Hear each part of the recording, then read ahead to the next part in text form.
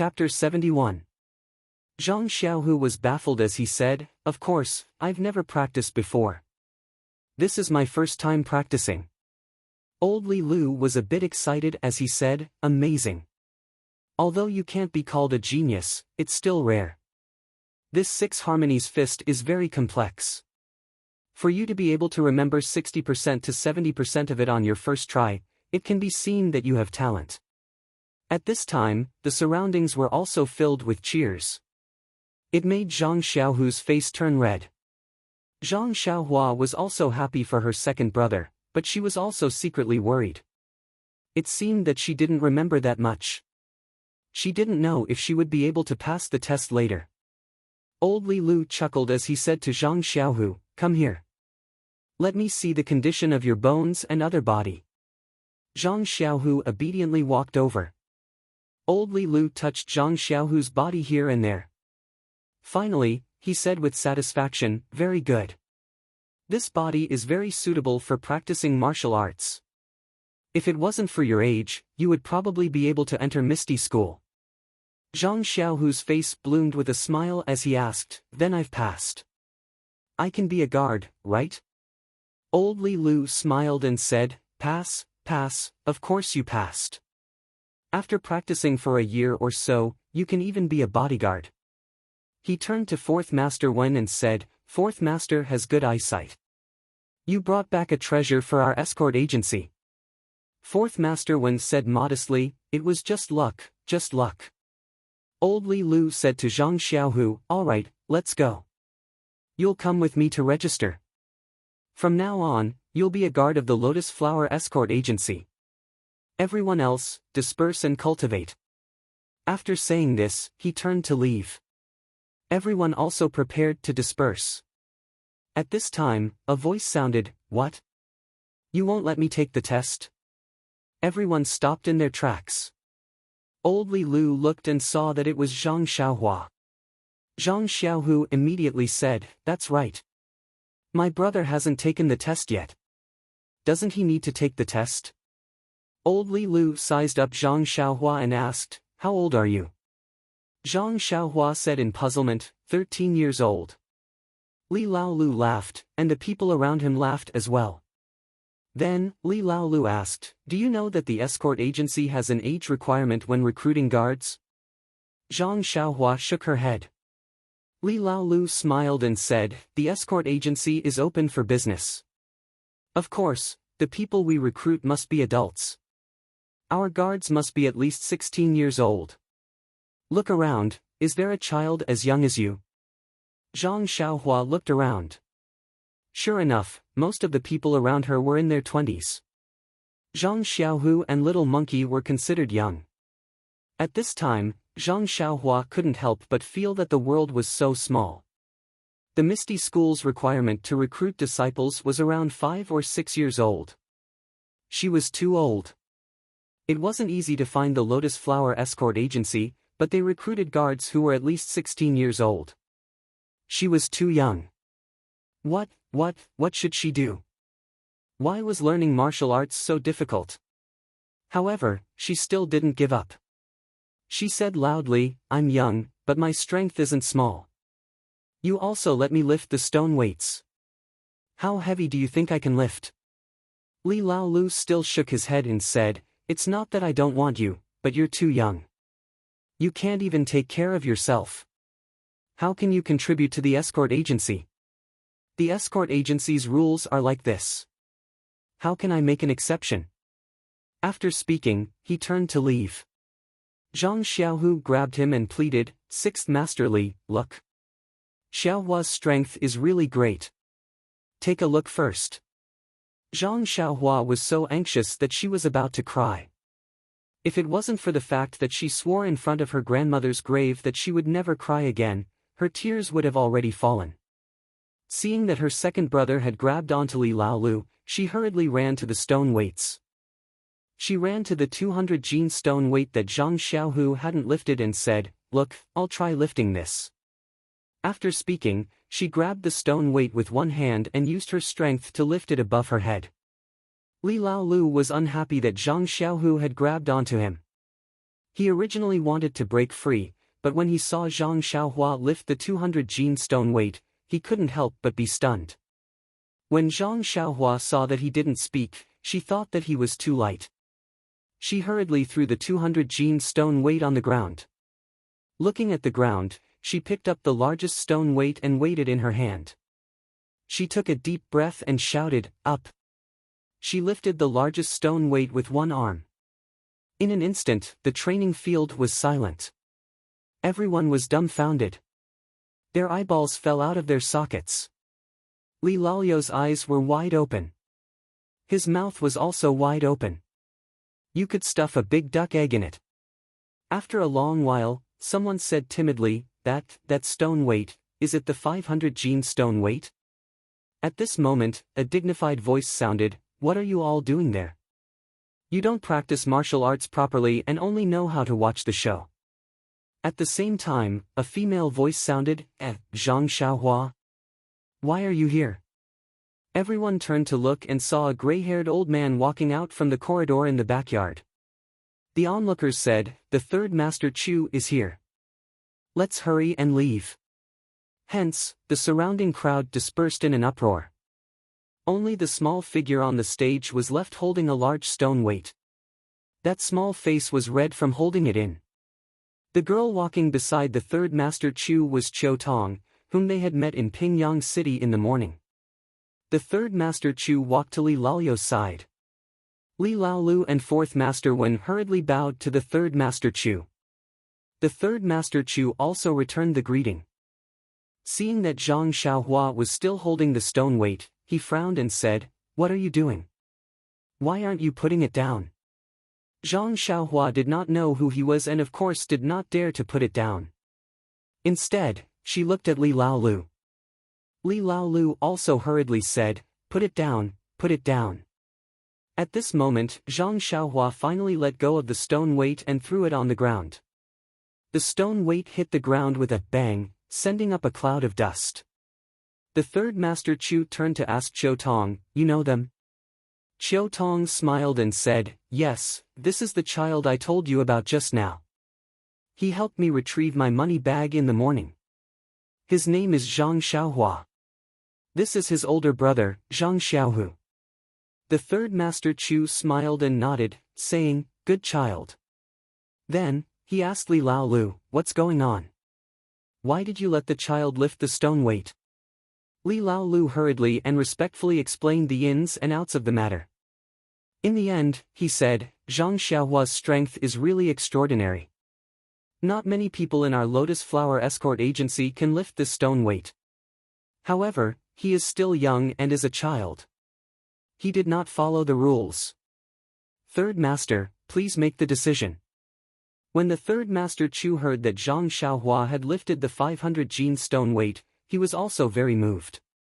He couldn't help but look at the stone weight that had been thrown to the side, as well as the short child beside it. Qiu Tong also played the drums on the side, saying, "Xiaohua is a good child. If it wasn't for him, my money bag would have been taken away by someone long ago. Although I told third uncle that I would definitely return it, I still owe someone a favor. Third uncle, please let go." The third Master Chu smiled and said, "You silly girl, you're too muddle-headed. You knew that the disciples of the sect were all 5 or 6 years old, yet you still brought them to the entrance of the villa and left them there. The guards that our agency recruits are all adults above the age of 16. Aren't you making things difficult for me?" Qiu Tong also smiled and said, "In the morning, they didn't say that they were going to be apprenticed to a master. I thought that they were relatives from the sect who came to see their loved ones. Besides, aren't you the one in charge of the Lotus Flower Escort Agency? Can't you just say the word?" The third Master Chu said, "Right now, I am the one in charge. However, these rules were set by the sect leader. How can I so easily violate them? Besides, the guards are supposed to be escorts. How can a child like him go? If his life is in danger, wouldn't that be harming him?" Qiu Tong lowered her head and thought about it. That was true. She could only look at Zhang Xiaohua sympathetically. The third Master Chu continued, however, I do have a way to satisfy both sides. Do you want to hear it? Chiu Tong was stunned. Satisfy both sides? The third Master Chu said, didn't you just say that the family of the person in charge of the medicine fields in the villa had passed away and that there was no one to weed and fertilize the fields? You wanted me to find someone who can farm and who is also quite strong to assist you. Isn't this child in front of you a very good candidate? Doesn't he just want to learn martial arts? Can't you just find a martial arts master in the villa to teach him? If that doesn't work, he can also find some time to come here and practice. Chiu Tong's eyes also lit up. She repeatedly said that it was a good idea. Then, Chiu Tong called Zhang Xiaohua to the side and explained the matter in detail to him. She asked him if he knew how to farm. Zhang Xiaohua naturally nodded and said that he knew how to farm. What a joke! Farming used to be his main occupation. How could he not know? At this time, what choice did Zhang Xiaohua have? The Misty School didn't accept him and the Lotus Flower Escort Agency didn't want him. In any case, he could still practice martial arts at Huanxi Villa. He just had to farm. What was wrong with that? However, when he heard Chiu Tong say that Huanxi Villa would receive 5 coins a month, his heart bloomed with joy. Zhang Xiaohu only received 6 coins a month as a guard. He didn't have to work hard to farm and could earn so much money. How could he not be happy? However, in the future, he would be at Huanxi Villa while his second brother would be at the Lotus Flower Escort Agency. It was a troublesome matter that they couldn't be together all the time.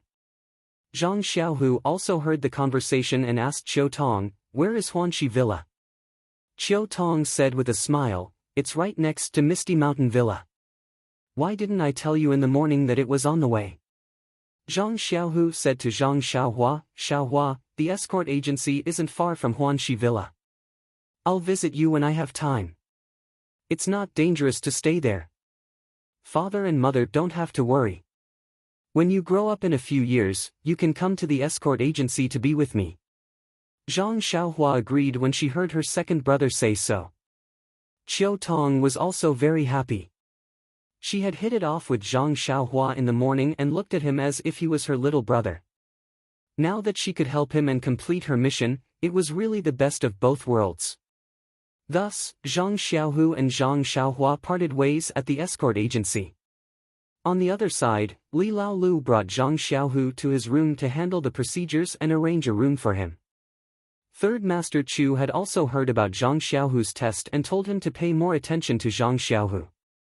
He might become the pillar of the escort agency in the future, so of course, he had to cultivate their relationship well. On the other side, Zhang Xiaohua took his small bag and followed Chiu Tong into the carriage. They once again rode out of the city to the eastern suburbs. Please collect it, thank you. Chapter 72. Sitting in the carriage and looking at the familiar scenery, Zhang Xiaohua felt like she was in a dream. This was the third time she had taken this road today. However, her second brother, Zhang Xiaohu, was not in the carriage this time. Looking at Chiu Tong sitting beside her, she felt even more amazed by the mysteries of fate. If the thief had not stolen Chiu Tong's money pouch in the morning, if she had not run too slowly and had not recovered the emerald green money pouch, if she had not met this elder sister Chiu Tong, she would be on the carriage back to Lu Town now. After all, the escort agency and the Misty School did not want her. She could not possibly hold up her second brother's future here. Thinking of Zhang Xiaohu, Zhang Xiaohua's lips curled into a smile. Her second brother had originally wanted to explore the world in Pingyang City. She did not expect him to be dragged here to learn martial arts. His aptitude had even been praised by a martial arts master. It was only a matter of time before he learned martial arts. Fate made fools of people. Chiu Tong saw that Zhang Xiaohua's eyes were blurry and couldn't help but ask with concern, Xiaohua, are you tired? If you're tired, then take a nap. When you see the young miss later, you must be alert. Zhang Xiaohua smiled and said, I'm fine, elder sister Chiu Tong. I just feel that my arms are a little sore and I can't exert any strength. I'm not tired. Usually, I work from morning to night in the fields and I don't feel tired. Of course, I won't feel tired now. Chiu Tong looked at Zhang Xiaohua lovingly and said, looking at you is like looking at my younger brother. However, he is a student and can't endure hardships like you. The heavens have pity on you. You have to work in the fields at such a young age. It must be hard on you. Zhang Xiaohua shook her head disapprovingly and said, elder sister, you don't know if you haven't worked in the fields. In the countryside, if you don't work in the fields and plant crops, you won't be able to eat. All the boys in the family have to work in the fields when they reach a certain age. I'm not the only one. I'm already used to it. However, Chiu Tong, who was overflowing with motherly love, didn't think too much about it. She felt that this Zhang Xiaohua was a replica of her younger brother. Zhang Xiaohua had suffered enough in the countryside. Now that he was under her wing, she had to ensure that he had a stable life. The love in her eyes intensified. Suddenly, Zhang Xiaohua seemed to have thought of something and asked, that's right, Jijia, you just said that Miss wanted to see me in a while. Who is that? Is there anything I need to pay attention to? When Chiu Tong heard this, she smiled and said, young mistress is the manor lord of our Huanxi manor. She treats us very well, so you don't have to pay too much attention to her. You just have to respectfully say some good things about her. Young mistress has always been kind. She will definitely take you in when she sees a little strong man like you. When Zhang Xiaohua heard the word take you in, she couldn't help but feel uneasy again. After all, she was still a teenager. Although her state of mind was mature, she had been rejected again and again today. Although she didn't have the blindness of entering the world, the confidence in her heart had also diminished. However, this was a process of maturity after all. It was inevitable that she would sharpen herself in the cruelty of reality and find a balance from her uneasiness. The carriage still took the same road as it did in the morning. However, when it reached a junction, it didn't go forward to the main road of the Misty Mountain Villa. Instead, it turned to a small road on the right. There were many people living on the side of the small road. At this moment, it was already dusk and smoke was everywhere. For a moment, Zhang Xiaohua actually felt that she was in the Guizhuang house. The carriage walked for a while and passed through many small alleys. Suddenly, a large square appeared in front of them. There were many trees planted around the square and it was very lush. Directly in front of it was a door bigger than the one of the Lotus Escort Agency. On both sides of the door were two stone lions, which looked more mighty than the stone lions of the Lotus Escort Agency. The red-painted door was not open and no one was standing there. There was a black plaque above the door, just like the escort agency. There were also 4 words on it. Unfortunately, Zhang Xiaohua only knew the 2 words, manor. She guessed that this was the Huanxi manor. Sure enough, Chiu Tong whispered to Zhang Xiaohua, Xiaohua, this is our Huanxi manor. At this time, Zhang Xiaohua's heart skipped a beat. She asked, Sister Chiu Tong, our Huanxi manor is so close to the Misty Mountain Villa. Do we have any relationship with the Misty Mountain Villa? Chiu Tong looked at Zhang Xiaohua and said, I didn't expect your thoughts to be so meticulous. When you really stay in the manor, I will naturally tell you. However, I can't say it now. When Zhang Xiaohua heard this, she didn't ask further. In fact, she was secretly cursing in her heart, what relationship can we have? We are so close. Hee, are you bullying me because I am a child? In fact, even Zhang Xiaohua didn't think about it at this time. Why did she think so much? And according to Chiu Tong, how did she know so much? If it was her a year ago, would she still be able to obtain as much information from clues as she did now?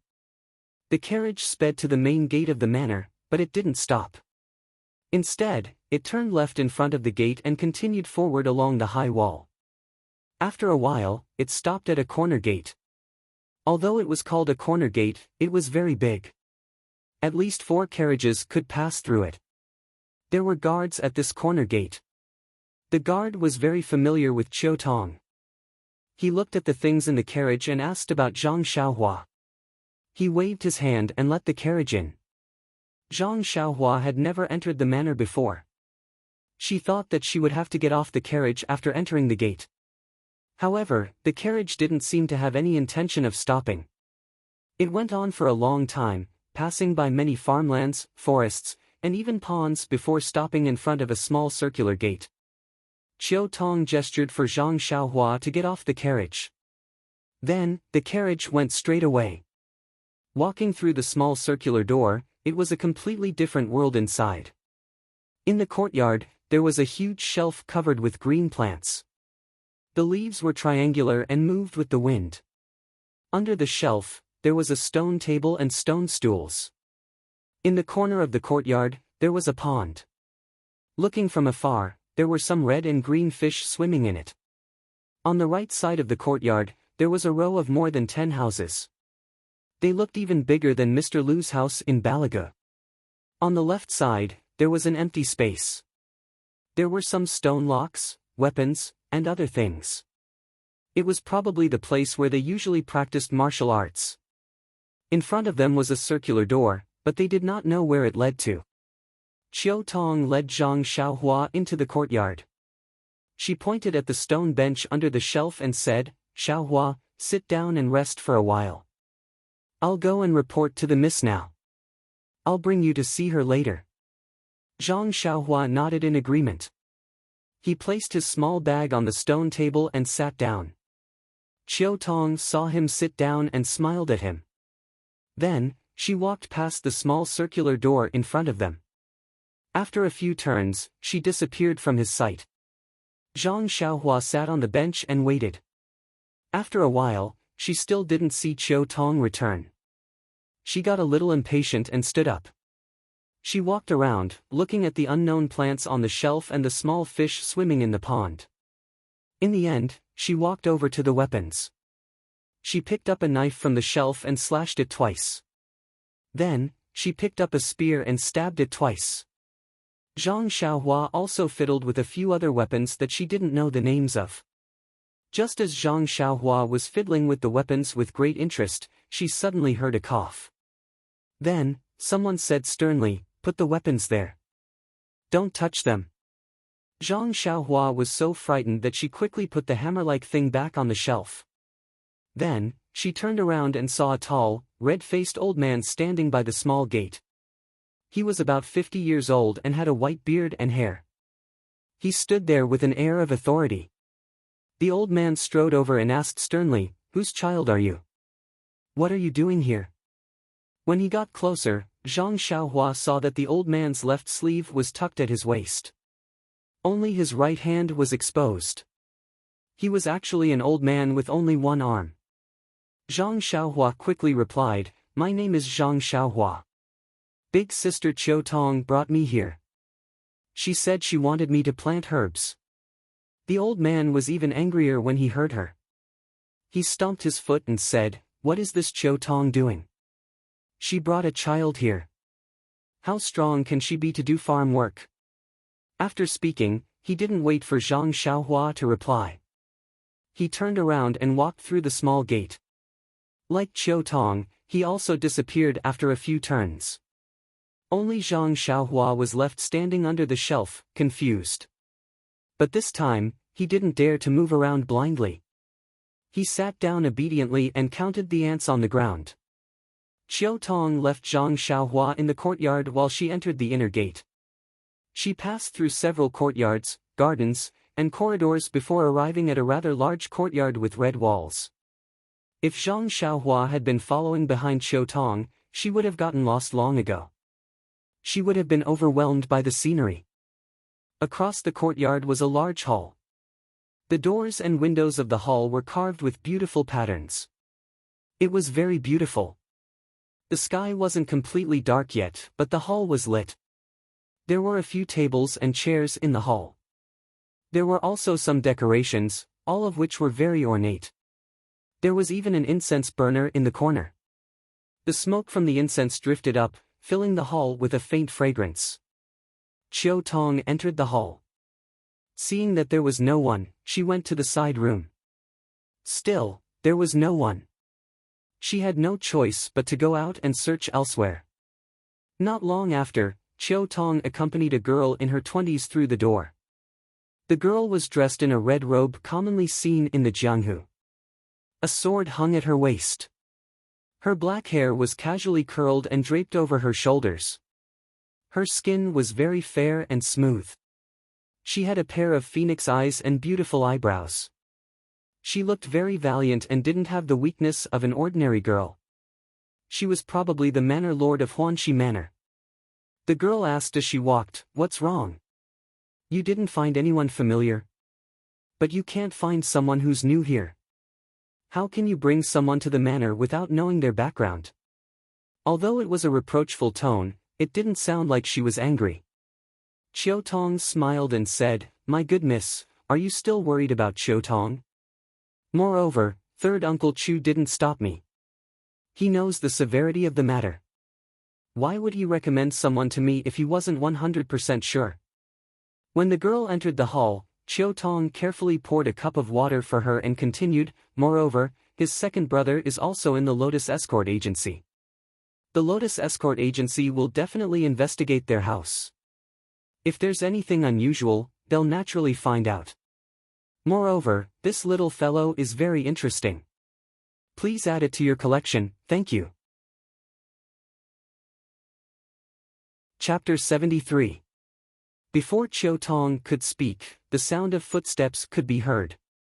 The two of them looked up to see the one-armed old man walking into the hall. The one-armed old man walked up to them and bowed. The young miss nodded and Chiu Tong quickly returned the greeting. The young miss asked, "Elder Yu, why are you so flustered?" "Boss," Yu said with a straight face, "Young Miss Lu Er, who was in charge of weeding in the herb field, asked for leave yesterday because his mother passed away. The herb field is short of manpower and I told Chiu Tong this afternoon, but I saw a 10-year-old child standing in the yard just now. Is he the helper that Chiu Tong found? Was there not even an adult standing over at the Lotus Flower Escort Agency? Isn't this just brushing me off?" Chiu Tong's face flushed red from the series of questions that were thrown at her. At this time, the young miss comforted Elder Yu, "Elder Yu, Chiu Tong has always been cautious. Why don't you sit down first and listen to her? If you're not satisfied, why don't we swap?" Elder Yu's expression softened as he apologized to Chiu Tong. "Chiu Tong, you know how impatient I am. Why don't you tell me first?" Chiu Tong also hurriedly said, "It's nothing, Elder Yu. The medicinal field is very important to begin with, and it was just a coincidence that I pulled Zhang Xiaohua over. I was just about to report this to the young miss. Why don't you listen before making a decision?" Elder Yu nodded and found a chair to sit down. Chiu Tong also poured some tea and placed it in front of Elder Yu. Then, Chiu Tong told the two of them everything that happened today. When they heard that Zhang Xiaohua helped Chiu Tong get back her purse, the two of them nodded and thought that she was a very good child. When they heard that Zhang Xiaohua lifted the 500 gene stone, the young miss was extremely moved. Elder Yu didn't quite believe it and asked, "Were you there? Did you see that stone weight was 500 gene?" Chiu Tong said, "I wasn't there when she lifted it. I was talking to third Uncle Chu. When I saw Zhang Xiaohua, he had already lifted it. I'm not sure if that stone weight was 500 gene, but I heard from the people around me that it shouldn't be wrong." Elder Yu shook his head and said, "It's just hearsay. That stone lock might not necessarily weigh 500 kilograms. 300 to 400 kilograms should be the limit." After all, Chiu Tong didn't have any experience in this area. She had only heard from the people in the escort agency that she didn't have any concept of weight. She could only agree and say, "That's possible. After all, I haven't personally seen the weight of the stone locks in the escort agency." Elder Yu smiled and said, "Chiu Tong, the weight isn't written on the stone lock. You won't know even if you look at it, haha." Chiu Tong blushed and said angrily, "Elder Yu knows that Chiu Tong doesn't know martial arts, yet you still use this to make fun of me." Seeing that there was no barrier between the two, the young miss was very gratified and said, "Elder Yu, even if it's 300 to 400 kilograms, it's still extremely rare for a 10-year-old child. However, his age is just as third Uncle Chu said, extremely awkward. With such aptitude, if it was discovered a few years ago, he would have been accepted into the Misty School and would have been a great help to our sect. However, now that he's been accepted into our Huanxi manor, it's not good to let him continue to be buried. Elder Yu, I'll leave this child with you for now. Let him do some manual labor and there's no need for him to help out in the medicinal fields. Once the Lotus Escort Agency has received confirmation that we can use him without worry, we'll let him work in the medicinal fields. If that's the case, you'll have to take good care of him in the future. Take a look at his martial arts talent and if there's a possibility of nurturing him, give him all the help you can. I'd like to see if our Huanxi manor can produce a stone cow. When Elder Yu heard this, he saw that the young Mrs. arrangements were watertight and didn't say anything else. However, when he heard the last sentence, he immediately thought of the giant stone cow's figure compared to Zhang Xiaohua's small and tender body. He couldn't help but shake his head. Were they clearly not on the same level? Then, he bowed to the young miss and took his leave. Seeing that Elder Yu had left, Qiu Tong couldn't help but pat her forehead and say, "Young miss, I was thinking about how to arrange for Zhang Xiaohua and completely forgot about Elder Yu. It's all thanks to young miss speaking up for me, otherwise this Zhang Xiaohua wouldn't even be able to enter his eyes." That young miss smiled and poked Qiu Tong's forehead, saying, "You little girl, I've never seen you do anything good all year round. Why are you helping Zhang Xiaohua today? If it wasn't for his young age, I would have thought it was you." Qiu Tong immediately refused and said with a smile, "Young miss, look at what you're saying. I only thought of my younger brother when I saw Zhang Xiaohua and saw how pitiful Zhang Xiaohua's situation was. That's why I wanted to help him. Why are you thinking of other things? Moreover, I'm even younger than young miss. Young miss doesn't even have a place to settle down, so what am I thinking of?" Ha ha ha. Qiu Tong actually started to tease the young miss. It seemed that this young miss really didn't put on any airs and had a very good relationship with the servants. The young lady didn't argue and sighed. Looking at the dark sky outside the hall, she said, "That's right. Blood ties are always strong. Someone you don't know made you think of your younger brother, and thus you have the heart to help. It can be said that love the house, love the crow. Only, I don't know if my elder brother is progressing smoothly." Qiu Tong saw that the young miss was frowning and hurried forward to say, "Young miss, you don't have to worry. Chief O has achieved great success in his martial arts and there are only a few people in the Jianghu who can hurt him. Moreover, this time we're not attacking any large faction, just a small Luo Shui gang. Our large Misty School has planned for a long time and there's no reason we can't take them down. Moreover, our Misty School's strength has greatly improved and we definitely won't give the Luo Shui gang any chance." This young miss was actually the Misty School's head O Peng's younger sister, O Yen. Although Qiu Tong's words weren't without reason, O Yen still sighed and said, "If you stand by the river, how can your shoes not get wet? In the Jianghu, a storm of blood is common and it's hard to guarantee that one day you won't make a mistake. We see the Luo Shui gang as a fat piece of meat, but won't others see our Misty School as a fat piece of meat as well? I only hope that Buddha will protect my big brother and allow him to return safely." Qiu Tong also said seriously, "Not to mention that Chief O is kind-hearted and has boundless fortune, just based on the young miss' benevolence in everything, you'll be able to ensure Chief's safety." O Yen smiled and said, "I know, little girl. Hurry up and make arrangements for your brother. If Elder Yu makes arrangements, won't he be wronged?" Qiu Tong said, "I won't go. Although I was the one who brought him in, he has to be like the others. Otherwise, Zhang Xiaohua will be lazy and Elder Yu won't be able to manage him." O Yen said, "Qiu Tong, I've always said that you're smart. Why are you so muddle-headed now? Zhang Xiaohua is just a child who just came from the countryside. If he mingles with a group of young people, it's inevitable that he'll be bullied."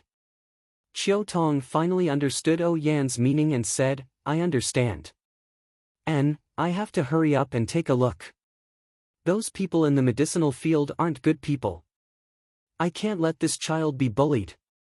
After saying that, she bid farewell to O Yan and turned to leave the hall. Suddenly, O Yan called out to her, "Qiu Tong, wait." Chiao Tong obeyed and returned, asking, "Young miss, is there anything else?" Oh Yen said, "You don't have to go either. Let Elder Yu make the arrangements." Chiao Tong didn't know whether to laugh or cry, saying, "My dear young miss, what do you mean by this? One moment you want me to go, and the next moment you don't want me to go." Oh Yen smiled and said, "I'm not teasing you. I wanted you to go just now because I was afraid that the child would be wronged. I'm not letting you go now because I want the child to be wronged a little and see his mentality. He's a child after all. Being wronged a little is good for him to understand the ways of the world and grow up well. Zhang Xiaohua grew up in the countryside and doesn't know how to scheme against others. It's good to let him experience it. Isn't there a saying that when the heavens are about to bestow a great responsibility, they must first torment the heart?" Chiao Tong nodded thoughtfully. She was secretly happy for Zhang Xiaohua in her heart. The young miss must have meant that she wanted to nurture Zhang Xiaohua well. It was also an opportunity for Zhang Xiaohua. Thus, she gave up on the idea of going out and stayed to chat with Oh Yen. Zhang Xiaohua's heart couldn't help but be in a mess after Elder Yu's harsh words. He didn't know whether to sit or stand. He was afraid that the hateful one-armed old man would come back and tell him that he should leave. Huan Shi Manor didn't want someone like him. Then where should he go in this boundless night? Just as Zhang Xiaohua was worrying about his gains and losses, there were noises and footsteps outside the door. Zhang Xiaohua hurriedly stood up and carefully looked at the small round door. Not long after, the light of a fire could be seen. A group of people holding torches or lanterns walked into the small courtyard. The person at the front was a young man who was as thin as a bamboo pole. He was in his early 20s and wore a green robe and a small hat. He held a lantern in his hand. When he saw Zhang Xiaohua standing under the shelf, he couldn't help but be stunned. He walked up and asked, "Who are you?" Before Zhang Xiaohua could reply, the group of people had already entered the courtyard. Zhang Xiaohua didn't count them, but there were about 10 people. Most of them were holding lanterns and wearing green robes and small hats. There were also some who held torches and were dressed in martial attire.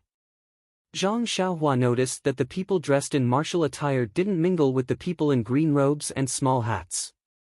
They didn't even walk into the courtyard together. The people in green robes and small hats came in first, and the people in martial attire walked in last. Moreover, the people in martial attire were obviously burly and looked very powerful. The people in green robes and small hats were slightly more ordinary. Zhang Xiaohua knew that the young man in front of him was probably the leader of this group of people. Thus, he respectfully replied, "This one is called Zhang Xiaohua. I'm here to plant the medicinal herbs. However, there seems to be a problem. Just now, a one-armed old man went inside to look for someone." Zhang Xiaohua.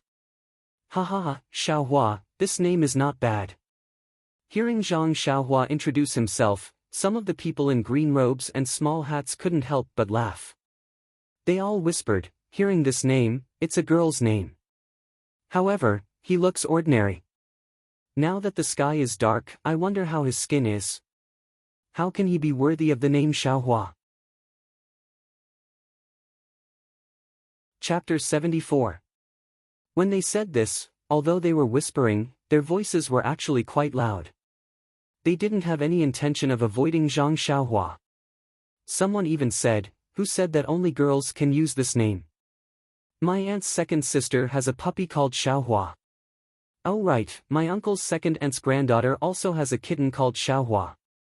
After saying that, it made the people in green clothes and hats laugh. The people in black clothes looked at them and didn't say anything. They also didn't laugh.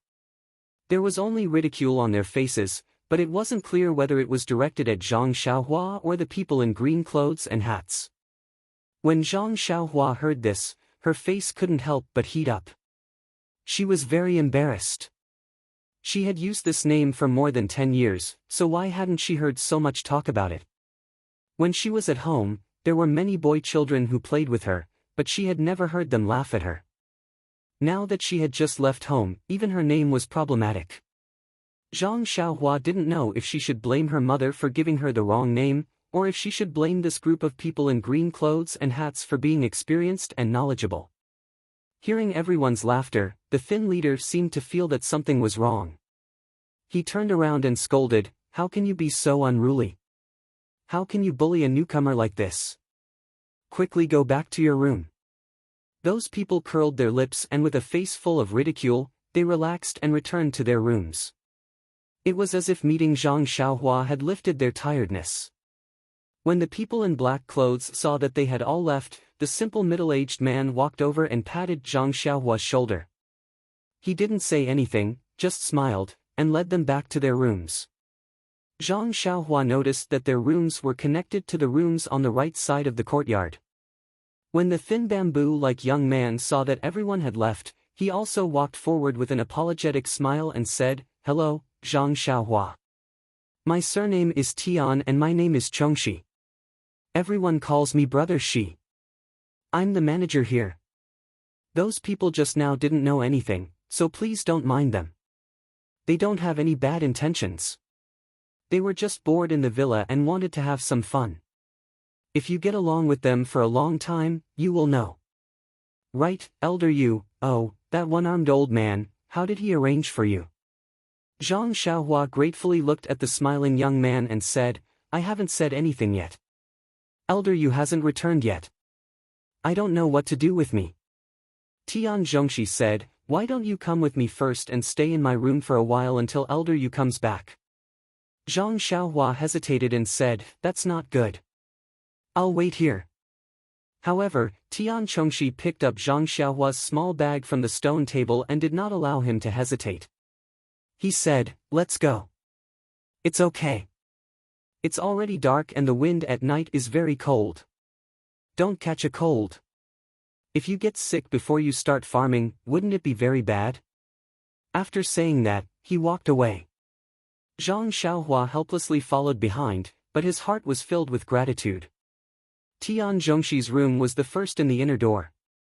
It was a very simple room with a table and 2 chairs. There were 2 Kong beds in the room. One of them had a bedding while the other had a cabinet. There were also some items on the ground that seemed to be placed neatly.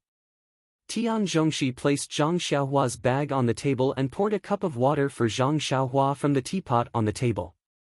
He said with a pleasant expression, "Drink some water first and wait here. If it's not enough, pour it yourself. I'll go wash my face." Zhang Xiaohua thanked him and took the teacup. He hadn't had a sip of water since lunch. He was so thirsty that his throat was smoking. He didn't stand on ceremony after taking the teacup and drank it in one gulp. Then, he poured another cup and drank it in one gulp before putting down the teacup. Tian Zhongxi handed the teacup to Zhang Xiaohua and took out a copper basin from the door to wash his face. While Zhang Xiaohua was waiting for Tian Zhongxi to return, he heard a shout from outside. Zhang Xiaohua, where are you?" Zhang Xiaohua knew that something was wrong and quickly ran out. As expected, the one-armed Elder Yu was shouting loudly in front of the stone table under the shelf. Zhang Xiaohua ran in front of Elder Yu and said, "Hello Elder Yu, I'll be sitting in Brother Shi's room for a while." Elder Yu's old face was still stiff as he said, "Since you know that I'm called Elder Yu, then you should know that I'm in charge of the medicine field. I don't care who brought you in, but since you're here, you have to listen to me. The higher-ups haven't assigned you any work yet, so you should first familiarize yourself with the environment." At this moment, Tian Zhongxi also walked over with the copper basin. Elder Yu called out to him, "Zhongxi, come over. You guys already knew each other just now, right? This is Zhang Xiaohua from the Lotus Flower Escort Agency. Don't assign any tasks for now, familiarize yourself with the environment first. You can make the arrangements." When Tian Zhongxi heard the words Lotus Flower Escort Agency, his face couldn't help but twitch. However, he quickly put on a smile and said, "All right, Elder Yu, don't worry. I'll properly familiarize Zhang Xiaohua with the environment." That Lu'er left in a hurry and didn't even put away the bedding in his room. "Why don't we let Zhang Xiaohua stay on Lu'er's Kong bed?" Elder Yu nodded and said, you can make the arrangements as you see fit. When he finished speaking, Elder Yu didn't even look back as he walked into the inner door and quickly disappeared. Tian Zhongxi then brought Zhang Xiaohua with him to a room. The moment Zhang Xiaohua entered the room, she smelled a strong stench of stinky feet. She looked up and saw a skinny middle-aged man wearing green clothes and a small hat sitting at the head of the Kong bed with his eyes narrowed. He was humming a little tune while rubbing his stinky feet with both hands. From time to time, he would even bring his fingers to his nose to sniff, as if his hands were stained with Yi Lai Xiang.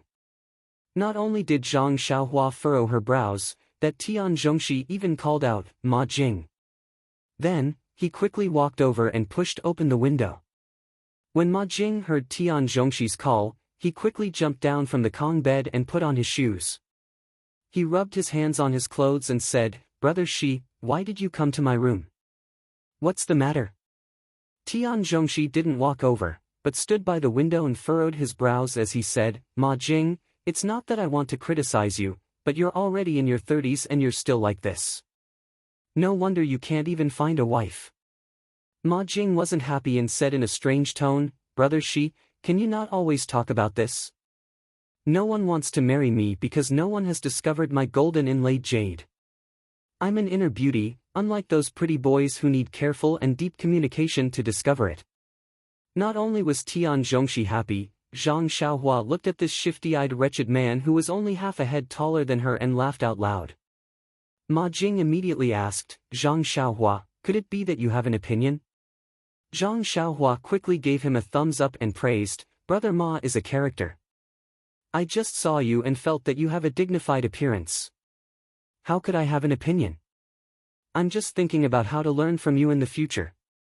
After saying this, a layer of goosebumps appeared on her skin. She thought to herself, these flattering words aren't something an ordinary person can say. I'm new here, so it's better to be careful. This place isn't like the Guizhuang house. If I want to survive, it's better to change. Maybe it's good to be simple, but Lu Kai was right. Survival of the fittest. If I can't survive, how can I be simple? Inadvertently, Zhang Xiaohua's mind had matured greatly. An embarrassed country boy was gradually growing up in the world of mortals. When Ma Jing heard Zhang Xiaohua's words, he happily said, "Brother, there's nothing to say. In the future, I'll take care of you. Come sit."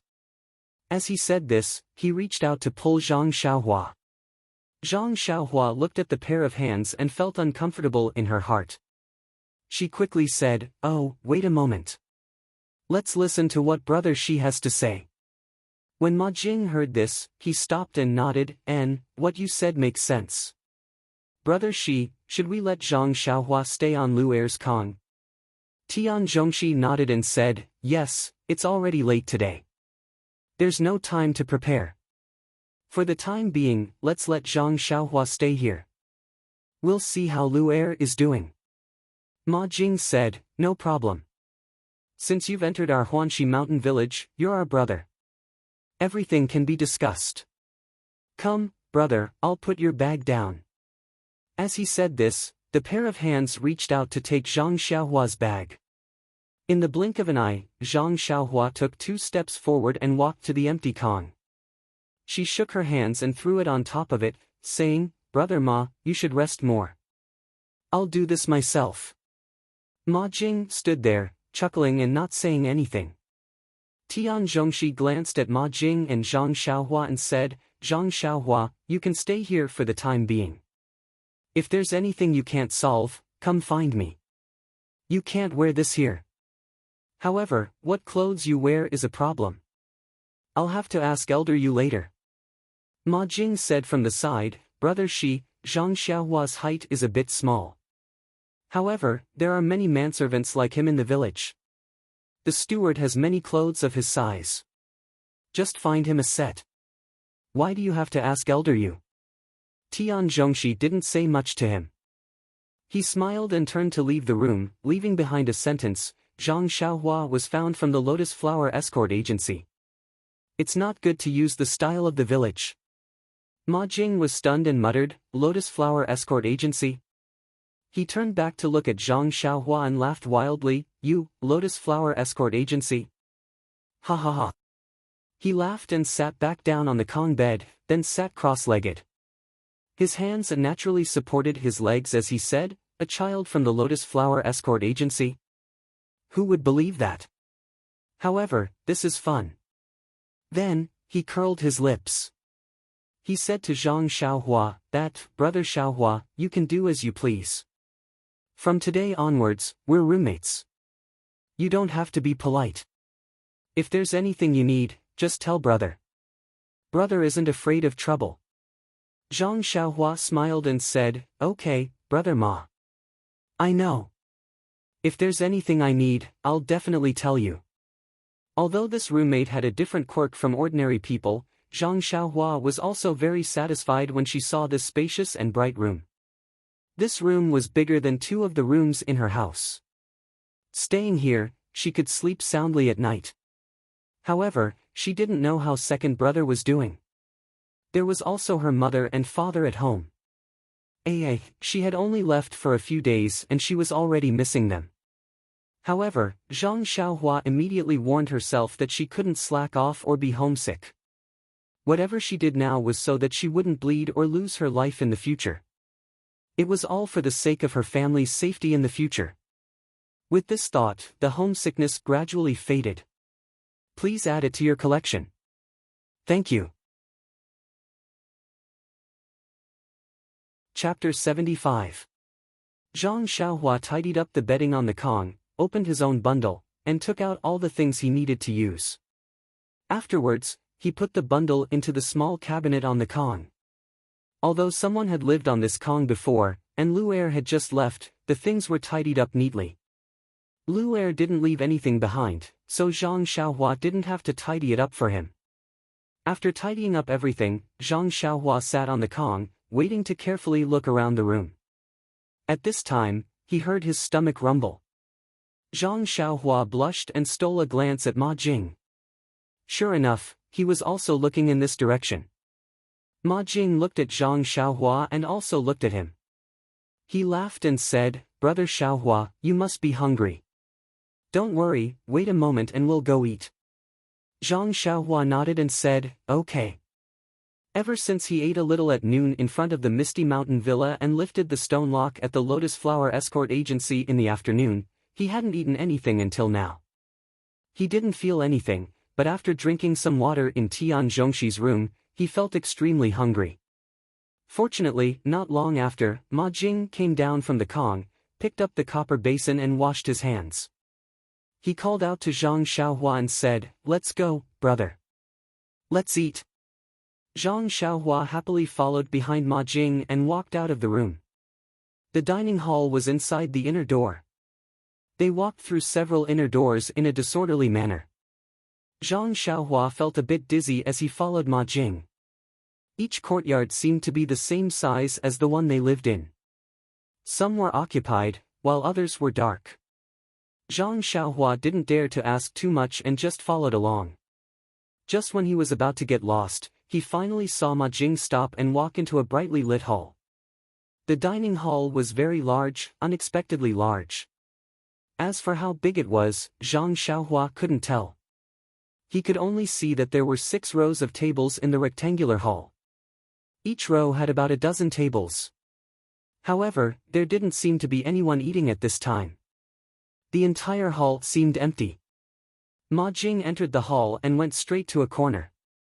Zhang Xiaohua looked around the hall and followed behind Ma Jing. What a joke! There were so many tables. Who knew where to sit? However, when she sat in the corner, Zhang Xiaohua found that she was wrong. The other tables were empty. Only the table in the corner had bowls, chopsticks, and food. Where else could she sit? Ma Jing had already found a seat in front of the table and sat down. When Zhang Xiaohua approached, she found a problem. There were a total of 3 tables with food in front of her. One of the tables was empty, and the other 2 tables were full of people in green clothes and small hats. It seemed that there were no extra seats. Zhang Xiaohua couldn't help but wonder, where did Lu'er usually sit to eat? Ma Jing picked up the bowl and chopsticks and was about to eat. Seeing Zhang Xiaohua standing there, he was stunned. He looked up again and smiled, saying, "There are no seats. Xiaohua, you sit at the empty table." Zhang Xiaohua nodded and was about to go over.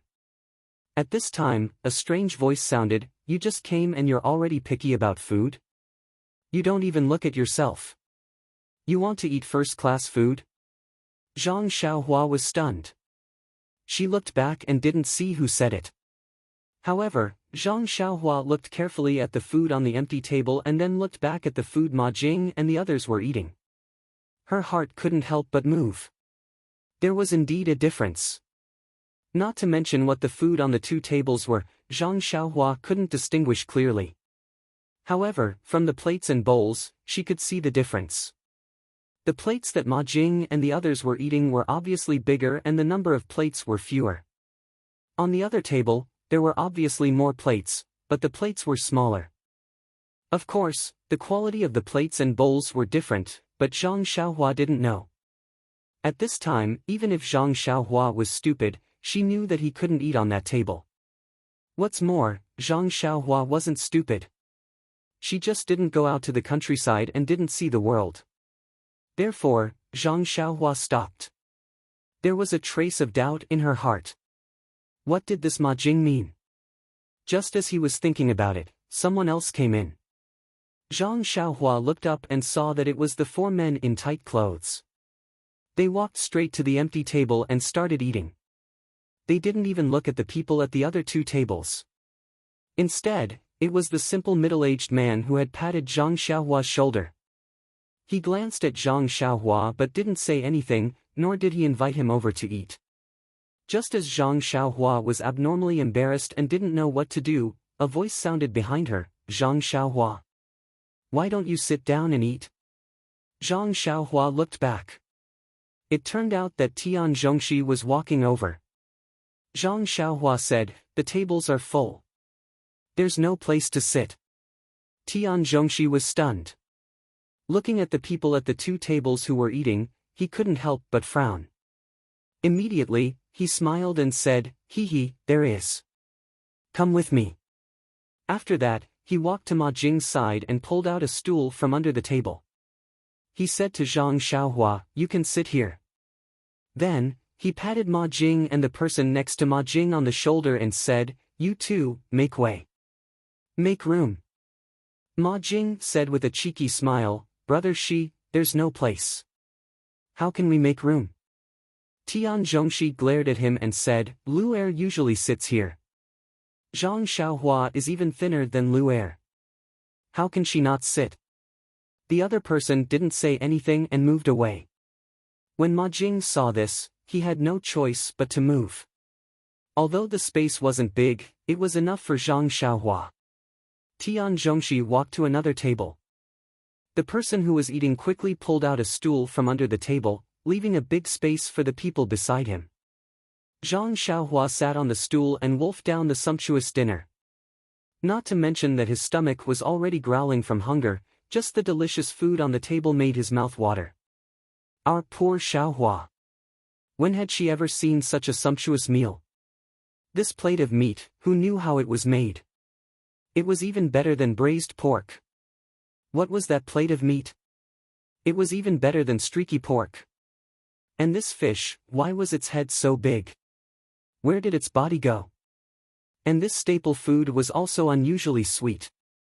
Alas, if only Grandma could eat it. As he thought about it, Zhang Xiaohua ate slowly. At this time, he noticed that almost the people next to him had stopped eating. Everyone's eyes were fixed on his bowl. There were sneers, mockery, disdain, smiles, and gratification. There were also people who whispered, "One look and I can tell that they are from the countryside. They have never seen food before." Unfortunately, at this time, Zhang Xiaohua seemed to have adapted to everyone's gazes. He had a cool breeze on the mountain feeling. He ate by himself and ignored the gazes of others. When everyone saw this, they felt very bored and didn't pay attention to him anymore. However, they still ate and chatted. Zhang Xiaohua even noticed that those people were looking at other first-class meals while eating. He even whispered in his ear, "We all do the same job. Why can't they eat first-class meals and we can't?" However, this had nothing to do with Zhang Xiaohua. It was good enough to eat these every day. Who cared about first-class meals? Although there were many varieties of food there, it was not as good as here. Eat more, eat well. This was Zhang Xiaohua's theme in the dining room tonight. Although Zhang Xiaohua had eaten to his heart's content, there was still a lot of food left on the table. The others didn't seem to have eaten much either. Looking at the leftovers, Zhang Xiaohua's only thought was how good it would be if he could give it to his pig. This thought lingered in his mind until he followed everyone back to the house. Back in the house, Ma Jing and Zhang Xiaohua each drank a cup of water and returned to their kong. Ma Jing was still picking at his smelly feet. Zhang Xiaohua looked at him and couldn't help but think disdainfully, Ma Jing's feet are going to be given to others someday. He should take advantage of this opportunity to pick at them properly. However, the smell in the house was getting worse and worse. Zhang Xiaohua even thought maliciously whether Lu Er had used his mother's death to corpse escape because of this. At this time, he wanted Lu Er to come back quickly so that he could move to another house. He didn't think about whether he could still stay in Huanqi Mountain Villa if Lu Er came back.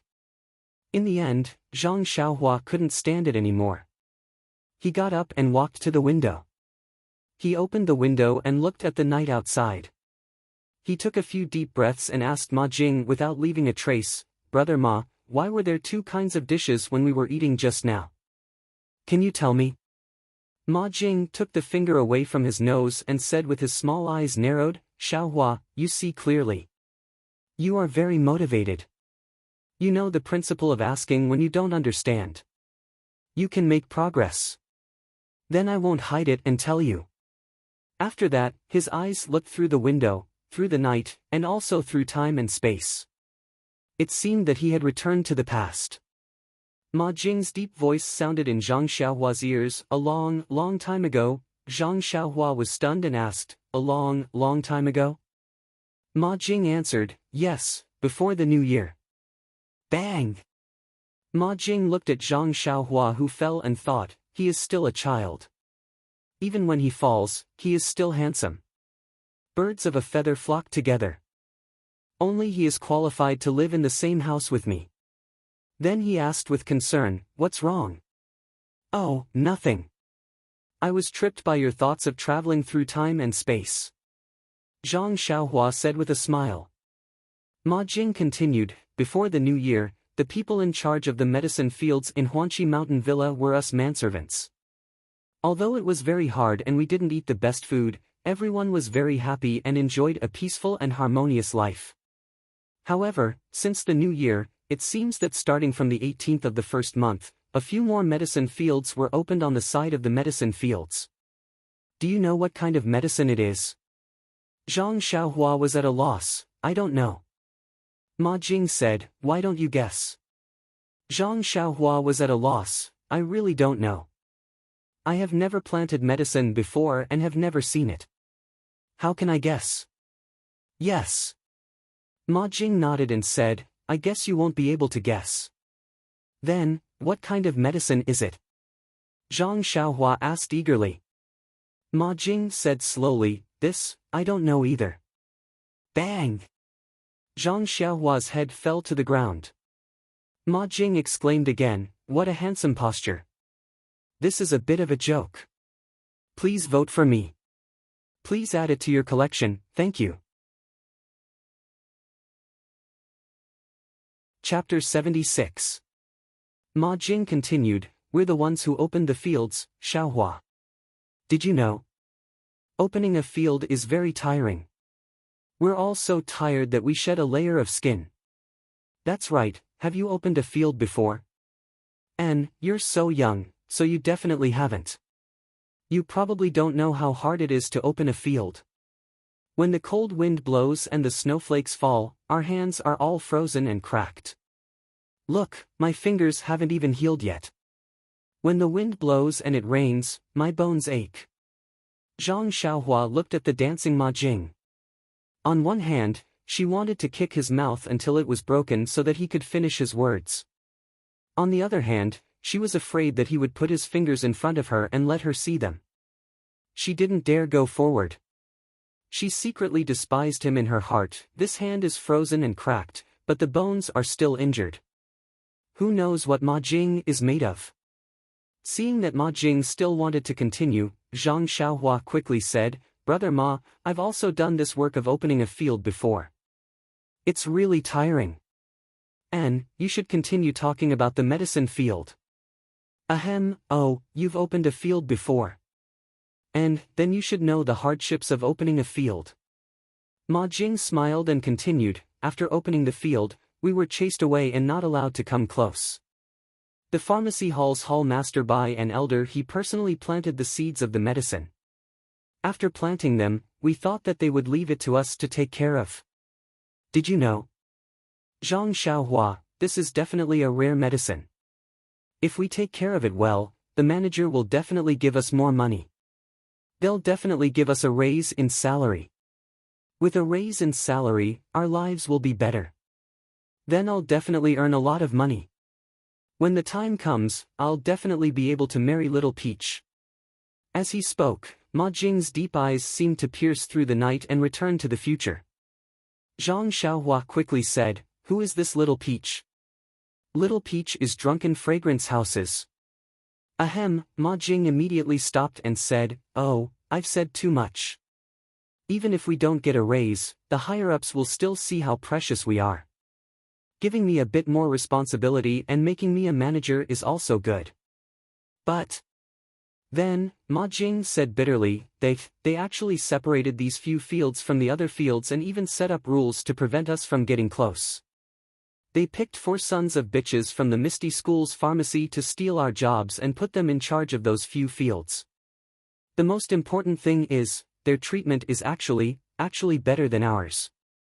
Not only do they get 3 taels of silver a month, but their meals are also better than ours. They can actually eat first-class meals.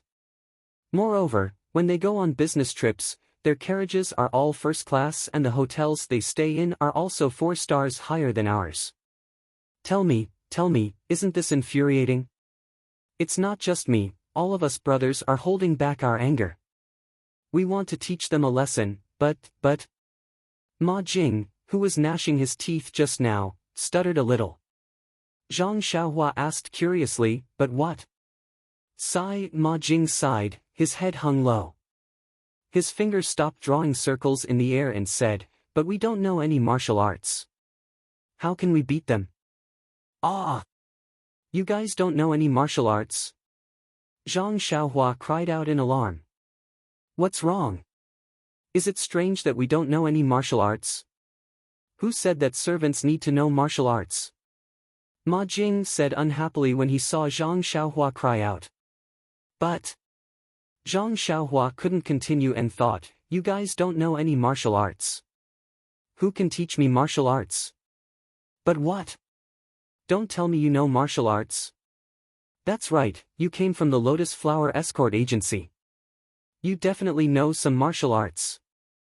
Brother, when will you teach your big brother a few moves?" Ma Jing seemed to have woken up from his daze and wanted to get down from the ground to find Zhang Xiaohua. Zhang Xiaohua quickly waved her hand and said, "Brother Ma, do I look like I know any martial arts?" Ma Jing looked Zhang Xiaohua up and down and said doubtfully, "I can't tell. I heard that the disciples of the Misty School all start practicing martial arts at the age of 4 or 5. At your age, you're already very strong." Zhang Xiaohua smiled wryly and said, "If I started practicing martial arts at the age of 4 or 5, would I still be able to come to the villa to grow herbs?" Ma Jing tilted his head and thought for a moment before saying, "That's true. Then you would have been at the Misty Mountain Villa and not at the Huanxi Villa." As he said this, he sat down again and began to do his idle business. However, Ma Jing immediately asked curiously, "Then how did you end up at the Lotus Flower Escort Agency and how did you come here? Isn't the Lotus Flower Escort Agency a lot stronger than this place?" Zhang Xiaohua smiled wryly and explained, "It's not that I don't want to be at the Lotus Flower Escort Agency. It's just that I wanted to be a guard at the Lotus Flower Escort Agency, but they didn't want me. Coincidentally, just as I was talking to Fourth Master when Big Sister Chiu Tong from the villa went over to ask for someone and took a fancy to me. I didn't have anywhere to go anyways, so I came here. Ma Jing narrowed his eyes and said, that's right. Guards need to be escorted. With your small body, who would dare to take you? What? Chiu Tong, how did she take a fancy to you? Do you know her? Ma Jing's small eyes immediately widened and shot out a divine light. Zhang Xiaohua hurriedly explained, how could I know Big Sister Chiu Tong? She saw that I was pitiful and didn't have anywhere to go, so she came looking for me. Ma Jing nodded and said, that's right. Chiu Tong is a kind-hearted girl. Not only is she a good person, but her figure is also very good. That butt, that chest, sigh. Ma Jing's deep gaze seemed to pierce through the night and space to see Chiu Tong, who was busy taking care of O Yen. Ma Jing mumbled to himself for a while and suddenly smiled mysteriously at Zhang Xiaohua. Brother, although Chiu Tong was the one who found you, don't have any improper thoughts about her. Chiu Tong is everyone's dream lover. Who knows how many people have a crush on her, did you know? The one next door. Zhang Xiaohua was speechless. This Ma Jing wasn't just an ordinary gossiper. He'd spied on most of the privacy of the dozen or so people in the courtyard. At the same time, this made Zhang Xiaohua secretly raise his guard. He had to avoid this gossipy man if he had any matters to discuss. After eating and drinking to his fill, Zhang Xiaohua was still listening to Ma Jing's endless chatter at first. As he listened, he wondered how he was going to sleep with the smell of feet in the house. In the end, as he listened, his eyes became blurry and he unknowingly fell asleep. It wasn't until Ma Jing's mouth was dry and he got up to drink some water that he realized that Zhang Xiaohua had already fallen asleep. He had played the lute to a cow for so long, so he could only sulkily drink some water, kick off his shoes, and go out to visit. It was late at night, but the house wasn't quiet at all. Fortunately, Zhang Xiaohua had fallen asleep early. Ever since Ma Jing fell asleep, his earth-shattering snoring continued like a long river. Occasionally, he would say something in his sleep that couldn't be understood. Occasionally, he would stop talking and only the sound of teeth grinding could be heard. Sigh, poor Xiaohua. Fortunately, he didn't wake up at night. Otherwise, wouldn't he be so frightened that he wouldn't be able to sleep? Well, even if he woke up, he would be immediately fainted by the stench in the house. There was no chance for him to hear so much noise. It turned out that Ma Jing didn't wash his feet. However, our Xiaohua couldn't smell the smell of Ma Jing's stinky feet at this time, because his breath was long and faint. If you put your finger on Zhang Xiaohua's nose, you couldn't feel that he was breathing. Perhaps, he wasn't breathing air. Perhaps, at this time, he wasn't breathing through his mouth and nose, but through all the pores on his body. No one knew. The next morning, Zhang Xiaohua woke up on time. Before he could figure out where he was, the pungent stench immediately rushed into his nose. Zhang Xiaohua moved like a rabbit and rushed to the door like an arrow. After rushing out, he took a few deep breaths of fresh air and then remembered that he was in Huanqi Villa and his situation. Looking back at the hut, which was no different from other rooms, he really didn't want to go in. Seeing that the yard was still quiet, he thought that everyone was still sleeping, so he walked out of the round door outside. When he came here yesterday, it was already dark, so he didn't see very clearly. Although he had a general understanding of Huanqi Villa, he was still frightened by the scene in front of him when he went out now. In front of him was the foot of a mountain. At first glance, there were many farmlands and some woods, and there were countless continuous houses beside it. Is this Huanqi Villa? Why is it even bigger than the Guizhuang house? The mountain seemed to be in the villa. There were many trees and farmlands on the mountain, which were in the shape of stairs. Zhang Xiaohua was confused for a while. Can people farm on the mountain? After the shock, Zhang Xiaohua didn't want to think more. Since he had already entered Huanqi Villa, there would be plenty of opportunities to go there in the future. These days, he had been shocked by many things outside. Now thinking about it, even if he didn't learn martial arts, this trip was not in vain. Thinking of martial arts, Zhang Xiaohua's heart skipped a beat. He faced the rising sun and gulped down a mouthful of warm water. His whole body felt comfortable. This was already his daily homework. After that, he recalled the 6 harmonies fist that he had seen people practice at the Lotus Escort Agency yesterday. He began to practice it one by one. However, after a few moves, he forgot the rest. He racked his brain and tried to think for a while. He forced himself to practice a few more times, but no matter how hard he tried, he could not remember it. Zhang Xiaohua could not help but be annoyed with himself. Could it be that he was not cut out for martial arts? But since my second brother can learn so fast, and I am his brother, I can't be so different from him, right? Zhang Xiaohua painfully thought. When he turned around, he saw a pair of eyes looking at him. It turned out to be the middle-aged man in martial arts yesterday. Zhang Xiaohua hurriedly went over to salute. The man also smiled and saluted back. Then, he walked to the side, took up a posture and began to practice. Zhang Xiaohua didn't know what kind of boxing he was practicing. He only felt that his steps were like dragons and tigers, and his punches were very impressive. Zhang Xiaohua's eyes were full of stars and he was very envious. Not long after, the other 3 people also came out in martial arts clothes. They stood in different positions and began to practice martial arts. Zhang Xiaohua watched from afar. When they finished practicing and returned to the small courtyard, Zhang Xiaohua followed them back. Looking at the backs of the 4 people, Zhang Xiaohua couldn't help but think, if I can have their skills, I should be able to protect my family's safety. But I don't know if they are willing to teach me. Chapter 77. At this time, Zhang Xiaohua already knew that streaky pork wasn't the most delicious thing in the world. Being able to eat streaky pork wasn't his dream, and martial arts was his new streaky pork. However, how to eat this streaky pork still needed to be thought about. Looking at the backs of the 4 people, Zhang Xiaohua couldn't help but think to himself. The courtyard was still as quiet as ever. That bunch of lazy pigs in green robes and hats must still be sleeping. How could they compete with the disciples of the ethereal sect like this? Do they have the strength?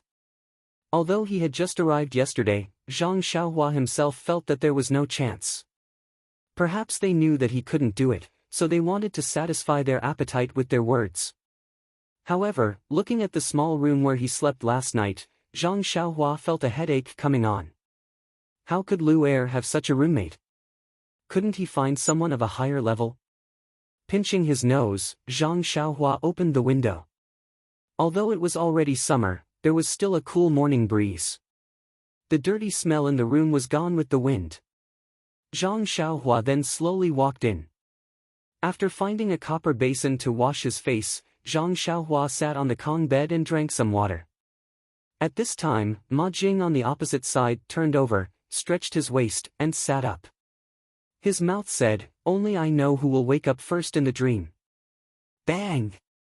This time, it wasn't Zhang Xiaohua who fell, but the cup that fell on the Kong bed.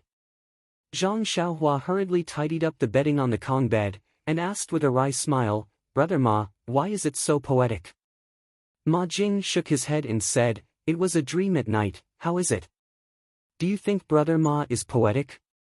Zhang Xiaohua praised again and again, "Shit is amazing." Breakfast was still eaten in the hall, and the dishes were still different. Zhang Xiaohua already knew the reason, so naturally, he didn't find it strange and ate with relish. The others could not do the same. They mocked and ridiculed them, throwing strange words at them, but the 4 of them did not seem to hear them at all. They continued to eat as if Zhang Xiaohua was carrying the food, and from time to time, the murderous glares directed at them were just side dishes. They hurriedly finished their food and left, leaving behind a bunch of resentful gazes. After everyone finished eating and left, Zhang Xiaohua patted his belly and left the dining hall.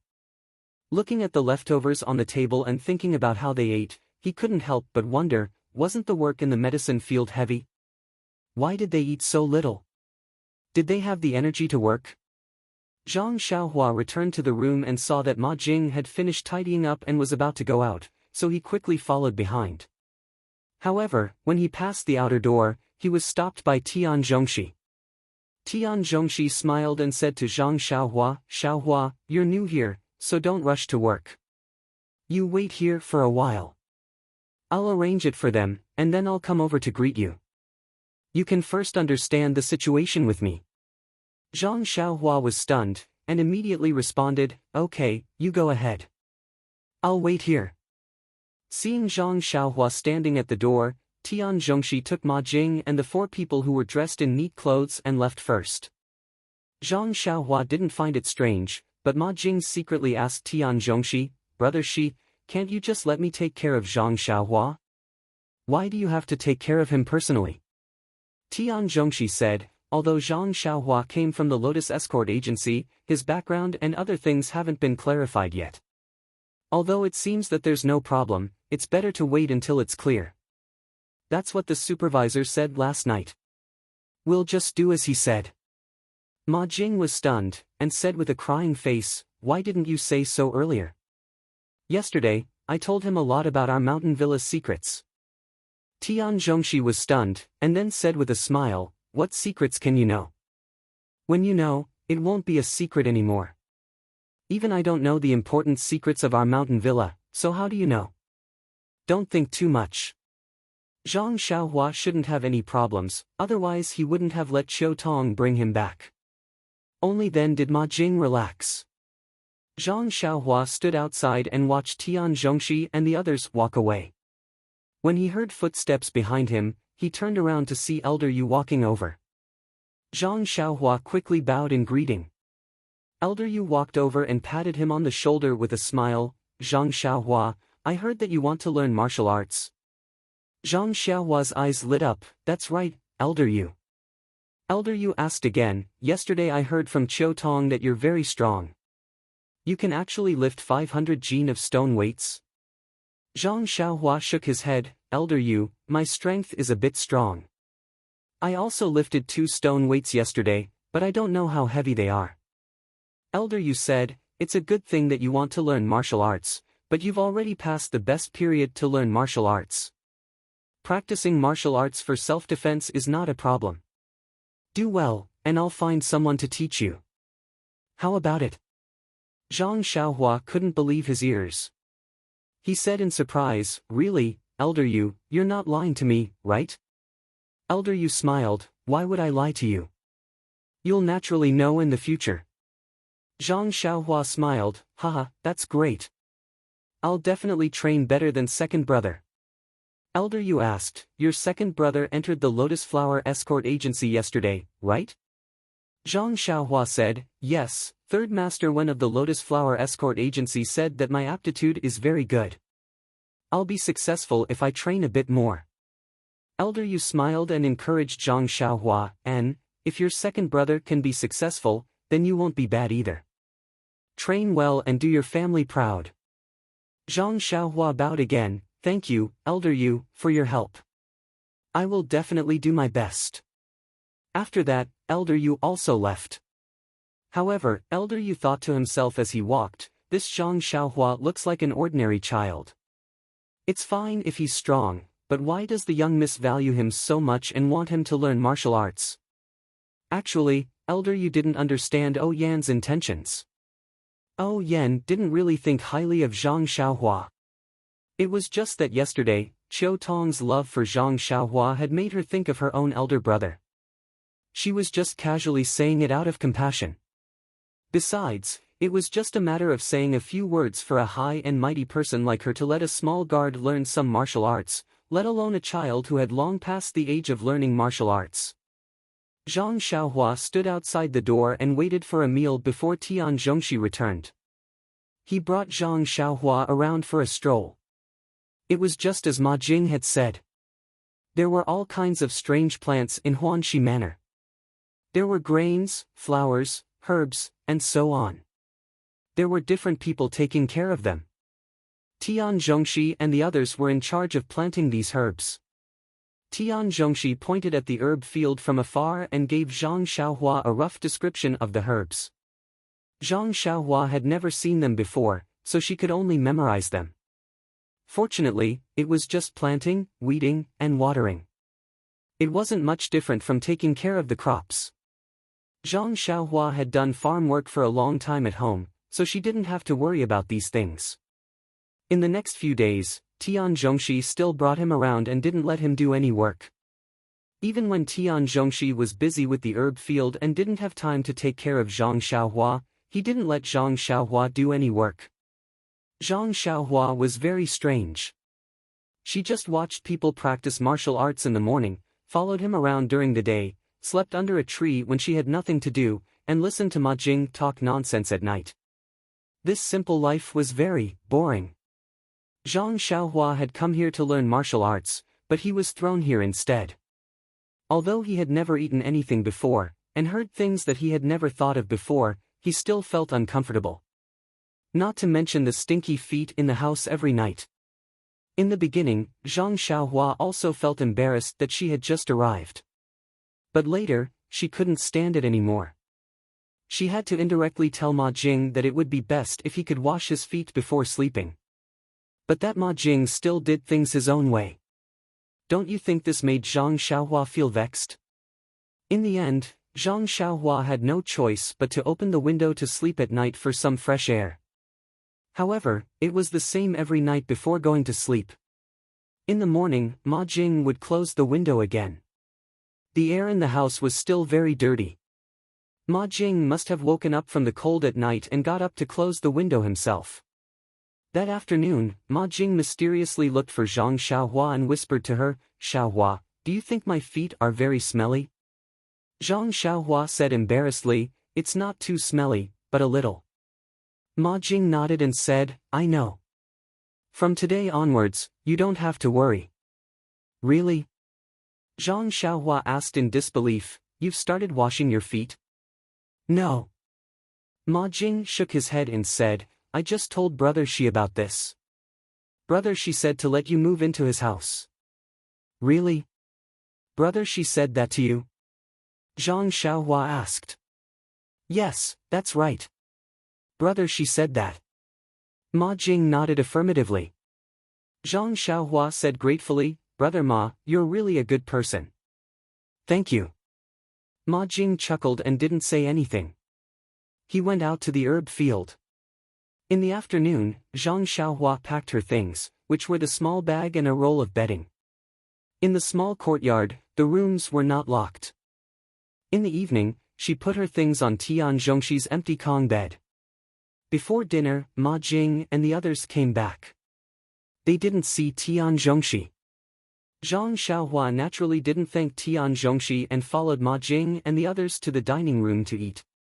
While they were eating, Tian Zhongxi came in. He was covered in dust and seemed to have not washed. As soon as he sat down, he picked up the bowl and chopsticks and quickly ate. The person next to him asked softly, "Brother Shi, the water is not ready yet?" Tian Zhongxi was eating and answered vaguely, "Yes, not yet. I still have to do it later." Zhang Xiaohua saw that he was eating in a hurry and didn't dare to go forward immediately. When he was almost done eating and was about to get up to leave, she went forward and said, "Brother Shi, thank you. I put the bedding on the Kong bed first." Tian Zhongxi was stunned and asked, "Thank me for what? Where did you put the bedding?" Zhang Xiaohua said strangely, "Brother Shi, didn't you let me stay in your house? I put my bedding on the empty Kong bed." When Tian Zhongxi heard this, his face darkened and said, "When did I tell you to stay in my house? Can you just enter other people's houses?" After saying that, he didn't wait for Zhang Xiaohua to explain and hurriedly left. "Please add it to your collection, thank you." Chapter 78. Tian Zhongxi's words were like a clap of thunder, shocking Zhang Xiaohua on the spot. What was going on? Zhang Xiaohua looked back at Ma Jing and saw that he was eating happily. It seemed that he had already hidden Little Peach in a golden house. The smile on his face was deeply hidden behind the wrinkles of his dark and thin skin. Under the light of the fire in the dining room, the excitement in his eyes could be seen. There was even a flush on his forehead. Zhang Xiaohua seemed to understand something and was furious. Although he was a country boy and had not seen much of the world, he was not someone who could be easily schemed against and bullied. He did not offend Ma Jing. He just advised him to wash his feet and pay attention to hygiene. He was tricked by him and made Tian Zhongxi despise him. This was too hateful. Zhang Xiaohua gritted his teeth and clenched his fists. He walked towards Ma Jing. However, when he just took 2 steps, he saw Ma Jing's fearless look. Suddenly, an idea arose in his mind. It immediately extinguished the burning anger in his heart. If he went over like this, Ma Jing would not admit it. How could he be reasonable? Moreover, these people around him were usually scoundrels. They could tell who was near and who was far away. How could they help him? Besides, even if he went over and beat Ma Jing, what was the result? Could it be that he was driven out before he learned martial arts? The connected questions made Zhang Xiaohua calm down. He stopped and looked at Ma Jing. He did not speak anymore. He returned to his seat and ate quietly. Apart from Ma Jing, the rest of the people in the green robes and small hats were all gossiping among themselves. Naturally, no one paid too much attention to it. But the middle-aged man next to him heard it clearly. He even saw Zhang Xiaohua's later actions clearly. When Zhang Xiaohua sat quietly, he withdrew his gaze and continued to eat. After dinner, Zhang Xiaohua took the things he packed from Tian Zhongxi's room and moved them back to Ma Jing's room. However, Zhang Xiaohua was not stupid enough to ask him face to face why he did so. This night, he did not listen to Ma Jing's nonsense. Instead, he went to the yard and walked slowly, thinking as he walked. Although it was not a big deal, it taught Zhang Xiaohua a very profound lesson. It gave him a very special understanding of the world. Between people, there was not only harmony and hatred, but also many strange things. Different people would do different things. Maybe it was kindness, maybe it was malice, maybe it was just to tease you, maybe it was just to watch the show. In short, there was no way to know a person's heart. Everything had to be carefully considered before one could believe it. Bad people did not all have the face of a bad person. However, every night before going to bed, Zhang Xiaohua would open the window, whether it was sunny or rainy. After a few more days, Zhang Xiaohua's lazy and free life came to an end. Zhang Xiaohua did not like this kind of life that others envied, so he happily accepted the task given to him by Tian Zhongxi. This task might be a little difficult for the group of servants in cyan clothes and hats, but for Zhang Xiaohua, a child who grew up in the field since childhood, it was not a challenge at all. Early in the morning, Zhang Xiaohua wore the cyan clothes and hats brought by Tian Zhongxi and went out with Ma Jing in high spirits. His task was to learn all the work of the herbal field from Ma Jing as soon as possible. Looking at Zhang Xiaohua's happy appearance, Ma Jing could not help but secretly despise him. He was really a country bumpkin. If he did not work for a day, his hands would be itchy. He could only be a farmer for a lifetime. Thinking of the matter of teasing Zhang Xiaohua a few days ago and recalling Zhang Xiaohua's defeated appearance, Ma Jing secretly laughed in his heart. Humph, who said that I, Ma Jing, was the most laughed at in the Huanqi mountain villa? Isn't there another little bumpkin here? Isn't he also played in the palm of my hand? Ma Jing despised Zhang Xiaohua and could also tease him in daily life, but in the herbal field, Ma Jing did not dare to be careless at all. What to do and what to pay attention to, he meticulously told Zhang Xiaohua. He was very clear that the herbs in the Huanqi mountain villa were the most important. At this moment, he made a little trouble for Zhang Xiaohua or neglected to mention a little. If something went wrong in the future, not only would Zhang Xiaohua be punished, but he would also be involved. Ma Jing was very clear about this point, so he did not dare to hide anything at all. Of course, Zhang Xiaohua did not know what he was thinking. She thought how difficult it would be to take care of the herbs, but along the way, she heard that there was not much difference between planting crops, only some subtle differences. So she wrote it down in detail. She also took a small medicine hoe and medicine shovel and followed Ma Jing to loosen the soil and shovel the grass. It was easy. After a day, when Ma Jing asked, Zhang Xiaohua's answer was very satisfactory. Moreover, looking at Zhang Xiaohua's appearance of working, Ma Jing was also a little relieved. So after 2 days, Ma Jing told Tian Zhongxi that Zhang Xiaohua could work alone. Tian Zhongxi still did not believe his ears. In the past, there were new people in his manservant team, but he only dared to let them go after a long time. Was Ma Jing fooling him? Thinking about Ma Jing's usual behavior, he was more certain. However, after he also took care of Zhang Xiaohua for a day, he really believed that Zhang Xiaohua could work alone. He felt a little guilty that he had wronged Ma Jing. After he asked Zhang Xiaohua in detail, he then found out the reason. This kind of medicinal herbs was no different from planting crops. In the past, the manservants recruited by the Huanqi Mountain Villa were mostly from the vicinity of Pingyang City and had a certain family background. How could the poor children of farmers be qualified to be taken in by the Huanqi Mountain Villa? Only Zhang Xiaohua was an exception. She was a child from a poor family and had farmed before. The bunch of manservants under him were all arrogant at home. How could they work in the fields? Therefore, it gave them the illusion that the work in this medicinal herb field was very complicated and difficult to do. After thinking through this, Tian Zhongxi could not help but let out a long sigh. Habitual thinking killed people.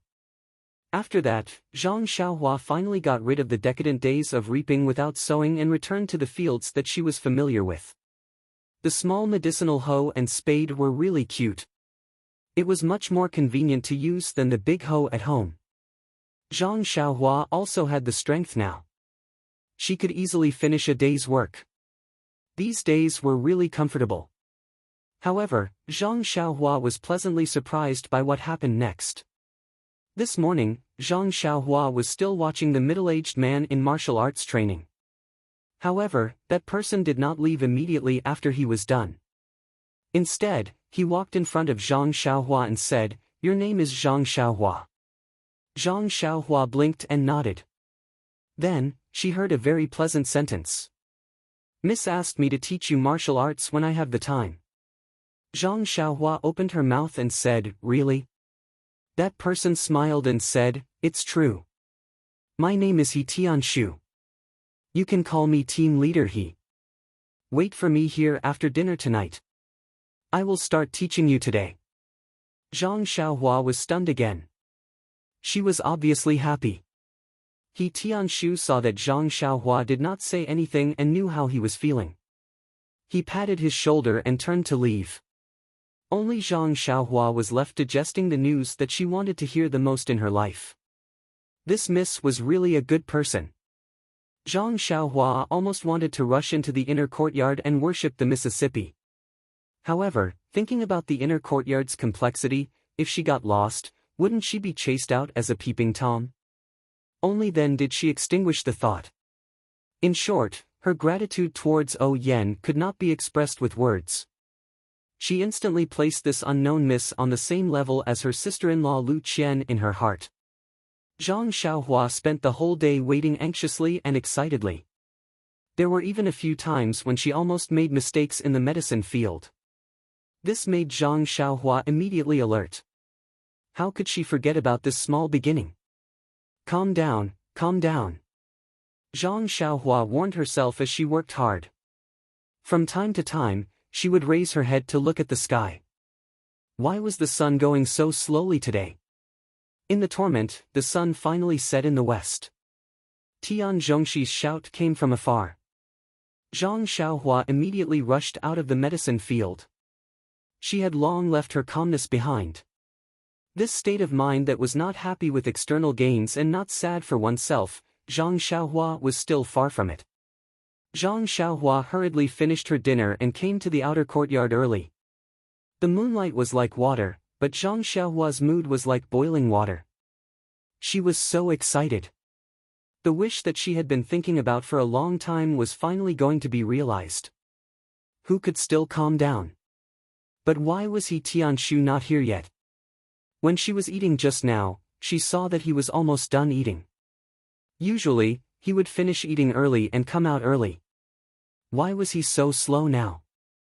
Zhang Xiaohua walked back and forth under the moonlight, anxiously waiting. After an unknown amount of time, she finally heard footsteps coming from the courtyard. Zhang Xiaohua hurriedly went to greet them. Sure enough, it was He Tianshu. Zhang Xiaohua happily said, "Captain He, you've come." He Tianshu looked at Xiaohua and said with a straight face, "Xiaohua, although I'm teaching you martial arts, I'm not your real master. Captain He is just a title. Do you understand?" Zhang Xiaohua blankly nodded. He Tianshu said again, "Although I'm not your real master, I'll teach you to the best of my ability. It just depends on how much you can learn." Zhang Xiaohua nodded again. He Tianshu continued, "Then I'll tell you the first thing today. When practicing martial arts, you must practice with a calm heart. Don't be impatient. Look at you now. How can you practice martial arts in peace?" When Zhang Xiaohua heard this, she immediately understood a lot. Yes, what had she become today?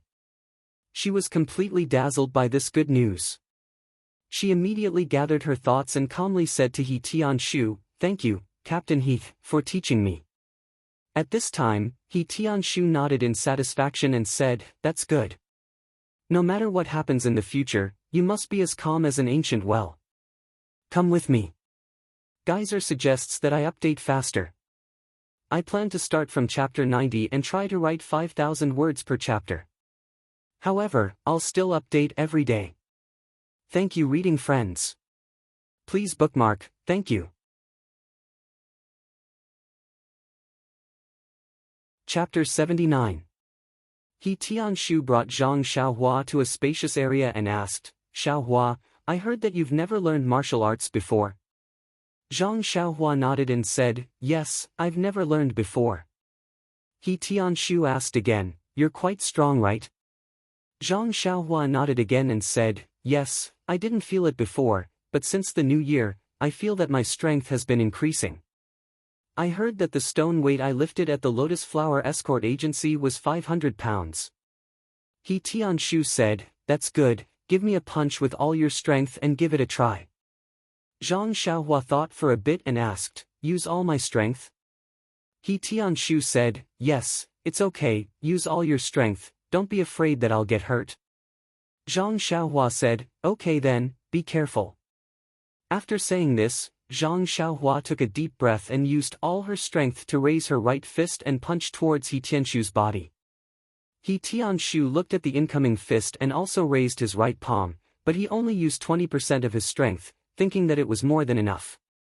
When the two people's fists collided, He Tianshu knew that he was wrong and immediately used another 30% of his strength to block Zhang Xiaohua's fist. His body swayed slightly and his right arm became numb from the shock.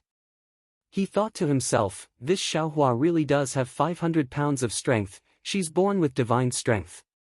Zhang Xiaohua was even more shocked and thought, "Oh my god, Captain, he is too strong.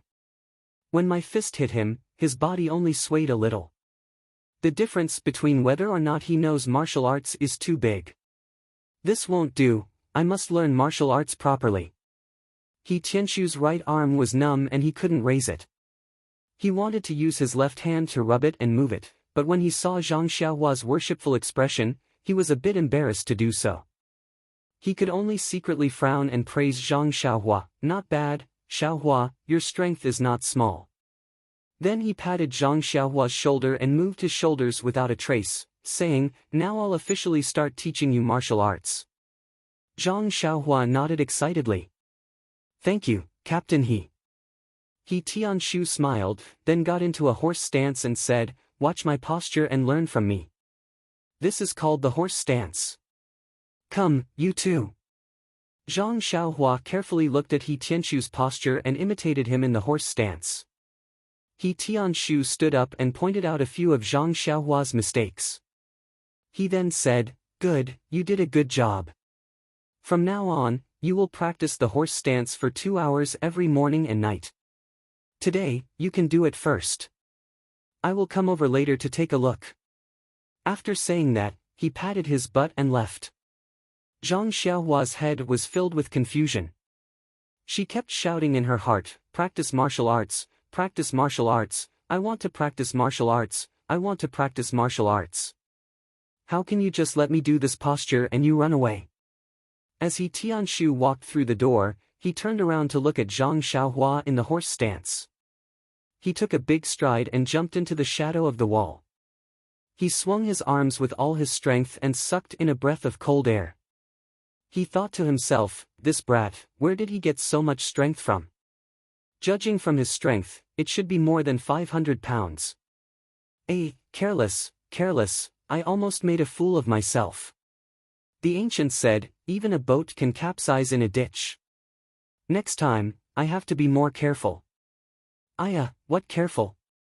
Next time, I definitely won't give him this chance. I have to think of a way to beat this brat up. I'll let him stand like this for now and reduce his prestige. I'll let him stand until his waist and legs are sore. He stuck out his head with lingering fear and looked at Zhang Xiaohua. Only then did he pull himself together and walk back to his hut. Under the light, looking at the bruise on the lower part of his palm, Tianshu could not help feeling a little stunned. He took some medicinal wine and slowly rubbed it. At the same time, he thought to himself, to be honest, when Miss O told me about this, I didn't care at all. This Zhang Xiaohua was a simple and honest good boy who had not seen the world and was teased by the manservant in the villa. I also saw it in my heart, so I inevitably sympathized with him. But that was human nature. Moreover, in his view, Zhang Xiaohua was a manservant in the villa and had nothing to do with me. I just sympathized with him because I didn't have the good style of meddling in other people's business. Although there was no precedent in Huanqi Villa to teach a manservant martial arts, the master of the villa said that he could just do it casually. Who didn't know the superficial skills? Everyone would have the vanity of being a teacher, so there was nothing wrong with giving some pointers. However, Yen seemed to have seen through his thoughts, but she didn't say it clearly. She just told him that Zhang Xiaohua had the strength of 250 jin with one arm. Thinking of his disapproving expression at that time, Tianshu couldn't help but feel ashamed of his arrogance. Although hearsay was wrong, it was not desirable for a frog at the bottom of a well to take things for granted. Therefore, after thinking about it, Tianshu temporarily cancelled the idea of teaching Zhang Xiaohua martial arts directly. Instead, he let him practice the horse stance first and lay a good foundation for learning martial arts.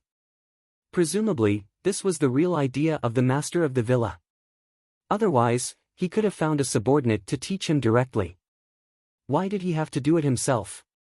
Looking at the time, Tianshu was about to get up and take a look at Zhang Xiaohua's pitiful appearance. Thinking back to the first time he performed the horse stance, he still felt a lingering fear. Just as he got up, he changed his mind and sat down again. He rubbed his already fine palm and laughed. Let Zhang Xiaohua perform the horse stance for a while longer. How dare he embarrass himself? If he didn't vent his anger, how could he be his master?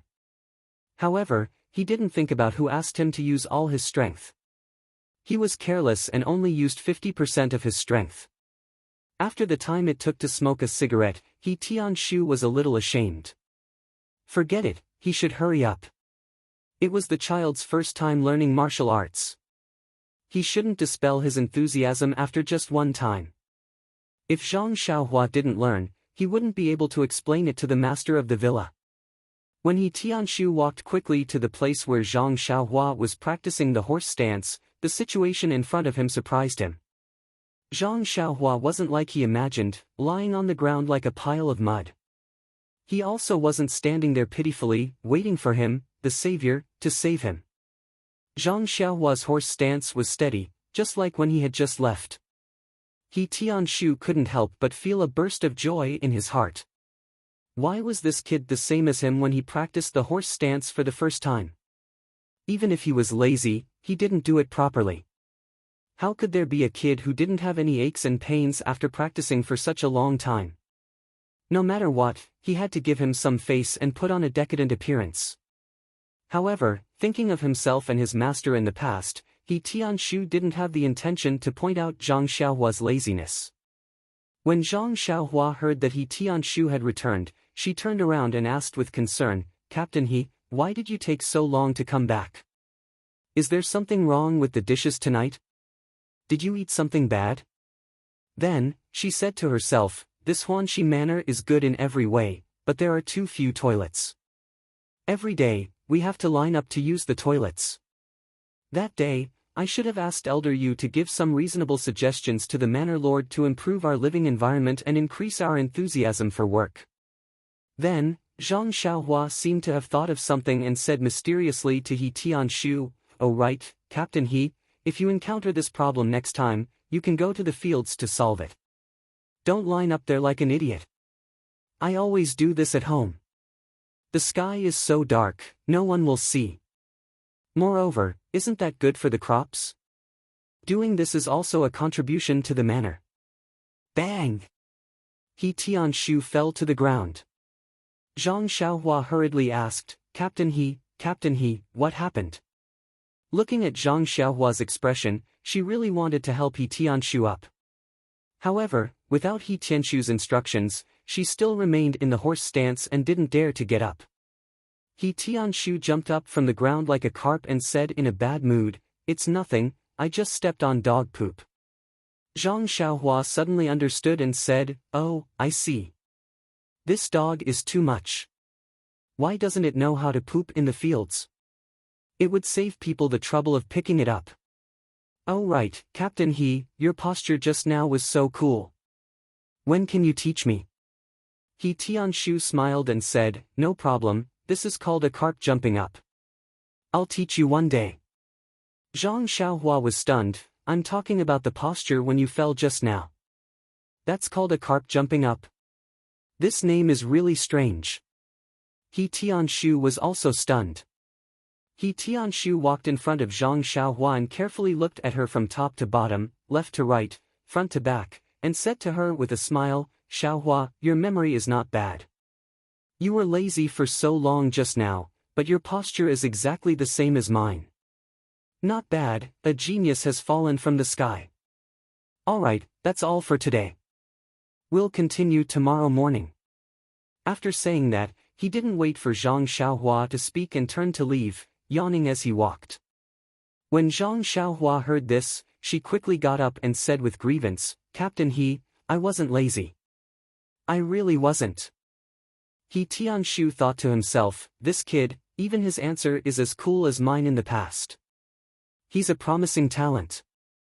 He didn't turn around and asked, "Are your legs sore? Can you still walk now?" After saying that, she quickened her pace and ran back to her room. As she walked, she thought, the feeling of being a teacher is really satisfying. Back then, did Master smile like this in his heart as he went back to his room? Leaving her blushing, she slowly slipped back to her room. When she thought about how she was exposed for being lazy, she was so shy that she didn't dare to raise her head, afraid that Master would see. When she got back to her room, she let out a sigh of relief. Now that I think about it, Master had already found out, but just didn't punish me. It's also because of this that I worked hard and stood out.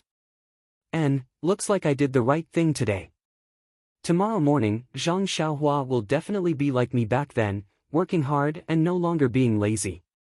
However, He Tianshu didn't hear Zhang Xiaohua's different answer. "My legs are sore." "My legs aren't sore, Captain He. I'm not tired at all. Of course I can walk." "Hey, Captain He, don't run. Didn't you say you were going to teach me martial arts? Hurry up and teach me boxing. I'm really not tired. I can still do boxing." Unfortunately, He Tianshu didn't hear it. While Zhang Xiaohua was praising what a cool qinggong, he slipped back to his room, leaving Zhang Xiaohua to walk back to his room in confusion. He continued his battle with smelly feet at night. Please add it to your collection, thank you. Chapter 80. The next morning, the sky was gloomy, but Zhang Xiaohua's mood was bright and sunny. Early in the morning, Zhang Xiaohua arrived at the place where she practiced the horse stance last night. She thought happily in her heart that it was time to teach her boxing today. After waiting for a while, He Tianshu came over. Seeing that Zhang Xiaohua was already standing there, he was very happy. He nodded and said, Zhang Xiaohua, you're really not bad. You woke up early. That's good, let's start today. Zhang Xiaohua asked, what boxing technique are you going to teach me today? He Tianshu was stunned, boxing technique? Don't be in a hurry. First practice the horse stance well. The horse stance is the foundation of boxing. If you don't practice the horse stance well, your lower body won't be stable.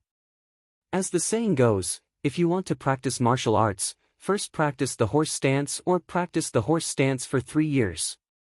Once your lower body is stable, it'll be easy to learn anything.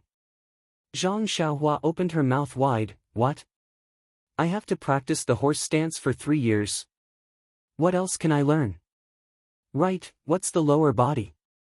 He Tianshu smiled and said, 3 years is just a metaphor, but it's also possible that you have to learn the horse stance while practicing boxing. Anyway, if you don't practice the horse stance well, it won't be easy to master boxing. The lower part refers to the area below your waist. Only when your legs are stable can you not be at a disadvantage in a fight. Oh right, didn't you see how you punched me yesterday? Although you used a lot of strength, you didn't notice my legs, right? I used the horse stance at the last minute. Didn't you feel that I was standing very steadily yesterday? That's right.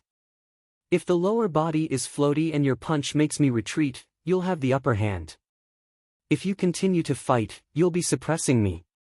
If I want to take the upper hand and beat you, it'll be very difficult. Do you understand? Zhang Xiaohua nodded as if she didn't fully understand.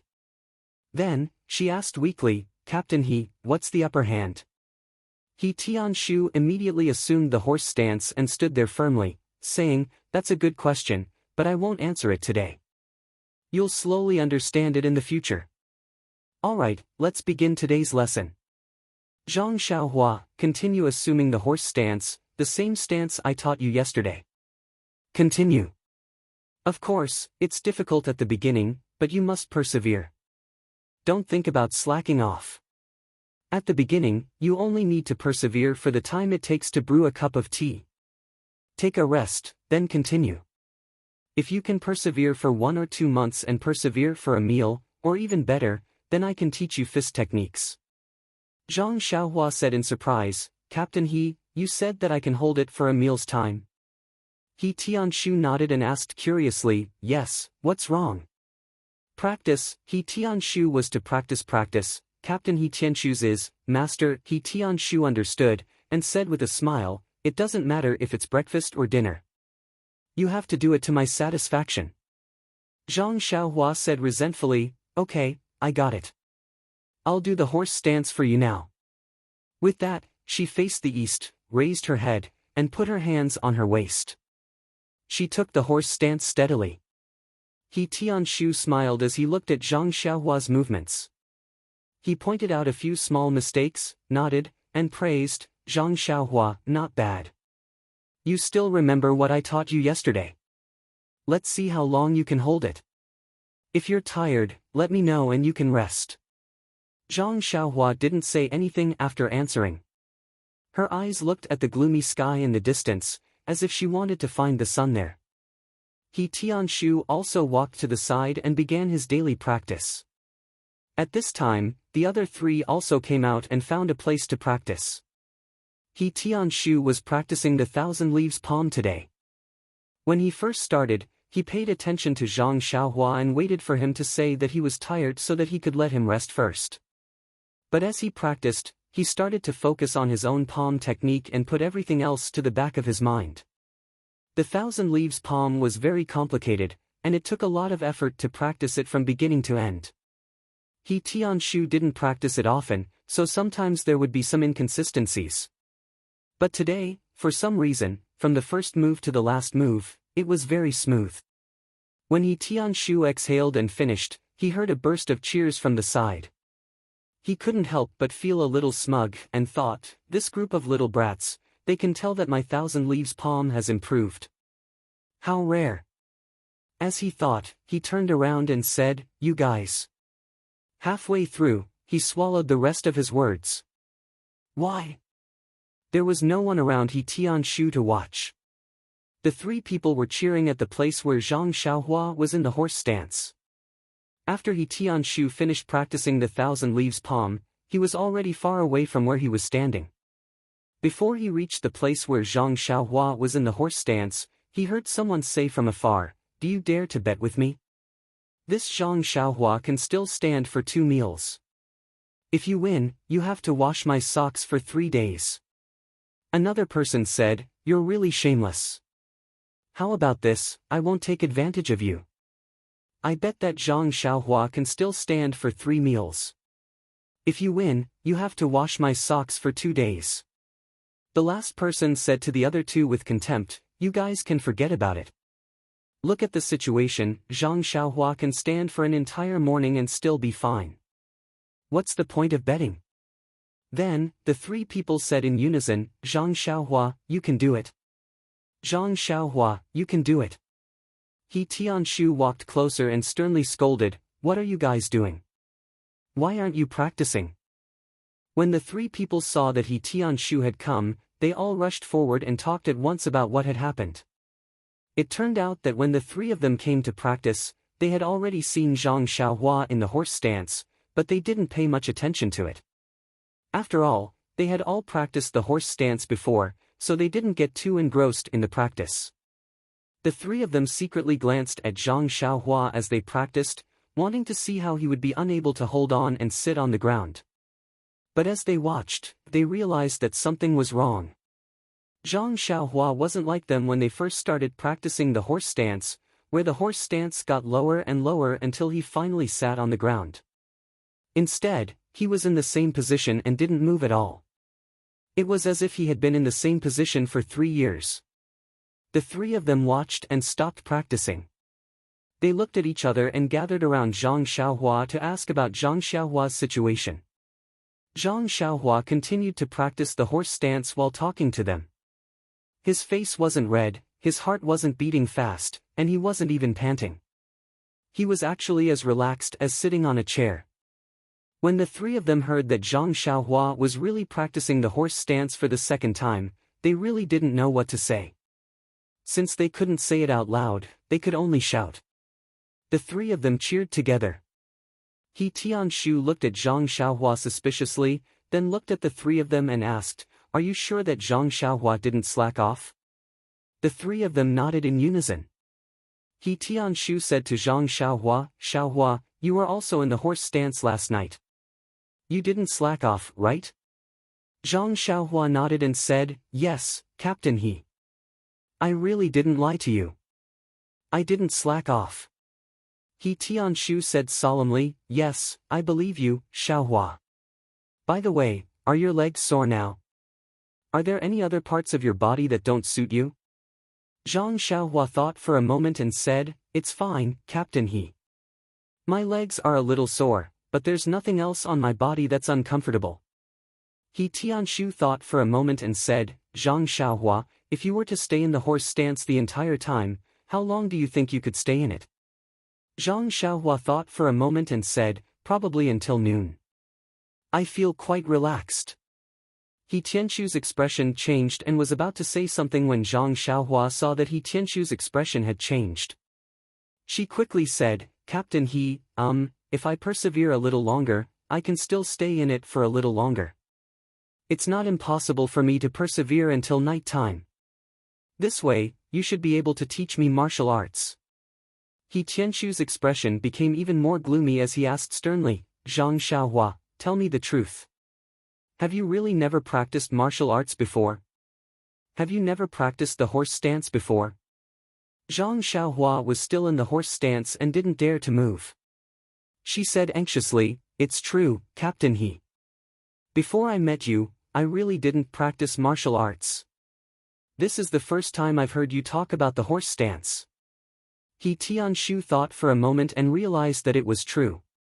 When he was teaching yesterday, Zhang Xiaohua's movements were very stiff. She really didn't know how to do the horse stance. Moreover, if she had practiced martial arts before, there was no need to lie to him. Having a foundation was better than having no foundation at all. Suddenly, a thought flashed across He Tianshu's mind like lightning. Could this Zhang Xiaohua be a martial arts genius? However, when he looked at Zhang Xiaohua's ordinary face, childish expression, and slightly thin figure, he couldn't associate her with the word genius at all. For the first time, Tianshu doubted his own point of view. Aren't all geniuses as handsome as me? Just as Tianshu was thinking, someone beside him said, Captain He, it's time to eat. Otherwise, it'll affect the morning's work. Tianshu nodded and said, okay, let's hurry to the dining hall. Work is more important. What's the length of those herbs? Everyone will be affected. After he finished speaking, he led everyone into the small courtyard and rushed to the dining hall. Only Zhang Xiaohua, who was still in the horse stance, was left there crying and shouting, Captain He, I'm hungry too. What should I do? Tianshu, who had already run to the small courtyard, slapped his head and said, I forgot about Zhang Xiaohua. He quickly turned around and shouted, Xiaohua, I'll let you pass. Hurry and eat. If there's anything else, we'll talk about it at night. Zhang Xiaohua responded and stood up. She was as nimble as a rabbit, without the slightest pain in her waist and legs. She followed the four people and rushed to the dining hall. In the dining hall, the people in green clothes and hats had already finished eating. When they saw Zhang Xiaohua rush in, everyone had a look of schadenfreude. When Zhang Xiaohua sat down and didn't pick up her chopsticks, Tian Zhongxi came over and said, Zhang Xiaohua, I know you're young and growing. It's inevitable that you're sleepy, but you also have to know your limits. You can't be too late. I won't pursue this matter this time, but if you're so late next time, I'll deduct your wages. Do you understand? Zhang Xiaohua wanted to explain. Tian Zhongxi immediately said earnestly, don't say so many reasons. Being lazy is being lazy. Being late is being late. I've heard from Ma Jing. Don't find any excuses. I hope you can correct yourself in the future. If you correct yourself, you'll still be a good servant in Huanqi Manor. Then, he patted Zhang Xiaohua's shoulder and walked away. Zhang Xiaohua looked up at Ma Jing. That guy smiled at Zhang Xiaohua, threw down his chopsticks, and slipped out of the dining hall. Zhang Xiaohua was disgusted. She thought, who did I provoke? I'm just a newcomer. I just want to practice martial arts. Why does this Ma Jing want to bully me?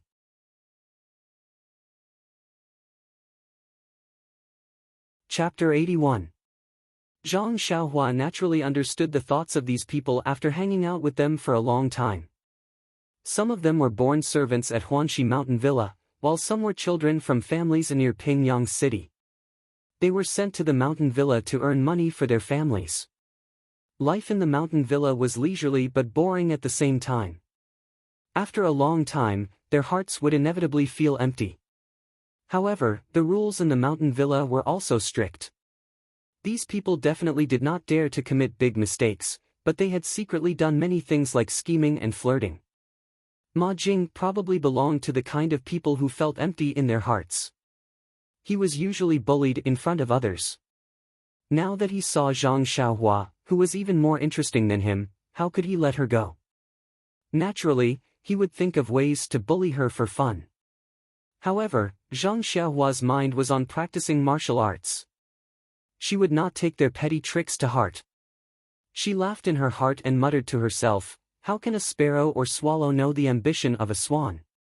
Unconsciously, Zhang Xiaohua had already seen through the psychology of this group of people.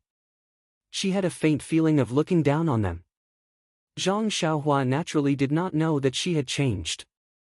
In fact, most of the changes in one's body were usually seen clearly by others, but not by oneself. Thinking 3 times a day was the work of a saint. Zhang Xiaohua only knew that she disdained to play these tricks with Ma Jing. This gloomy day, Zhang Xiaohua had a very fulfilling time. She was busy here and there. Her excited mood yesterday had already calmed down. Although it was only a night, the greater the expectation, the greater the disappointment.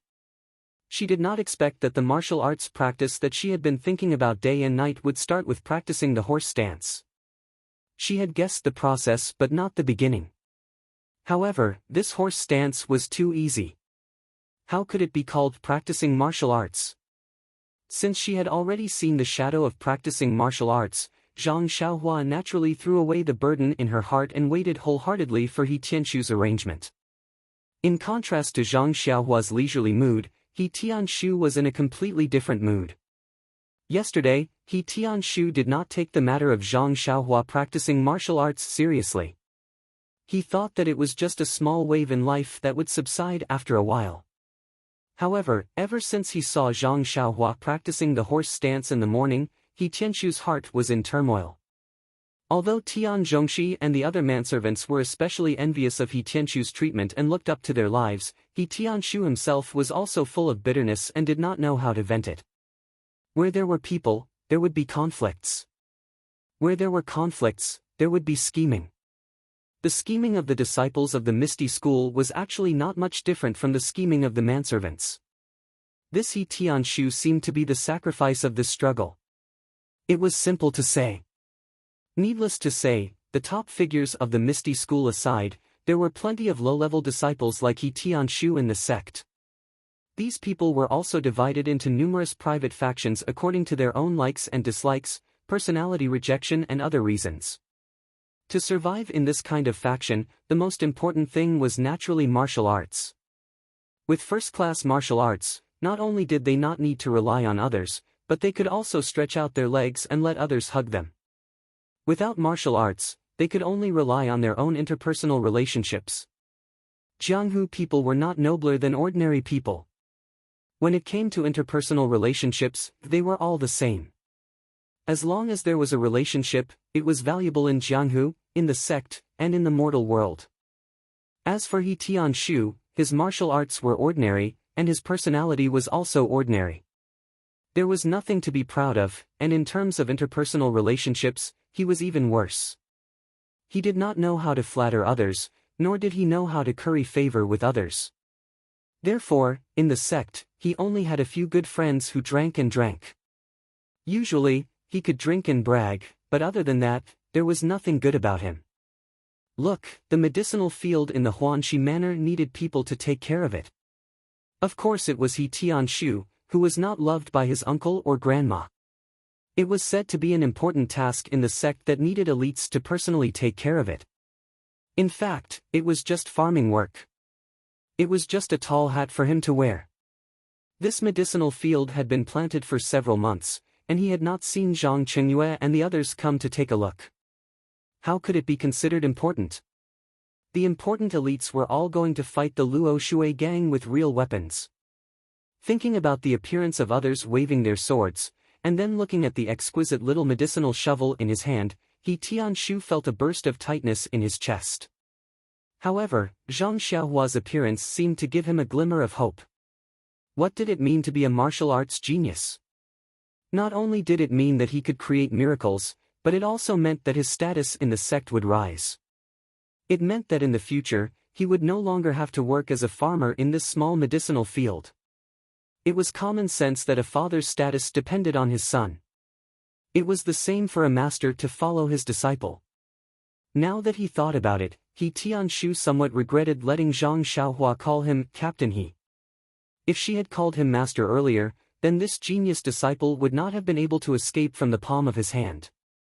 However, with Zhang Xiaohua's naive appearance, it was likely that he would not have any other intentions. But thinking about Zhang Xiaohua's martial arts, He Tianshu was once again at a loss. Martial arts were naturally divided into internal strength and external strength. As the saying goes, internally, one's breath is cultivated. Externally, one's muscles, bones, and skin are cultivated. No matter what kind of martial arts one practiced, there must be conditions. Let's talk about internal strength first. Naturally, one must have the incantation for internal strength and the method to practice it. Not to mention that He Tianshu's own internal strength was mediocre, the cultivation method was also very common in the Misty School. Even so, these cultivation methods could only be practiced by internal disciples of the Misty School. Privately teaching them to Zhang Xiaohua was absolutely out of the question. Otherwise, before Zhang Xiaohua, this genius, could cultivate her internal strength, the elders of the law enforcement hall would recover Zhang Xiaohua's internal strength. He would also be more miserable than the Huanxi mountain villa. At least here, he could still eat first-class meals. At that time, he estimated that he could only eat plain tea and simple meals. In fact, there was another point, and that was that the mental cultivation method of internal strength was generally practiced from a young age. At that time, the meridians of the whole body were not fully formed. Early practice would help to stabilize the meridians and lay a good foundation for future development. At this time, Zhang Xiaohua's meridians had already formed, so it would be difficult for her to practice internal strength. Therefore, for the time being, He Tianshu didn't think too much about internal strength. The only thing left was external strength. When external strength was practiced to a certain extent, it could reach the effect of external strength. It wouldn't necessarily be at a disadvantage when fighting with an internal expert. For example, the external expert Shernyo from the Misty School was younger than He Tianshu, but his achievements were far beyond He Tianshu's. However, there were also conditions to practice external martial arts. When Shernyo was young, he was also tall and big. His muscles were not comparable to ordinary people. This Zhang Xiaohua didn't seem to have that kind of capital.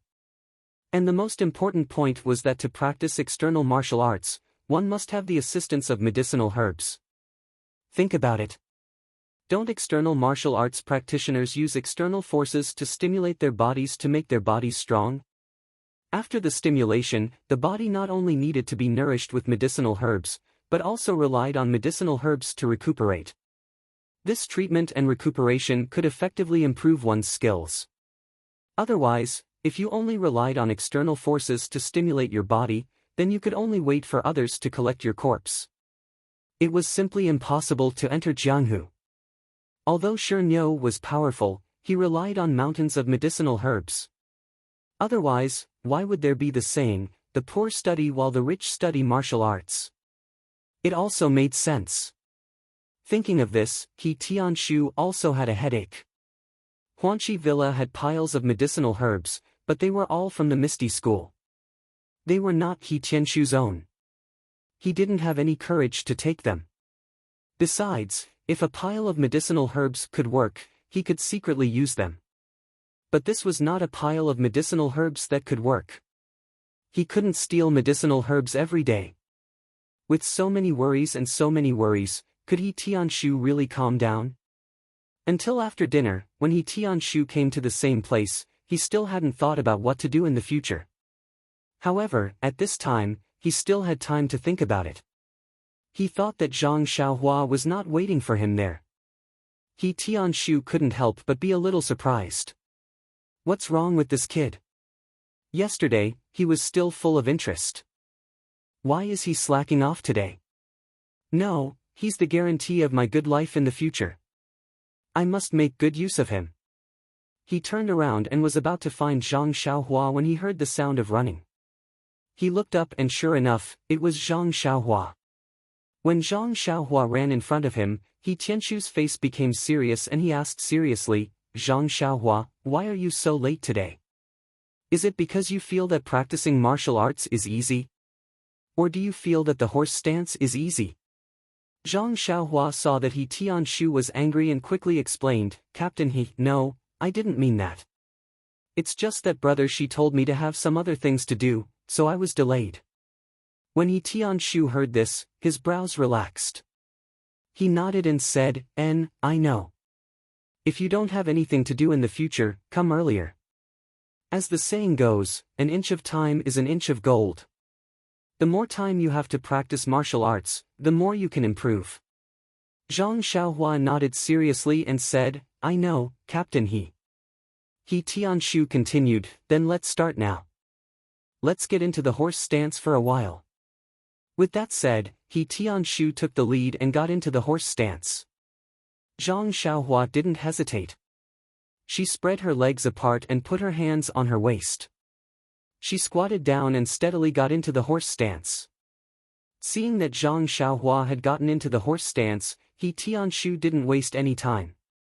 He told Zhang Xiaohua about the things to take note of and the benefits of getting into the horse stance.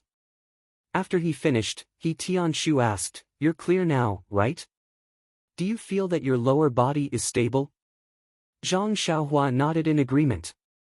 Then, He Tianshu asked again, "Does your waist and legs hurt?"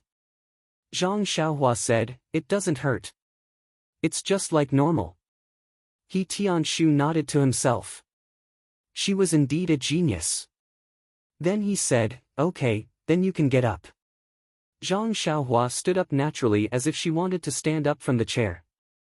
He Tianshu looked at her and nodded again.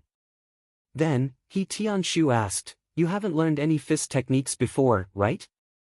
Zhang Xiaohua said, "I haven't learned it before, but I've seen people practice Liuhe Quan at the Lotus Flower Escort Agency."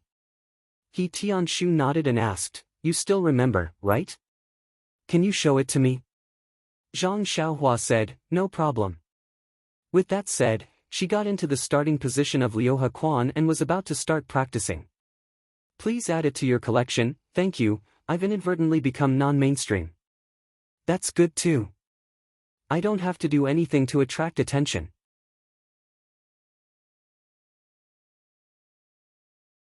Chapter 82. But He Tianshu waited for a long time and did not see Zhang Xiaohua's next stance. He could not help but ask curiously, "What's wrong, Zhang Xiaohua? Do you want to continue?" Zhang Xiaohua turned her head and said embarrassedly, "Captain He, I'm sorry. I forgot." He Tianshu smiled and said, "It's okay. This Liuhe fist is a very complicated fist technique. It's normal that you can't remember it. Just pretend that you didn't see it. Today, I'll teach you a simple Luohan fist. Watch me do it once." With that said, he got into a stance and performed the entire set of Luohan fist once.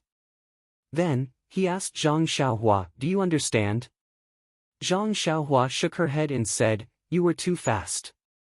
I couldn't see it clearly." He Tianshu smiled and slowly performed a simple set of Luohan fist once again. Then, he said to Zhang Xiaohua, "Did you see it clearly?" Zhang Xiaohua nodded and said, "I saw it clearly." He Tianshu asked, "Can you show it to me?" Zhang Xiaohua shook her head again and said, "I didn't remember it." He Tianshu nodded and said, "Then I'll do it again. Follow me and learn." With that said, without waiting for Zhang Xiaohua to agree, he got into a stance again and started to practice slowly. Zhang Xiaohua, who was beside him, also slowly learned from He Tianshu. She started to practice one move after another. When He Tianshu was done, Zhang Xiaohua had also finished learning. He Tianshu asked again, "How is it? Can you remember it?"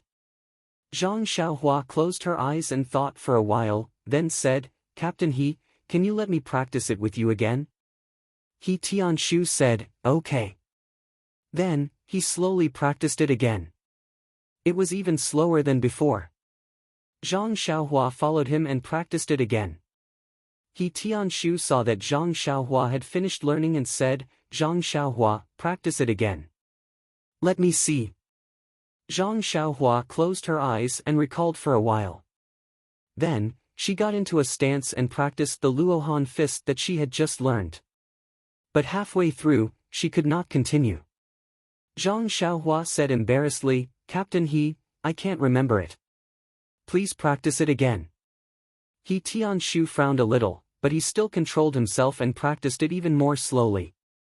Zhang Xiaohua carefully learned it again, but when she practiced it herself, she only practiced a few more moves than before and forgot it again. She could not help but say to He Tianshu, "Captain He, I can't remember it. Can you practice it again?" This time, He Tianshu's frown deepened.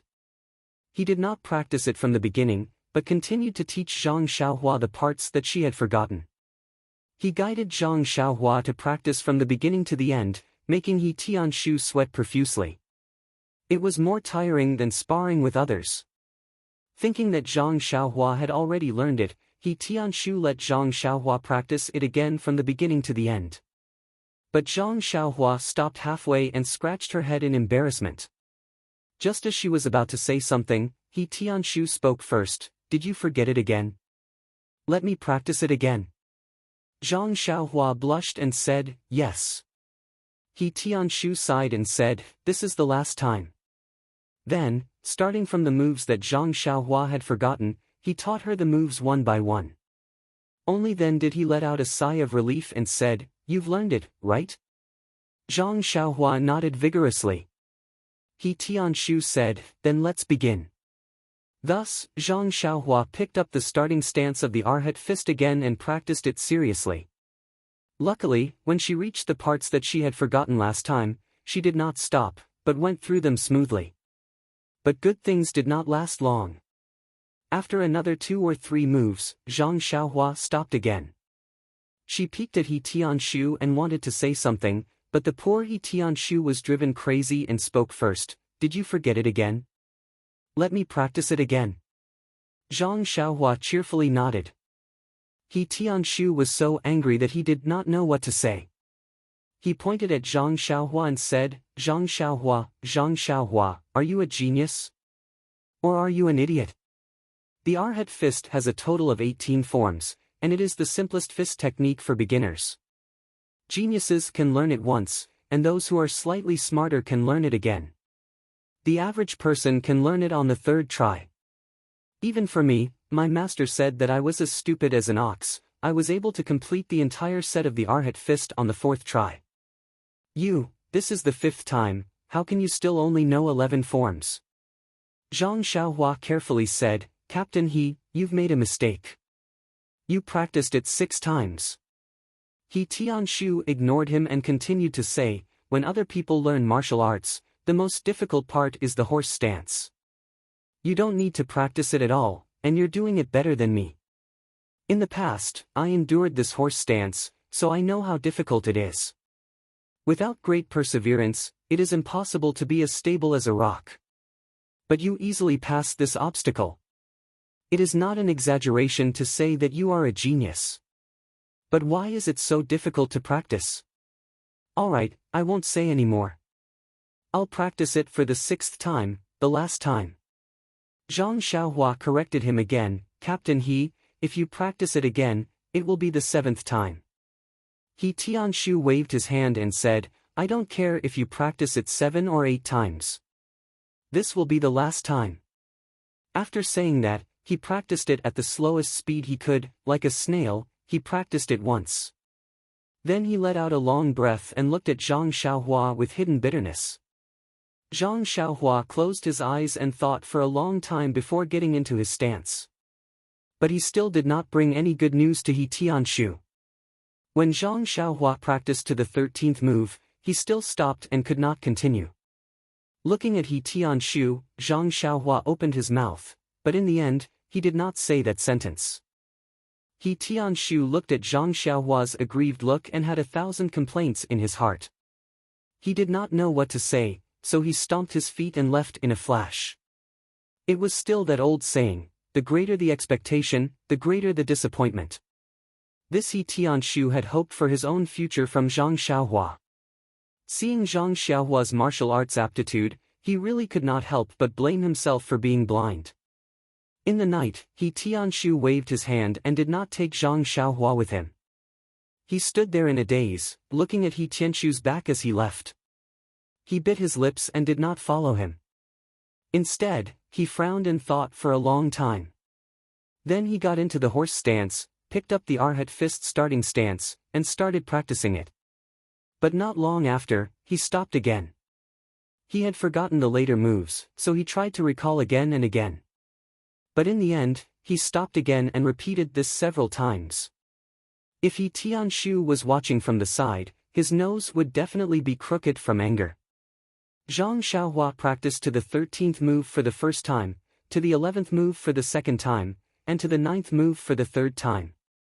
In any case, the more he practiced, the more he forgot. In the end, he practiced the first 6 moves repeatedly, not forgetting them again.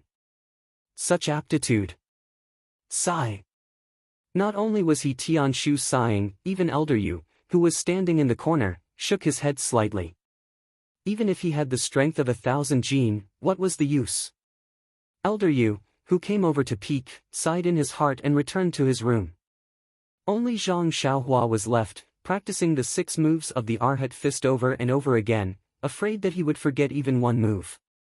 Knowing that it was getting late, Zhang Xiaohua could not take it anymore. He tidied up and went back to his room to sleep. The room was still filled with a strange smell.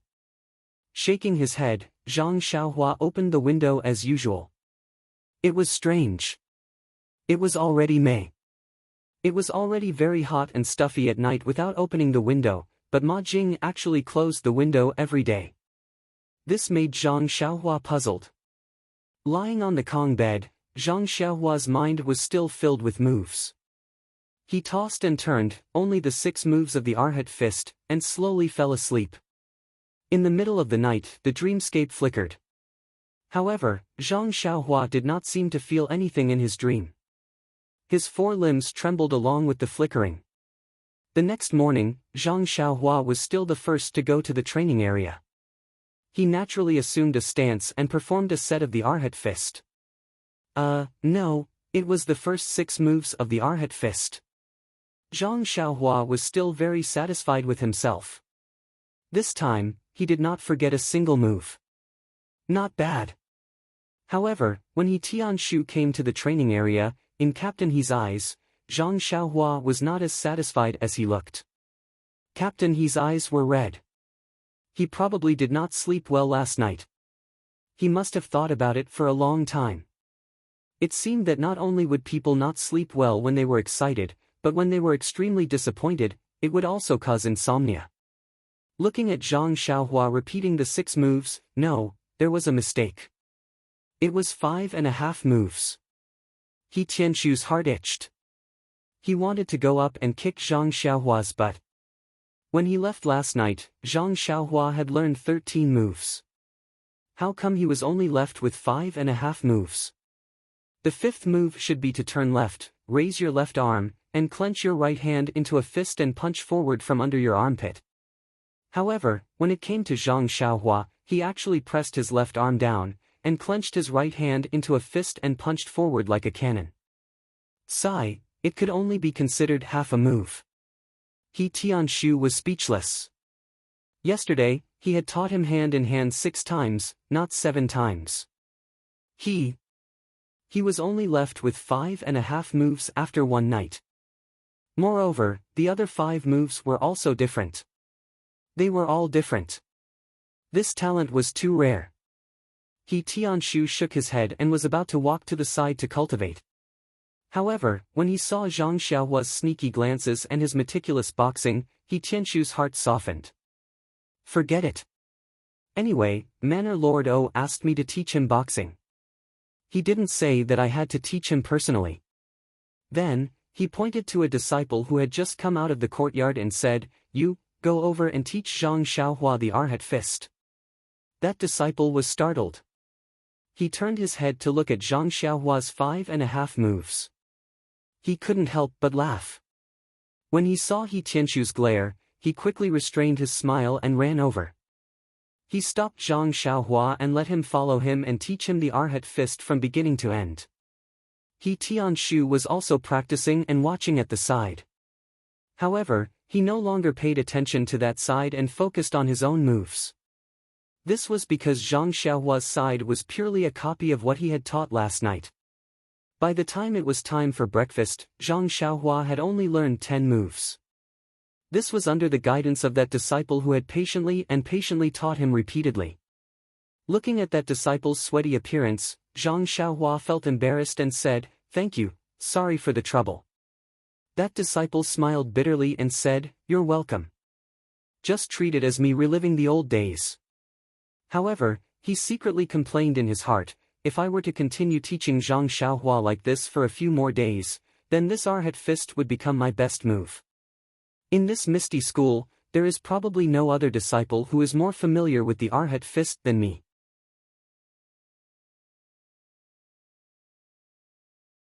Chapter 83. After a day of hard work, Zhang Xiaohua was already used to it, so he didn't feel tired at all.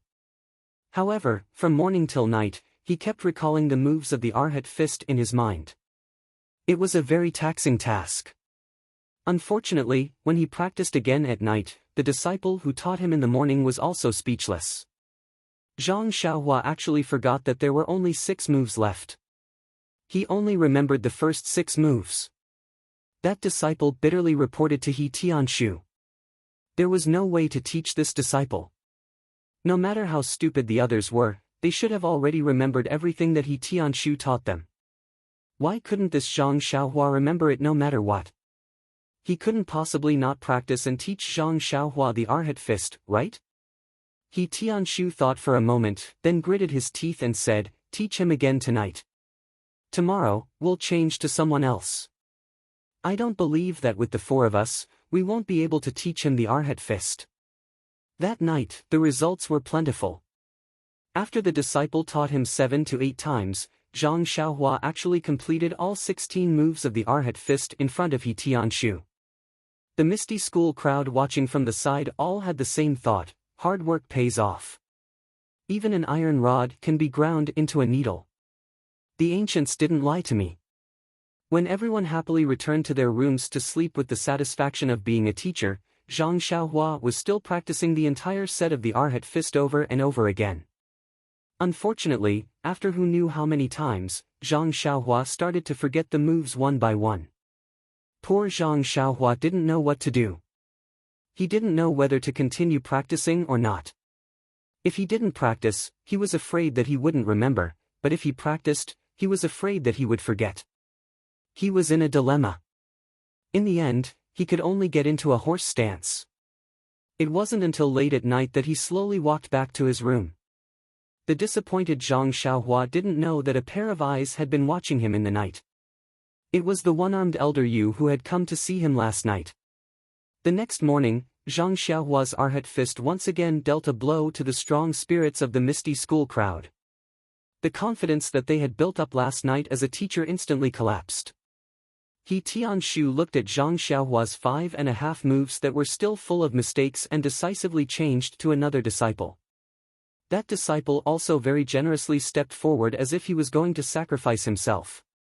The only thing missing was the line of, "The wind blows coldly, the water turns cold." Today's practice was the same as yesterday's. He Tianshu was speechless again. A genius that was hard to come by. He should be the Misty School's #1. For the next few days, the Misty School crowd took turns to practice. The result was that everyone's understanding of the Arhat fist had reached a brand new realm that no one had ever reached before.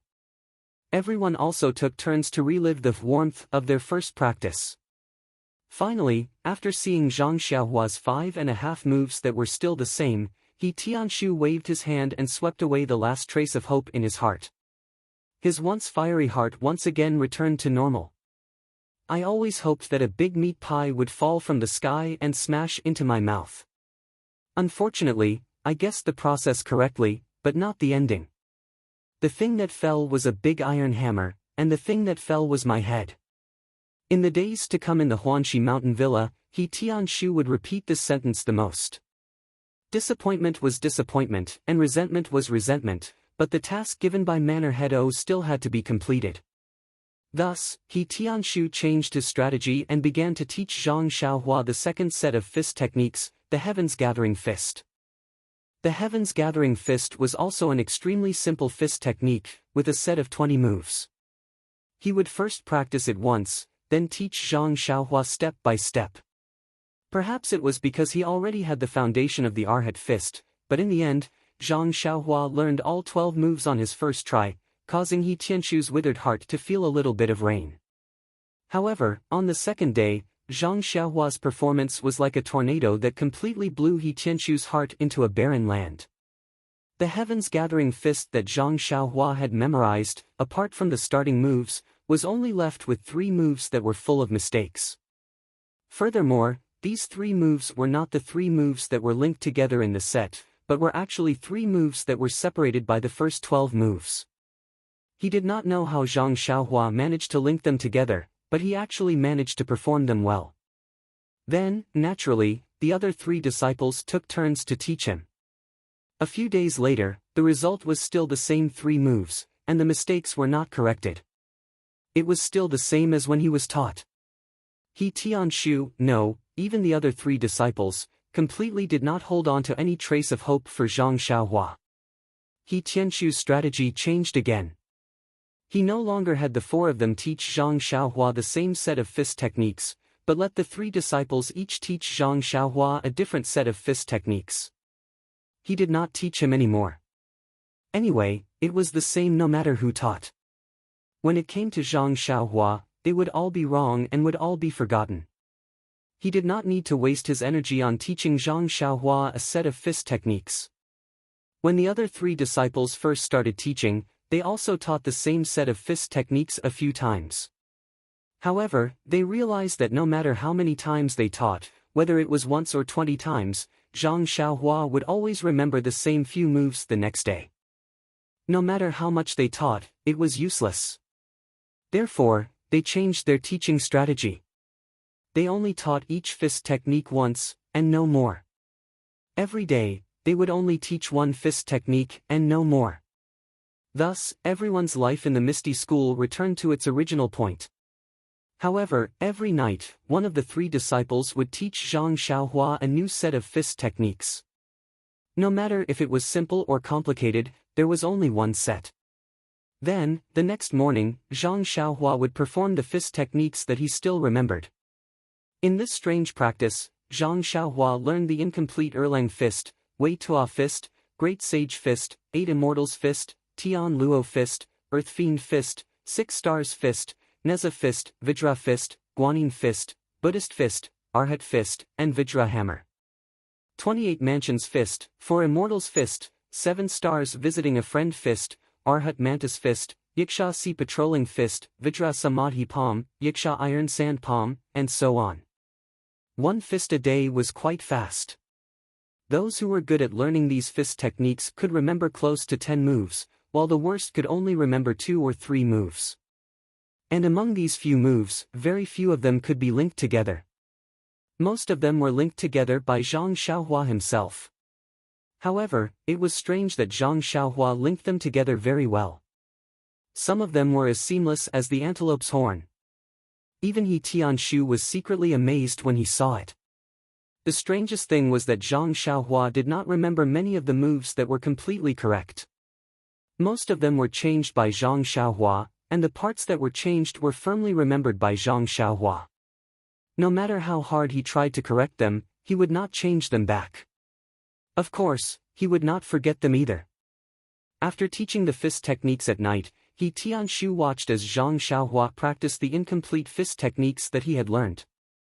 He Tianshu shook his head and thought, to be able to learn the fist techniques to this extent, he can be considered a genius. For a long time after that, Zhang Xiaohua would wake up early and work late at night. Every day, he would be the first to arrive at the open space. He would never return to his room until the last moment of the night. His diligence in cultivating made Elder Yu, who had been secretly observing him, nod his head incessantly. He thought to himself, this Zhang Xiaohua's aptitude is really bad. That head of his is like a piece of wood that cannot be carved. However, his perseverance and his ability to endure hardships are not for show. He really is a master that needs to sharpen an iron rod. He really has the potential to be molded. Little did he know that every day when Zhang Xiaohua stepped into the house, he would hold his breath and curse in his heart. When will this Ma Jing start washing his feet? Every morning, when he rushed out of the house, he would shout, "Long live Ma Jing." He could finally breathe fresh air. Sigh, the heavens have eyes. Could it be that behind every successful man, there would be someone silently supporting him? However, could the person behind Zhang Xiaohua be this stinky Ma Jing? Putting aside the fact that Zhang Xiaohua was practicing the basic fist techniques that other Misty School disciples practiced at the age of 4 or 5 in Huanxi Mountain Villa, the ethereal mountain villa, which was adjacent to Huanxi Mountain Villa, was currently filled with joy.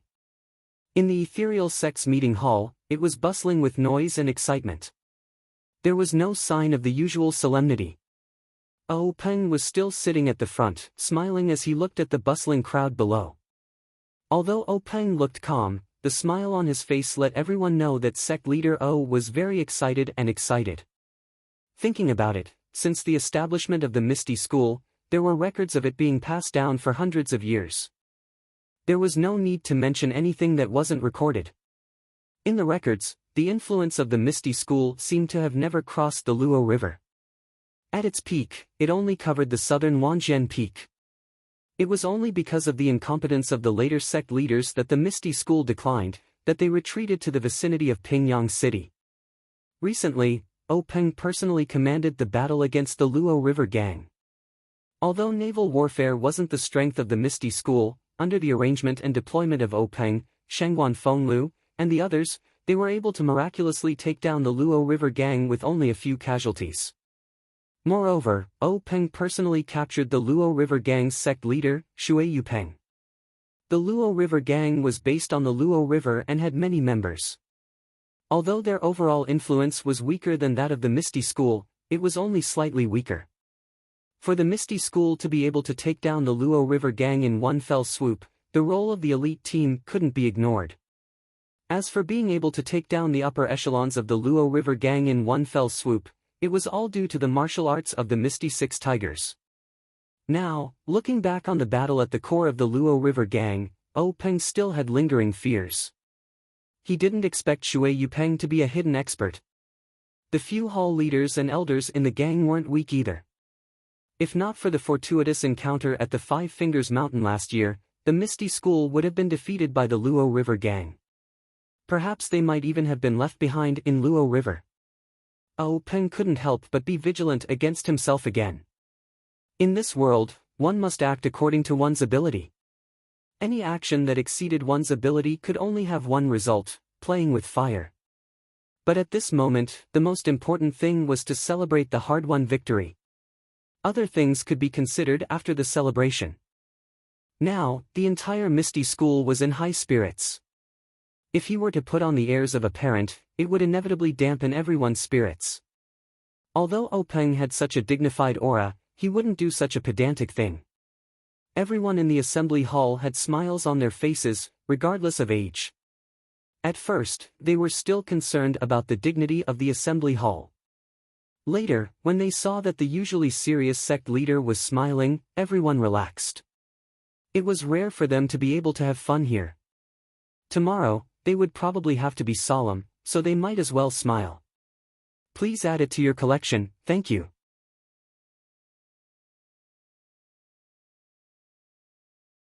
Chapter 84. Looking at the liveliness in the meeting hall, Peng felt extremely satisfied. Wasn't this man's life to hold up a stable world? He seemed to have done it. Just when Peng was intoxicated with himself, he saw a beautiful figure enter the meeting hall. Peng's eyes lit up and the smile on his face became wider. It was his only sister, Yen. Peng's life experience was miserable since he was a child. His parents died early, so he and his sister depended on each other. After being accepted by the master of the Misty School, his sister naturally followed him to the Misty School. However, she did not follow Peng to become a disciple. Instead, she grew up with Peng's master's wife in Huanxi Mountain Villa. Peng's master had no children. When Peng's master abdicated, the headmaster of the Misty School was determined after careful consideration. Huanxi Mountain Villa was directly handed over to Yen by Peng's master's wife. That was to say, even if Peng was not the headmaster of the Misty School, Huanxi Mountain Villa was still Yan's. Yen could not control Huanxi Mountain Villa because she was Peng's sister. In fact, according to the relationship between Huanxi Mountain Villa and the Misty School, many people thought that it should be managed by Peng's wife. Unfortunately, many things did not seem reasonable. However, in the eyes of the 6 Misty Tigers, this was not the case. Most of them still remembered the little girl who came with Peng a long time ago. They all regarded Yen as their child or sister. They did not care about other people's views and opinions. Huanxi Mountain Villa was their back garden. Of course, they would only be at ease if they handed it over to their own people. Although the headmaster's wife was Peng's wife, she was different from the previous headmaster's wife. She was the founder of Huanxi Mountain Villa. No matter how virtuous and sensible she was still an outsider. How could she be at ease as compared to Oh Yen? Therefore, Oh Yan's status in the Misty School was somewhat aloof. Oh Peng watched his sister walk into the meeting hall with a warm look in his eyes. He was very gratified to see her slowly walking in front of him as if he was looking at his own child. At this moment, Oh Peng was no longer a person. He was the incarnation of a father.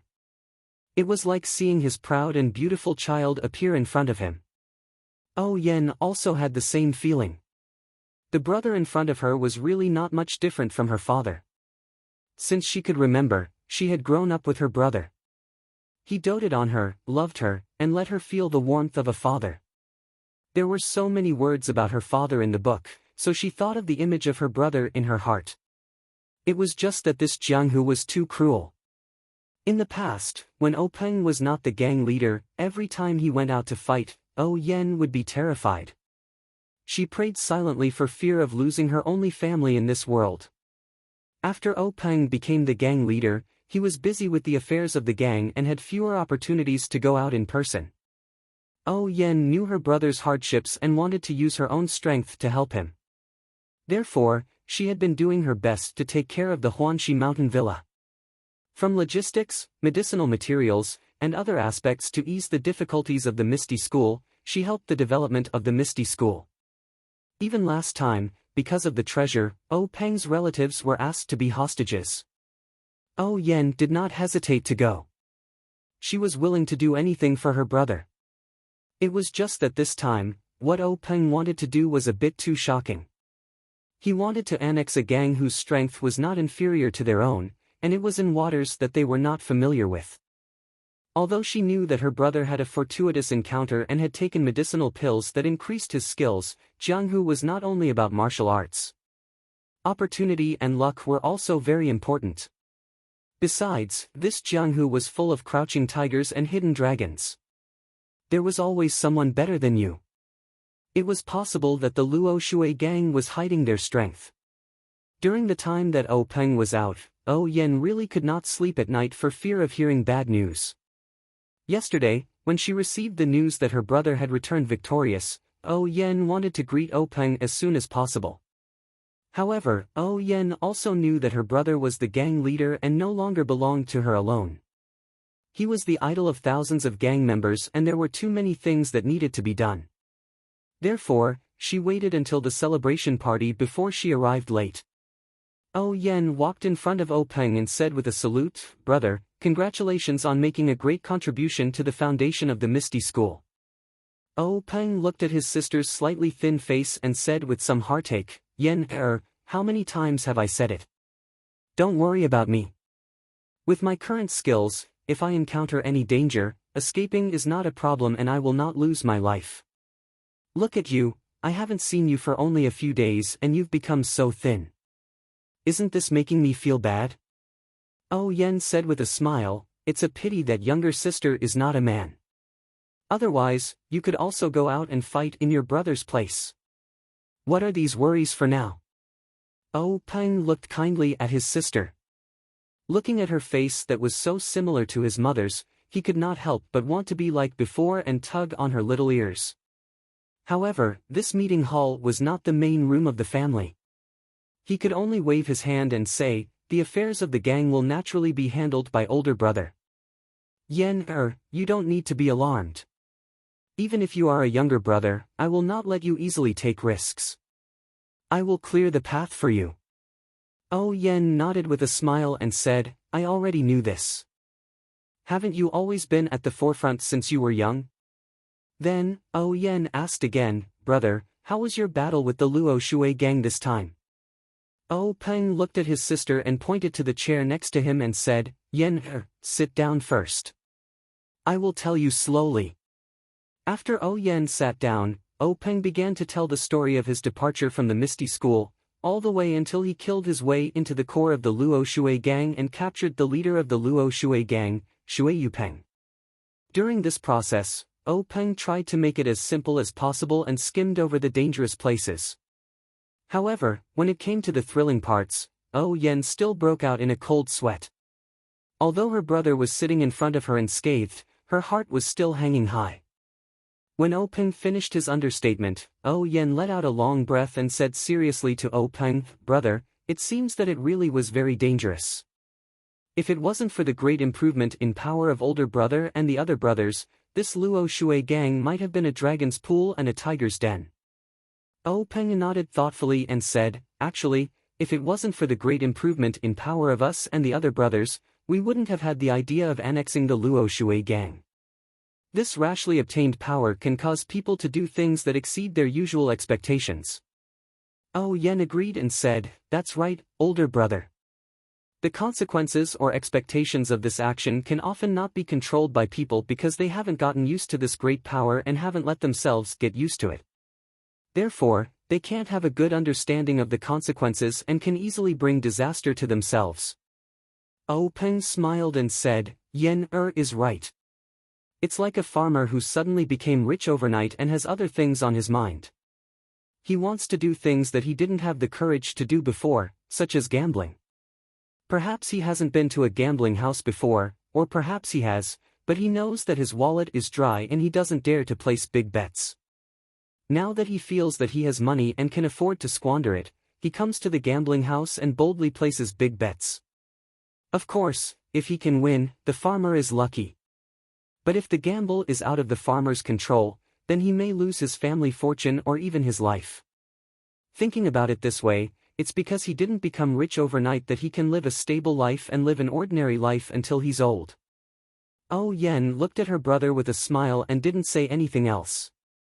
O Peng said lovingly, "Yen, older brother knows what you're thinking. This time, attacking the Luo Shui gang was indeed a bit risky. This is also because of the sudden increase in power.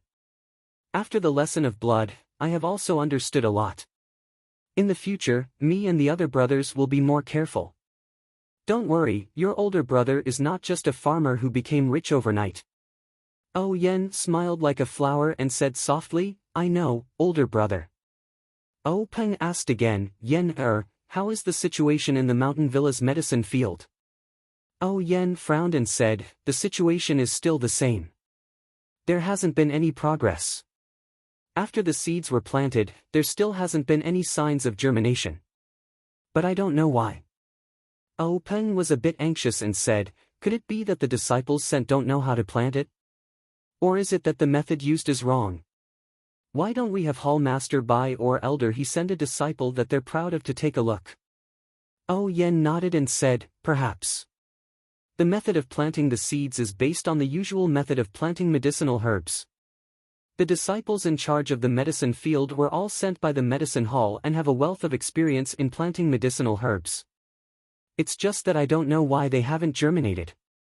Previously, I saw that you were busy with the Luo Shui gang and presumably the medicine hall didn't have any spare time. Now, I reckon that Hall Master Bai and the others will have some time." O Peng nodded and said, "Yen, you also have to be careful of your body. Don't study too much. If this medicinal herb can be grown, that's the best. If it can't be grown, it's also fine. Older brother doesn't want to see you tire yourself out over such an insignificant medicinal herb." O Yen smiled and said, "I know, older brother. Although I can't practice high-level internal strength, I still know some basic skills. It's more than enough to strengthen my body. You don't have to worry." O Peng also smiled and said, "That's right. If you can learn the high-level internal strength of the Misty School, coupled with your mind that likes to study, I will give you the position of the gang leader." I still remember Master's regretful expression when he found out that you couldn't cultivate. It's probably because he felt that it was a pity that you couldn't properly take over the Misty School. O Yen rebuked, "Older brother, look at what you're saying. I'm not interested in the position of the gang leader. Every day, there are so many chores that it's as annoying as the hairs on an ox. It's better to stay in the Huanxi Mountain Manor.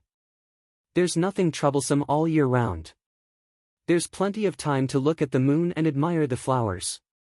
Occasionally, you can also practice your martial arts. Isn't that wonderful?"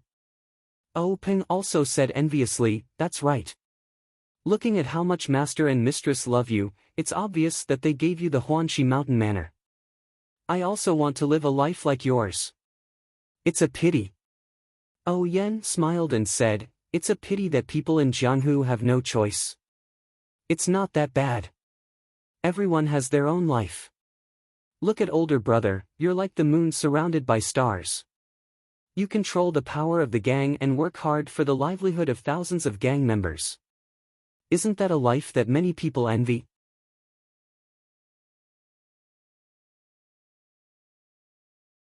Chapter 85. Oh Peng smiled proudly and said, Yen is right. A real man has an indomitable spirit. Naturally, we have to do something vigorous. Farmers are proud of their crops. Businessmen are proud of their wealth. People of Jianghu are proud of their fame in Jianghu. Since Big Brother has become the leader of the Misty sect, I naturally have to be proud of the Misty sect. I have to be proud of the brothers in the sect. I have to be proud of the Misty sect in my own hands. Maybe when Big Brother is old and can't walk anymore, I will go to your Huanxi Manor to enjoy my retirement. Oh Yen nodded happily and said, the Huanxi Manor will always be reserved for brother, sister-in-law, and future nephews and nieces. Hee, and grandnephews and grandnephews. At this point, Oh Peng suddenly asked, Yen, you don't seem to be young anymore. Do you want brother to give you advice on your marriage? Oh Yen blushed and said, brother, you should worry about the affairs of the sect first. If there is a suitable one, I will definitely tell brother. I won't talk to you anymore. I'm going to talk to Sister Qin. Then, she stood up and walked to a row of hall masters to talk to a middle-aged woman. Oh Peng watched his sister run away and couldn't help but laugh in his heart, thinking, it seems that Yen has reached the age. I have to take care of things for her. However, there are many young men in Jianghu who meet the requirements. I have to slowly choose one. Sister Qin, who was talking to Oh Yen, was the hall master of the Misty School's Ming Chui Hall. As the saying goes, men and women of Jianghu are affectionate. If there are men in Jianghu, there must be women. The Misty School was no exception. In addition to most of the male disciples, they also recruited some talented girls to be trained as female disciples. These female disciples, except for a few who followed their masters to cultivate, such as Xue Qing, were all in Ming Chui Hall. Generally, the female heroes who had some fame in Jianghu were mostly talented. This talent was reflected in their appearance. Generally, female heroes had beautiful faces that people would never get tired of looking at. Big Sister Qin, on the other hand, was an anomaly. Her appearance was extremely ordinary, and could even be said to be passable. Moreover, her skin was coarse and dark. At a glance, she was no different from a peasant woman in the countryside. In fact, she could not even compare to a peasant woman. Why? You said that the people of Jianghu all practiced martial arts. Of course, they practiced martial arts to protect their lives. Of course, it was also to strengthen their bodies. Needless to say, if you didn't even have a slim body, you would be embarrassed to say that you were in Jianghu. However, Big Sister Qin was not like that. She had a waist like a water bucket. Coupled with that face, she was naturally inferior to a peasant woman. The most infuriating thing was that Big Sister Qin's specialty was the snake fist. However, no one knew whether she practiced it for the sake of practicing martial arts or for other purposes. However, most people did not have the fortune to see it. Those who were able to see Big Sister Qin's snake fist were either beaten to death by her on the spot or fainted from anger. When they returned home, they vomited and died. However, Big Sister Qin also had a good point, and that was that she had a good voice. When she spoke, it was as clear and melodious as an oriole. No one would get tired of hearing it 100 times. When she sang, it caused a sensation in Jianghu. No one knew how many Jianghu elites followed her voice. After listening to her singing, they used their peerless qing gong to escape. When I close my eyes, I want to commit a crime. When I close my eyes, I want to retreat. When I open my eyes, I want to defend myself. This was written by a famous scholar in Jianghu for Big Sister Qin. However, Big Sister Qin also contributed to Jianghu. For a long time, the number of rapists in Jianghu had greatly decreased. Many rapists had washed their hands and no longer dared to believe their own ears. Moreover, the first choice of martial arts for the generation of Jianghu elites was Qinggong. Big Sister Qin's contribution to the promotion of Qinggong in Jianghu could not go unnoticed. As a result, there were a few sects in Jianghu that specialized in Qinggong that wanted to find Big Sister Qin and give her a banner. However, before these sects could make a move, an accident happened. Big Sister Qin's destined son appeared. That day, just as Big Sister Qin was singing in the bath, our big brother Qin followed the sound and came over. He was intoxicated by the sounds of nature. When the singing stopped, he realized the awkwardness of the situation. If Big Brother Qin listened, then he listened. If he saw, then he saw. If he saw, then he should quickly run away. However, Big Brother Qin had despised Qinggong ever since he was young. He thought that it was an inferior martial art. Usually, he would not show any disadvantage in Qinggong. However, at this critical moment, he could see the difference. The other people who had been hiding and eavesdropping also walked away. In the blink of an eye, they had disappeared. Poor Big Brother Qin was easily caught up by Big Sister Qin after she put on her clothes. From then on, he fell into Big Sister Qin's evil clutches and was forced to get married. For a long time after he got married, Big Brother Qin would pull people's hands whenever he saw them and say, "I'm really stupid, really." Then, he lifted his waist that he almost could not straighten up and said, "I only know that practicing Qinggong is for escaping. It's not what a real man should do. I also know that rapists have good Qinggong because they have ulterior motives. That's why I disdain to practice Qinggong. However, I did not know that Qinggong is also used to save lives. If you can't practice Qinggong well, how can you survive in Jianghu? I really regret it. If God gives me another chance, I will definitely tell Master that I was wrong. If God can add a few more words to this mistake, I will definitely say that I will never dare to eavesdrop on other people's singing again." He then picked up the deer blood and tiger bones soup that he always carried with him and drank it all in one gulp. Then, he cried bitterly. After Big Sister Qin got married, she no longer stepped into Jianghu. She and Big Brother Qin were inseparable. This caused those sects who wanted to give her a banner to fail. It was also an accident that Big Sister Qin joined the Misty School. Big Sister Qin and her husband met an enemy in the wilderness. Both of them were seriously injured. At the moment of life and death, they were saved by the 6 Misty Tigers who were passing by. They were brought to the Misty Mountain Villa for rescue. Unfortunately, Big Brother Qin's injuries were too serious. He passed away after a few days in the Misty Mountain Villa. Big Sister Qin was lucky enough to escape death. So, she joined the Misty School and took charge of the Mingsue Hall. The Mingsue Hall was named after the words, 2 orioles singing in the green willows, a group of egrets flying in the blue sky. When Big Sister Qin went to the Misty School, there were naturally many followers of her singing in the sect. These people also sympathized with Big Brother Qin's experience. There were also many people who had been held by Big Brother Qin. However, Big Brother Qin and Big Sister Qin's final battle of life and death shocked them. Even now, it was still remembered by many people. They only remembered that day when Big Brother Qin was dying. Big Sister Qin held his hand and said, "Big Brother, that day you were forced to marry me. I know that I have wronged you. You have suffered by being with me. I have let you down." Big Brother Qin shook his head weakly. He used the last of his strength to hold Big Sister Qin's hand and said, "No, you are wrong. Meeting you is my greatest happiness." The ancients said that after the lights go out, all women are the same. Actually, they are all wrong. After the lights go out, you are the best in the world. With a wife like this, what more can a husband ask for? Can you sing one last song for me? Big Sister Qin dragged her extremely weak body and opened her cracked and bloody lips to sing, "A plum blossom stands proudly in the snow." Under Big Sister Qin's lingering singing, Big Brother Qin closed his eyes. Big Sister Qin's face was covered in tears.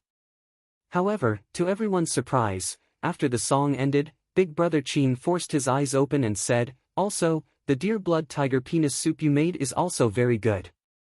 Big Sister Qin understood and forced a smile and said, "Nice to meet you." "Nice to meet you too." Then, Big Brother Qin let go of her hand and went straight to the west. Big Sister Qin also fainted in pain. She only woke up one day and one night later. Then, she dragged her injured body and held Big Brother Qin's funeral. She also cut off her will to never marry again and never sing again. When this matter spread to the martial arts world, everyone sighed and said, "Endless love, a plum blossom is the best." Because of this, Big Sister Qin won the respect of everyone in the Misty School. Oh Yen was naturally no exception. She liked this female hall master Mingsue very much and would chat with her whenever she had nothing to do. Moreover, Big Sister Qin's voice was so pleasant to the ears. However, Oh Yen didn't talk much with Big Sister Qin today before she saw Zhang Qingyue walk to Oh Peng and whisper a few words.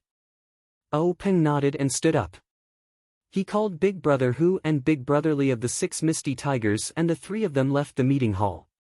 After the three of them came out, they walked along the corridor to the back of the meeting hall. They passed through a row of spacious rooms and entered a door. The door was also a spacious courtyard. Opposite the courtyard was a lobby. There was a plaque in front of the lobby that said Law Enforcement Hall. It was the Misty School's Law Enforcement Hall. At this time, a powerful and solemn-looking old man was standing in front of the lobby. It was the Law Enforcement Hall Master Lu Yuzhou. Lu Yuzhou saw Oh Peng and the others coming and went forward to salute. "Greetings, gang leader." Oh Peng quickly returned the salute and said, "Old Hall Master Lu, there's no need to be so polite. Has Shui Yupeng been escorted to the hall?" Hall Master Lu cautiously said, "Yes, gang leader." This time the escort was very careful, so it was a bit slow. Some of Shui Yupeng's family also accompanied her. They followed gang leader's instructions and took good care of her. There were no casualties.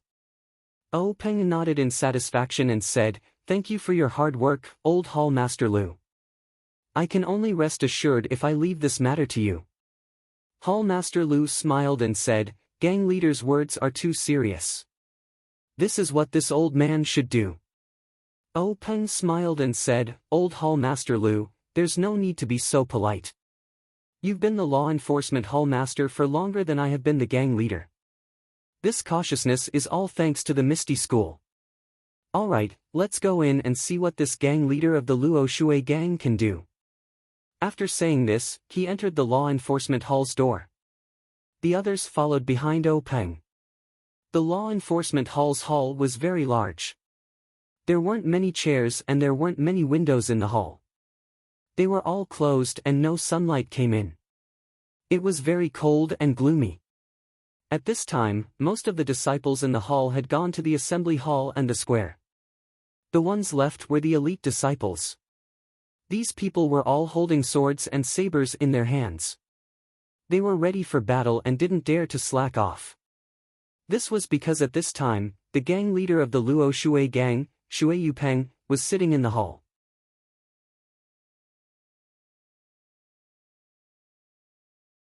Chapter 86. In the Law Enforcement Hall, a white-robed man stood beside a pillar with his hands behind his back. He was staring at the decorative patterns on the pillar. His white robes were slightly wrinkled and stained with blood. However, these, along with his sharp eyebrows and straight nose, only made him look imposing and not dispirited at all. Oh Peng walked into the disciplinary hall and looked up to see this man dressed in white. That person also heard the sound and turned around. Their gazes met in an instant. Oh Peng stopped in his tracks and the man in white froze. The two looked at each other for a moment, their eyes narrowing at the same time. Only then did they withdraw their gazes. The man in white went back to looking at the boring decorative patterns. Oh Peng once again stepped into the disciplinary hall and walked towards the chair placed in the center of the hall. Oh Peng sat on the chair and silently looked at the tall man in white in front of him.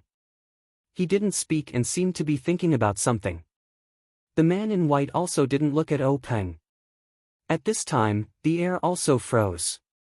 The 6 misty tigers also walked into the disciplinary hall. Only Hu Yinyi sat below Peng.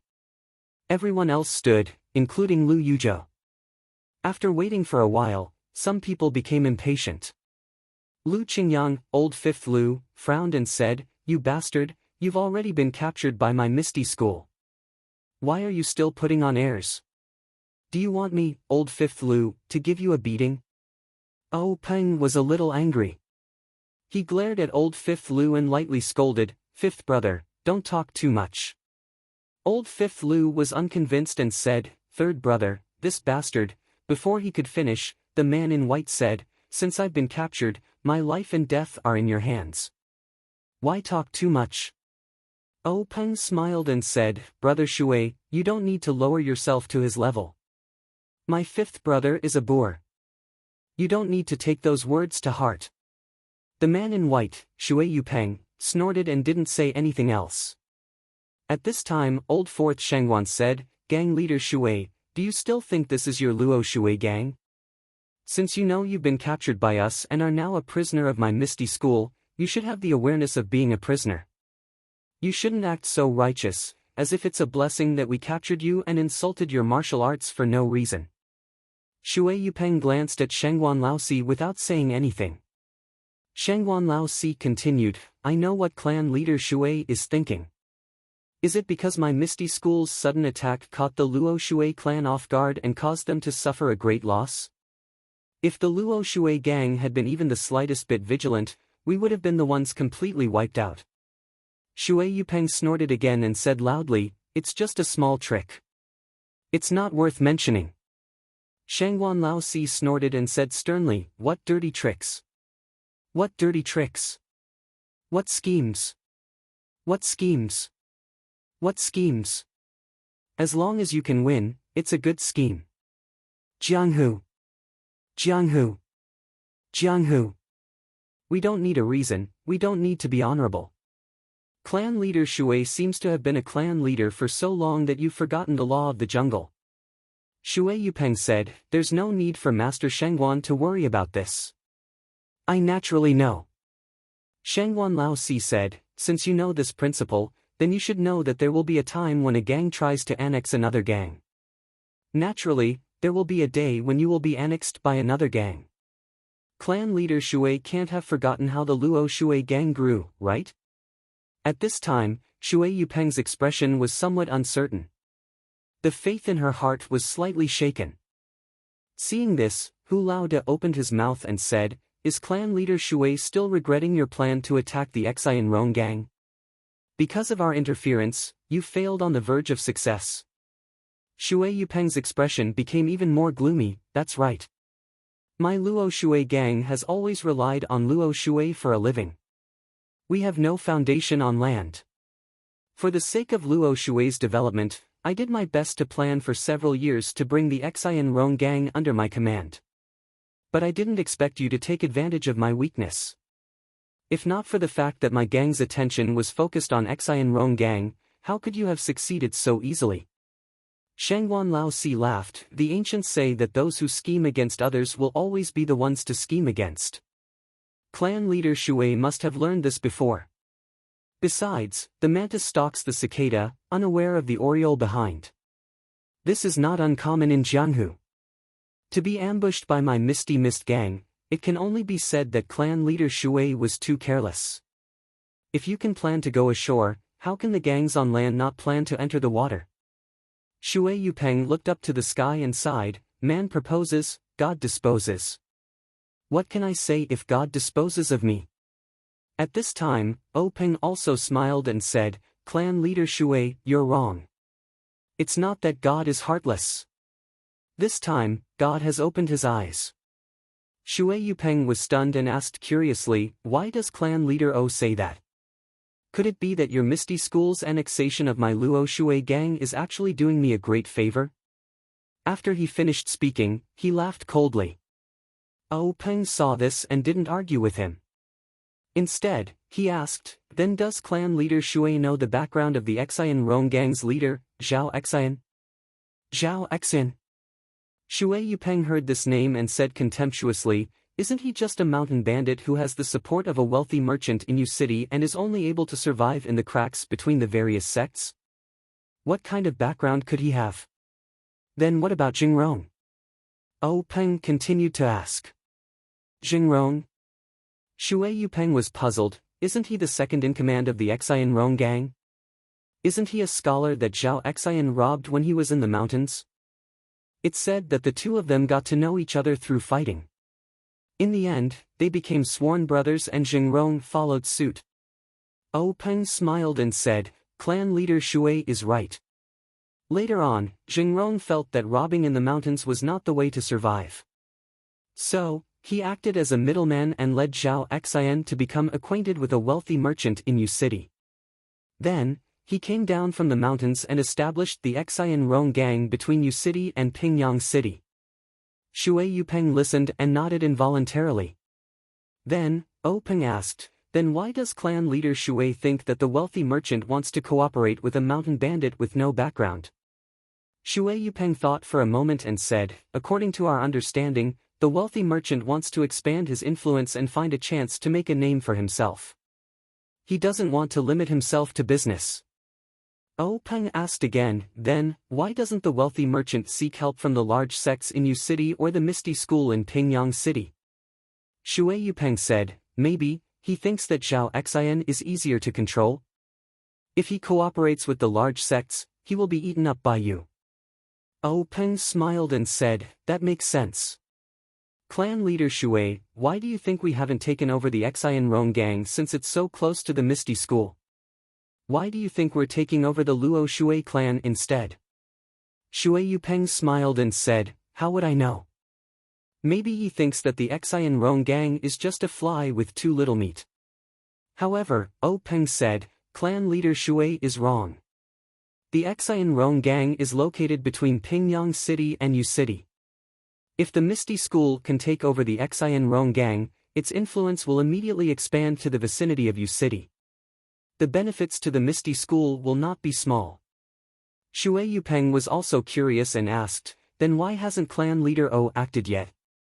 Oh Peng smiled mysteriously and said, that's because of Jingrong. Jingrong? Shui Yupeng was stunned. Oh Peng continued, Jingrong is an abandoned disciple of the Dalan Temple's law enforcement elder, Chang Gung. Hearing this, Shui Yupeng sucked in a breath of cold air. He was also a guild leader, so he didn't lack strategic insight. What he lacked was information, and this lack of information directly led to his and Oh Peng's different judgments of the Xian Rong faction. No one was a fool. Shui Yupeng immediately understood what Oh Peng meant. He was about to touch the tiger's butt. The word abandoned made many connections. First of all, as the saying goes, you have to look at the owner before beating the dog. Although Jingrong was an abandoned disciple, he was still a member of the Dalan Temple. Although he was abandoned, it did not mean that the Dalan Temple would not care. If you taught him a lesson, wouldn't you be disrespecting the Dalan Temple? Moreover, even if the Dalan Temple did not care, they could not stop the law enforcement elder from expressing his warmth from a personal perspective. How could the Luo Shui gang provoke the Dalan Temple's law enforcement elder? Not to mention the connections in Jianghu, just Chang Gung's disciple alone was enough to destroy the Luo Shui gang. Secondly, if there was an abandoned, there would definitely be a return. Who knew when the Dalan Temple's abbot would impulsively accept this abandoned disciple back into the sect? No one could ignore this possibility. Moreover, this abandoned disciple of the Dalan Temple had not been announced to Jianghu. Even Oh Peng only knew about this through extremely secretive channels. If one day the Dalan Temple announced that this abandoned disciple was just a slip of the pen and ink and could not be counted, then wouldn't anyone who acted against the Xian Rong gang become an enemy of the Dalan Temple? Alas, the Dalan Temple used the word abandoned very cleverly.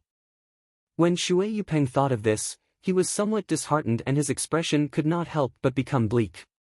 However, he still sneered and said, even if my Luo Shui gang could not take down the Xian Rong gang and was eaten up by them, or fell into the hands of the Dalan Temple, it would only be the end of the gang. What's the difference between this and today's situation? Grand Faction Leader Oh, this is just the pot calling the kettle black. Since you are the victor, you naturally have the right to laugh. Oh Peng smiled and did not refute him. Instead, he looked at Li Jian. Li Jian nodded and walked out. He came to Shui Yupeng and without saying anything, he pulled out the sword at his waist and waved it. Shui Yupeng thought that his time was up and closed his eyes like a hero, ready to sacrifice himself. However, after waiting for a long time, he did not feel any pain. Then, he opened his eyes and looked at Oh Peng. Oh Peng looked at him with a smile. Just like before, he did not say a word. Shui Yupeng looked at Li Jian in confusion. However, he was immediately stunned by the scene in front of him. This is the sword ray. Shui Yupeng's face was ashen as he looked at the sword ray in Li Jian's hand. He cried out in surprise, is there really such swordsmanship in this world? After a while, Shui Yupeng let out a long breath and said, Master Li's martial arts have advanced to such a level. I have nothing to say about my defeat. Then, he said to Oh Peng, I originally thought that I was unlucky to be ambushed by Grand Faction Leader Oh and fell into your trap. I felt indignant. When Grand Faction Leader Oh exchanged blows with me, I was absent-minded and thought that Grand Faction Leader Oh was only a so-so. Now that I think about it, Grand Faction Leader Oh seems to have hidden his true strength. Please add it to your collection, thank you.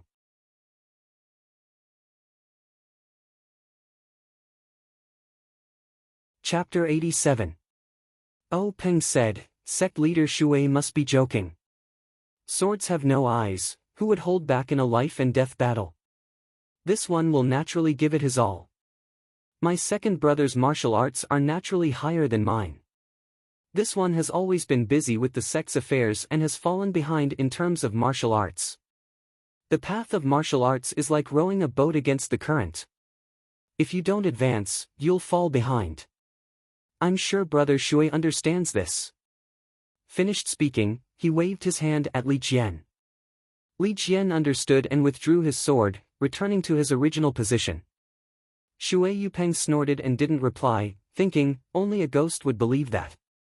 However, at this time, Shui Yupeng's face was no longer as arrogant as before. Thinking about it, although the Misty School took advantage of the Luo Shui gang by catching them off guard and wiping them out in one fell swoop, they did have the strength to do so. Just by looking at Li Jian's martial arts, the Luo Shui gang was invincible. If they were to fight face to face, the Luo Shui gang wouldn't be able to escape the fate of being wiped out.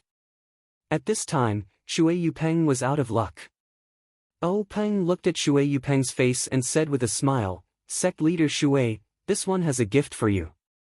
I hope you'll accept it. Finished speaking, he nodded at Shangguan Fenglu, who immediately hurried out of the Hall of Justice. Shui Yupeng looked at Oh Peng strangely, a trace of uneasiness in his heart.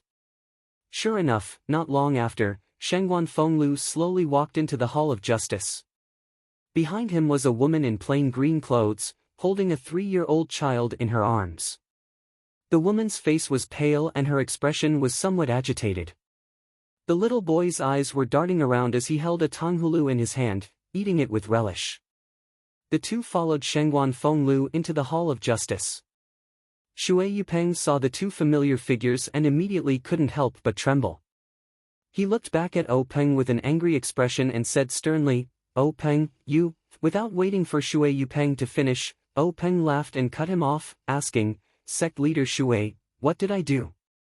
Shui Yupeng lowered his voice, saying, Jianghu people have their own rules. My martial arts are not as good as yours.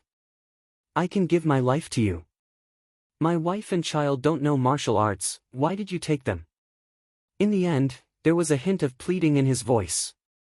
Oh Peng was still all smiles as he waved his hand and said, Brother Shui, you're exaggerating.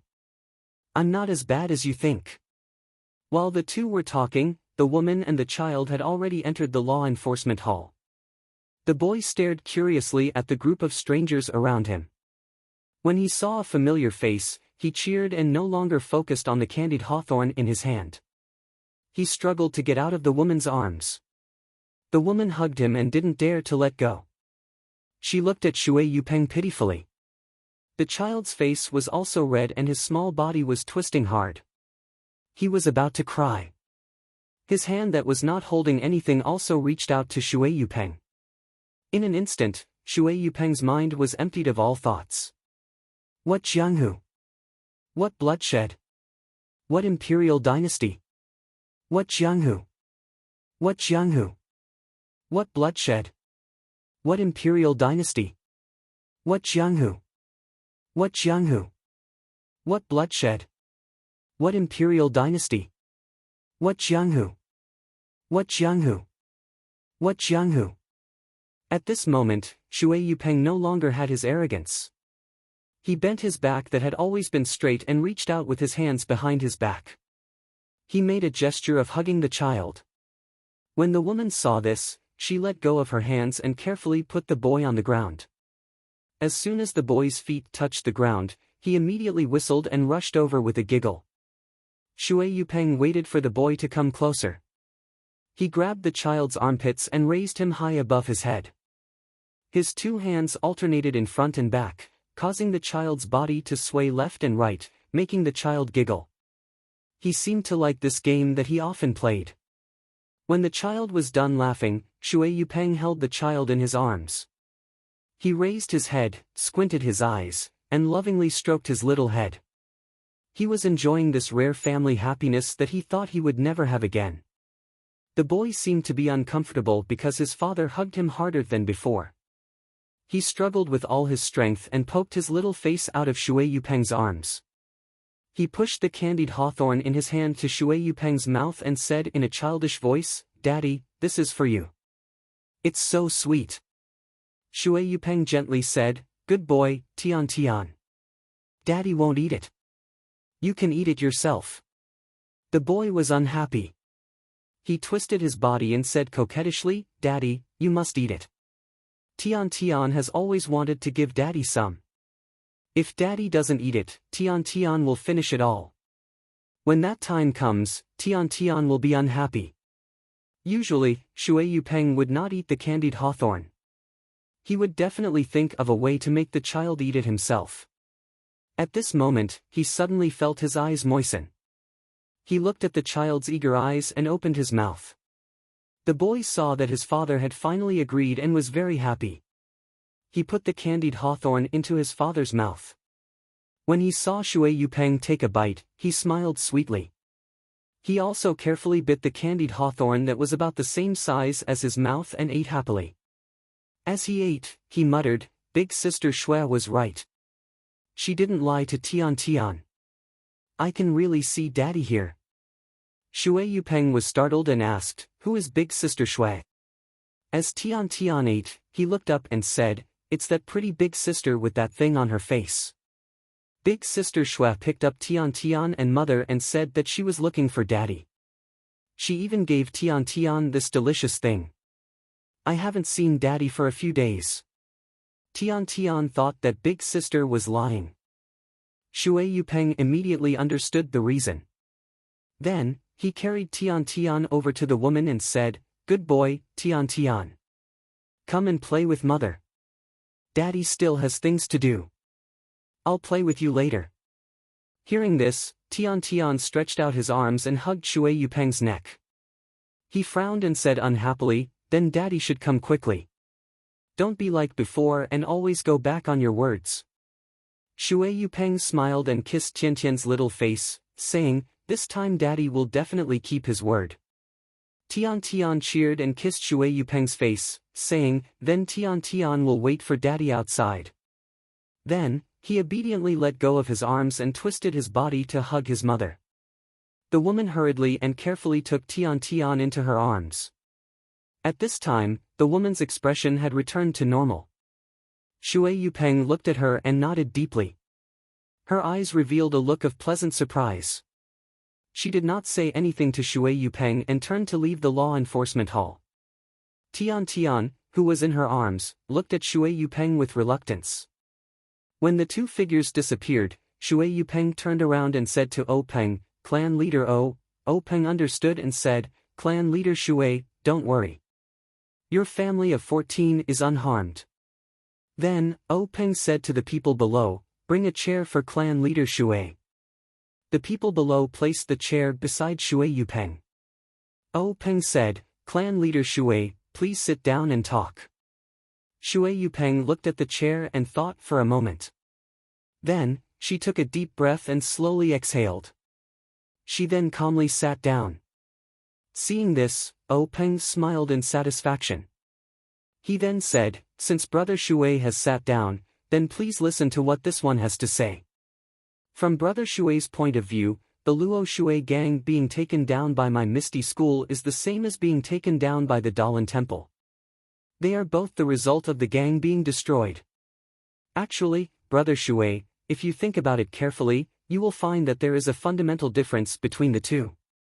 If the Luo Shui gang is taken down by the Dalan Temple or the Xian Rong sect, then it must be because Brother Shui's attack on the Xian Rong sect has failed, or the Dalan Temple has come to take revenge on Brother Shui for destroying the Xian Rong sect. However, looking at the strength of the Xian Rong sect and the Luo Shui gang, it should be the latter. At that time, the Dalan Temple will take revenge and will not hold back. Not to mention Brother Shui's family, the brothers in the gang will also suffer heavy casualties. Moreover, the Dalan Temple has the power to control the waterways and will not leave the Luo Shui gang behind. Brother Shui's Luo Shui gang will definitely be destroyed. There is no other choice. Shui Yupeng smiled bitterly and said, "I have overestimated myself. If it was really an egg striking a rock, this would probably be the result." Peng continued, "But now the situation has changed. Brother Shui has not even begun to attack the Xian Rong sect before it was taken down by my Misty School. Brother Shui's Luo Shui gang has yet to form a grudge with the Dalan Temple." Shui Yupeng sneered, "Then wasn't the Luo Shui gang taken down by you guys? Didn't it also end up being destroyed? It's just that the casualties in the gang were not heavy.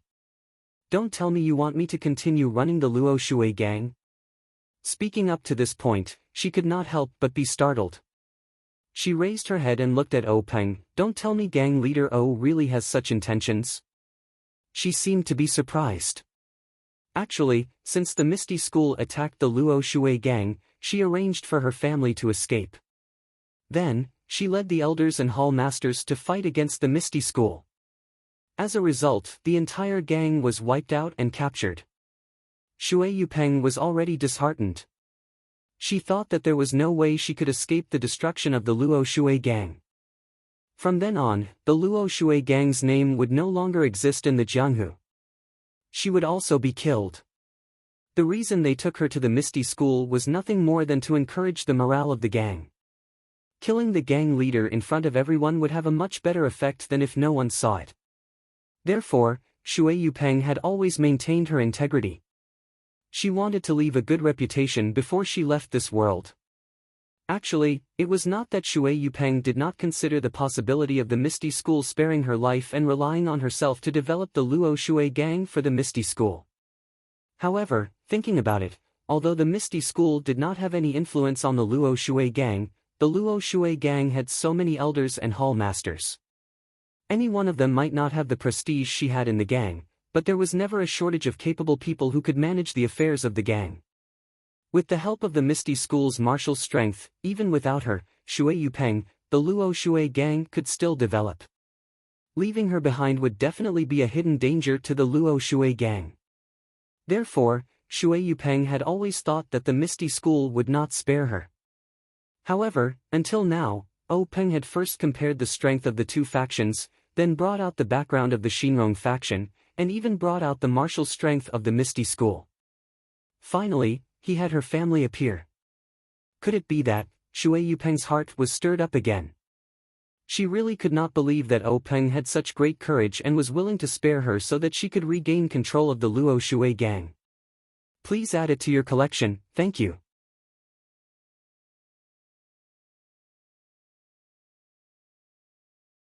Chapter 88.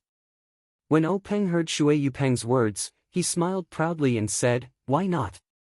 With such a big step in front of him, how could Shui Yupeng not take it? He immediately knelt down and said, Shui Yupeng greets Chief O. O Peng waited for him to kneel down before he stood up and helped Shui Yupeng up. He said loudly, Brother Shui is too polite. Since you've entered the Misty School, you're my brother. Please rise. When the rest of the people saw this, they all laughed and went up to congratulate him. Thus, Shui Yupeng once again greeted everyone one by one. After everyone returned the greeting, O Peng asked the gang members to bring a few chairs over for everyone to sit down. O Peng smiled and said to Shui Yupeng, Brother Shui, are you curious as to why I let you take over Luo Shui and not let someone else replace you? Shui Yupeng cupped his hands and said, Since Chief has made such an arrangement, there must be a reason for it. This subordinate will definitely listen to Chief's arrangements. However, this subordinate is indeed curious. From the elders to the hall masters, there are many people who can replace this subordinate. For Chief to use this subordinate is out of this subordinate's expectations. This subordinate is all ears, please help me clear up my doubts. When O Peng heard Shui Yupeng call him subordinate, he smiled and said, Brother Shui, you don't have to call me subordinate. My Misty School doesn't have that many rules and I don't see Brother Shui as a subordinate. If you're willing, Brother Shui can call me brother. Shui Yupeng readily accepted and said with a smile, Since Chief has said so, how can this brother not obey? O Peng continued, Although the battle between the Luo Shui gang and Misty School was intense, the disciples of Misty School were all elites and knew how to hold back. Although the Luo Shui gang was taken down, they didn't suffer heavy casualties. It could even be said that they didn't hurt their bones, but their morale was broken. What the Misty School needs to do now is to regain the morale of Luo Shui so that they can deal with the prying eyes of the other gangs. If it was someone else, not only would they have to reshuffle the cards, they would also have to face the doubts of the other gangs. Although Misty School can support them with force, there will still be internal friction and hidden dangers. This is something the Misty School cannot accept. Moreover, as Brother Shui knows, the Misty School doesn't have any brothers who are proficient in water matters. The Luo Shui gang will still have to be managed by the people of Luo Shui gang. The most suitable candidate for this position. Otherwise, I wouldn't have spent so much effort to invite Brother Shui to join my Misty School. Shui Yupeng still didn't believe him and said, Don't tell me Chief can rest assured that brother will go to Luo Shui? Ha, O Peng laughed and said, Brother Shui, don't use people you don't trust. I can't help but feel at ease letting Brother Shui go to Luo Shui. However, I must let Brother Shui have some concerns. Brother Shui doesn't need to bring your family to Luo Shui. You can settle down in my Misty Mountain Villa. Luo Shui isn't that far and Brother Shui can return to the sect often. Moreover, I see that nephew Tian Tian has a unique physique and is a martial arts talent. After this year, I'll let Cheng Yu or Ah Hai take him in and let him practice my Misty Mountain Villa's techniques. In the future, he will definitely be a pillar of the martial arts world who possesses the strengths of two sections. Shui Yupeng's expression changed slightly and quickly returned to normal. He cupped his fists and said, Thank you Chief for the arrangement.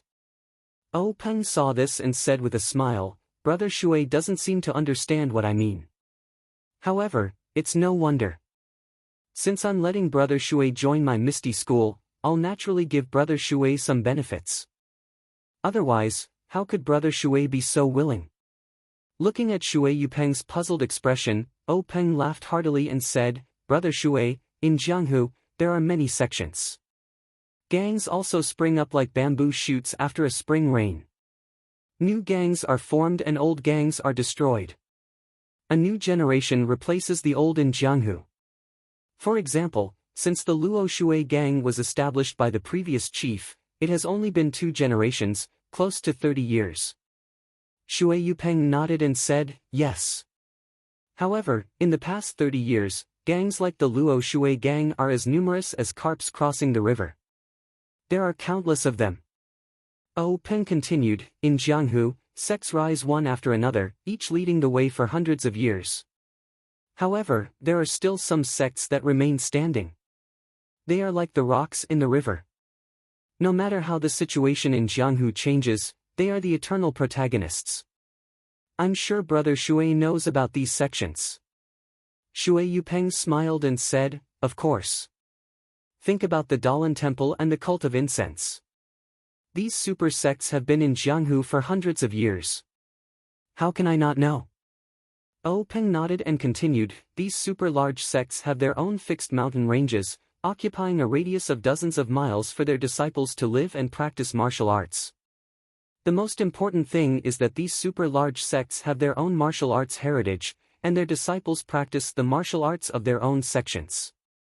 These martial arts are mostly of the highest quality in Jianghu, so they can practice twice as fast with half the effort compared to ordinary martial arts.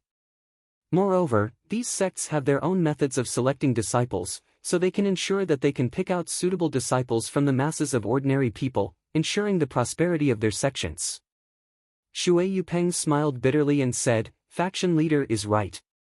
For example, I've only heard of the Dalan Temple's Buddha's Palm and Grasping Flower Heart Sutra. I've never seen them before. The Luohan Fist and Erlang Fist that are popular in Jianghu are probably low-level martial arts that the Dalan Temple disdains to practice.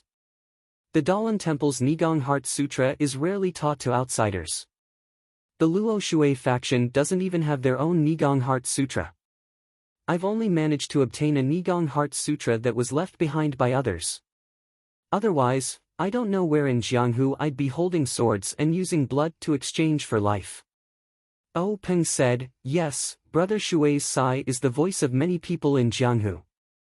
It's easy to enter Jianghu, but difficult to practice martial arts.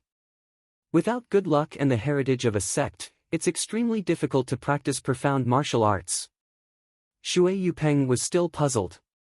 These were secrets that were not easily known to the lower levels of Jianghu, but to the faction leaders and leaders of various sects, it was extremely common knowledge.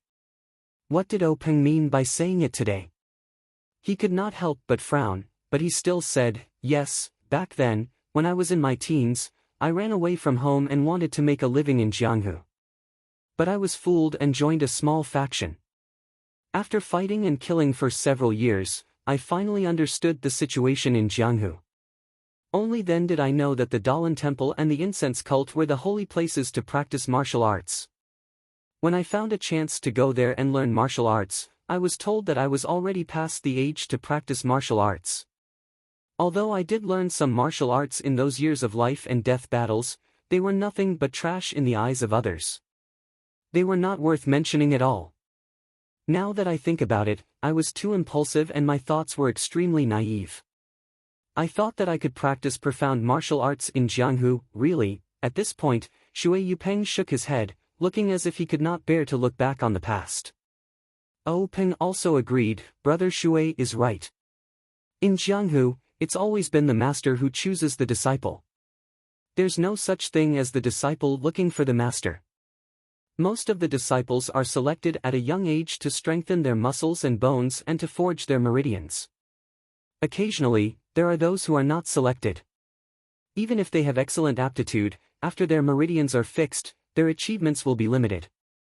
Not to mention the Dalan Temple and the incense cult, even my Misty School will not accept most of them. Moreover, even if they have entered the sect, their aptitude still depends on their aptitude. Some practice external martial arts, some practice internal martial arts. Different martial arts have different effects on different people. If the sect you enter doesn't have a suitable martial arts for you, your 10 years of practice will only be regarded as 1 year of practice for others. How can you stand out? Therefore, the martial arts inheritance of a sect and the foundation of the sect's cultivation methods are extremely important. Shui Yupeng's heart was filled with sorrow. Faction leader, you're right. Now I'm envious of those disciples who enter the Dalan Temple and the incense cult. They're really lucky to be able to practice profound and authentic martial arts. At this moment, Boss who was listening to their conversation, opened his mouth and said with a smile, Faction leader Shui, you don't have to be envious. Now there's a good opportunity in front of you. Shui Yupeng was stunned and asked Boss Hu, Brother Hu, what do you mean? Peng said with a smile, Brother Shui, don't be anxious. When we talked about martial arts heritage, Brother Shui naturally thought of the famous sects that have been standing for hundreds of years. In fact, there are some sects that have martial arts heritage. Although they aren't super sects, they have survived the changes in Jianghu. Those that have been passed down for hundreds of years were just unlucky and couldn't become super sections. To be able to practice in such a sect is not much worse than the Dalan Temple. When Shui Yupeng heard this, his face froze and immediately became ecstatic. He stood up from his chair and said, "Faction leader, could it be that this misty school has been passed down for hundreds of years?" After he finished speaking, he looked at O Peng's face in disbelief. O Peng smiled and nodded proudly. Shui Yupeng let out a long sigh and said, "Compared to the misty school, Luo Shui faction is just a newborn baby. To be able to enter the misty school which has been passed down for hundreds of years is my fortune. Luo Shui's fortune. It's a pity that my meridians have already formed and I can't change to the misty school's methods." "What a pity." O Peng comforted him, "Brother Shui, there's no need to sigh. Didn't I just assume the responsibility of letting nephew Tian Tian enter the misty school? Isn't it a happy thing to let your children and grandchildren realize your ambitions?" Shui Yupeng was grateful and bowed again, "Thank you faction leader for the arrangement." This time, he was sincerely bowing down. O Peng quickly stood up and helped Shui Yupeng up, "Since we're brothers, there's no need to be so polite." After that, O Peng patted Shui Yupeng's shoulder. An extremely profound internal force swarmed into Shui Yupeng's shoulder from the acupoint on her shoulder. In an instant, it flowed through Shui Yupeng's meridians and unlocked all the acupoints that had been sealed earlier. It was only now that O Peng was truly at ease with Shui Yupeng. Shui Yupeng felt the depth of O Peng's internal energy and couldn't help but be shocked. In Jianghu, there were specific methods for unsealing meridians. If the method of unsealing the meridians was wrong, it would cause great harm to the human body. O Peng actually didn't use any specific methods. Of course, he knew how to seal the meridians, but more importantly, he had confidence in his own internal energy.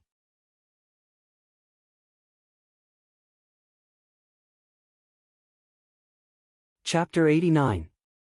When O Peng used his profound internal energy to unseal all of Shui Yupeng's acupoints, Shui Yupeng realized that he was just a frog at the bottom of a well.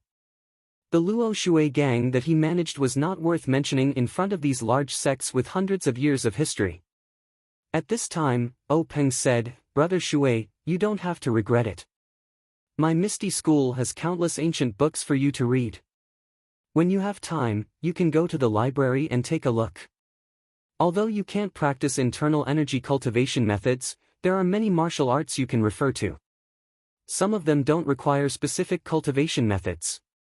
When Brother Shui sees them, you can choose one or two to practice. Even if you can't practice them, you can refer to them to verify your own shortcomings." Shui Yupeng bowed and thanked him, "Thank you for your help." O Peng patted Shui Yupeng's shoulder and said with a smile, "We're already brothers. Brother Shui is too polite. Hurry up and take a bath. There are other brothers waiting for us in the assembly hall. They're all waiting for Brother Shui to join us." At this time, Lu Qingyang, Lu Laowu, who was sitting below, had been impatient for a long time. If it weren't for O Peng's repeated warnings, he wouldn't have been able to sit still. When he heard this, he immediately jumped up and shouted, "Motherfucker, gang leader Shui, hurry up and take a bath. Now, my mouth is so thin that a bird is coming out." Shui Yupeng smiled apologetically and said, "I'll go right away." "Brothers, you can go first." Then, Shui Yupeng followed old Fourth Shengguan to take a bath and change clothes. The others chatted and laughed as they returned to the assembly hall. The assembly hall was still filled with laughter, but everyone felt strange. Gang leader O had been out for a long time, so why hadn't he come back yet? When would the celebration begin? O Yen and big sister Qin were also whispering to each other. From time to time, they would look at the entrance of the assembly hall. When O Peng and the others came back, O Yen was relieved. Looking at her brother's obviously more high-spirited expression, O Yen knew that her brother must have done something big. But, what was it? O Peng walked into the assembly hall and came to his seat. He didn't sit down, but turned around and said to everyone, "Brothers and sisters, I'm sure you've been waiting for a long time. I announce that the celebration feast will begin now. Let's all get drunk later." When everyone saw that the celebration banquet was held in the meeting room, they couldn't help but be pleasantly surprised. It seemed like the gang leader was really happy. They couldn't help but shout, "All right, thank you, gang leader. We'll definitely get drunk in a while." Soon after, the gang members and servants brought up a sumptuous amount of wine and water. The celebration banquet began in a lively manner. Not long after, the dishes were placed on the table. At this time, everyone was quiet, waiting for their leader to propose the first toast. However, when they saw that Peng was sitting there steadily and didn't immediately get up, everyone was very surprised. Some people even began to whisper. Suddenly, two people came in from outside the door of the meeting room. The one in front was very familiar to everyone. It was Shengguan Fenglu of the 6 Ethereal Tigers. Following closely behind was a man in white. His face was tense and he looked a bit tired, but his eyes were filled with joy. He raised his head slightly, showing a completely different temperament. Although he didn't look the same as Peng, the two looked surprisingly similar. Everyone couldn't help but compare this person with Peng in their hearts. They felt that Peng and this person were very similar, and it was difficult to tell who was better. But who was this person? When the man in white followed Shengguan Fenglu to stand in front of Peng personally stood up and offered the seat next to him. Everyone's doubts grew. Who was this person? He actually had such an identity. Just as everyone was whispering, Peng stood up and raised his wine cup, saying, "Brothers and sisters of the gang, the first toast of today's celebration banquet is a toast to everyone present. With everyone's hard work, the Misty School has become more prosperous with each passing day. With today's atmosphere, I hope that everyone will continue to work together in the future and make our family even better. Every day, there will be flourishing progress. Misty School is my home. Our development depends on everyone. Come, let me toast everyone." After he finished speaking, he was the first to drink the wine in his hand. When everyone heard this, they were all happy and said in unison, "Thank you, Misty School is my home. Our development depends on everyone. Cheers." After everyone finished drinking the wine in their cups, they sat down. Peng raised his second cup, saying, "Before I propose the second toast, let me introduce everyone to a person. Perhaps no one has seen this person before, but I guarantee that once I say this, everyone will know." As he said this, he affectionately pulled up the man in white sitting next to him, saying, "This is the Luo Shui Gang's Shui Yupeng, the gang leader." The originally noisy meeting room instantly became silent.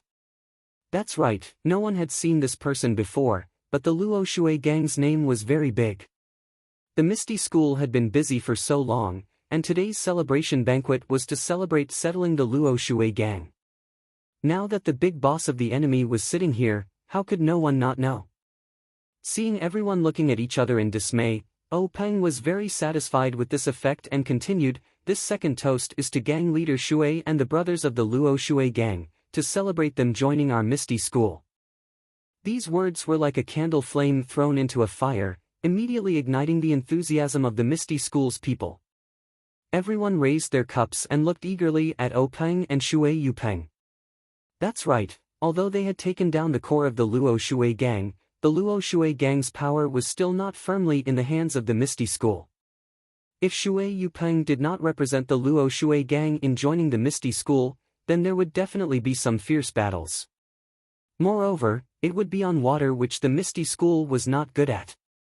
Needless to say, there would definitely be casualties. Now that the Luo Shui Gang had joined the Misty School, naturally the two factions would become one. In the future, these fierce battles would not need to be fought, and there would be no bloodshed. This was naturally everyone's wish, so everyone was very happy and excitedly drank the second toast. Waiting for everyone to quiet down a bit, Peng raised the third toast and said to everyone with a smile, "This third toast needs everyone to toast our Misty School's vice gang leader." Hearing this, the hall was silent again. Vice gang leader? Strange, we've never heard of this before. Everyone's gaze turned towards the 6 misty tigers, but the 4 of them sat with their eyes down and nose down, not saying anything. Only Lu Qingyang and old 5th Lu sat together with Stone Cow, the 2 of them drinking without paying attention to anyone else. Peng felt that the atmosphere in the hall was in his control, and he liked this feeling very much. Looking at everyone's expectant gazes, he smiled and explained, although the Luo Shui gang has joined our Misty School, our Misty School does not have anyone who is proficient in water matters. Therefore, if our Misty School wants to develop and expand in the future, we will have to change our bad habit of only developing on land and walking on one leg.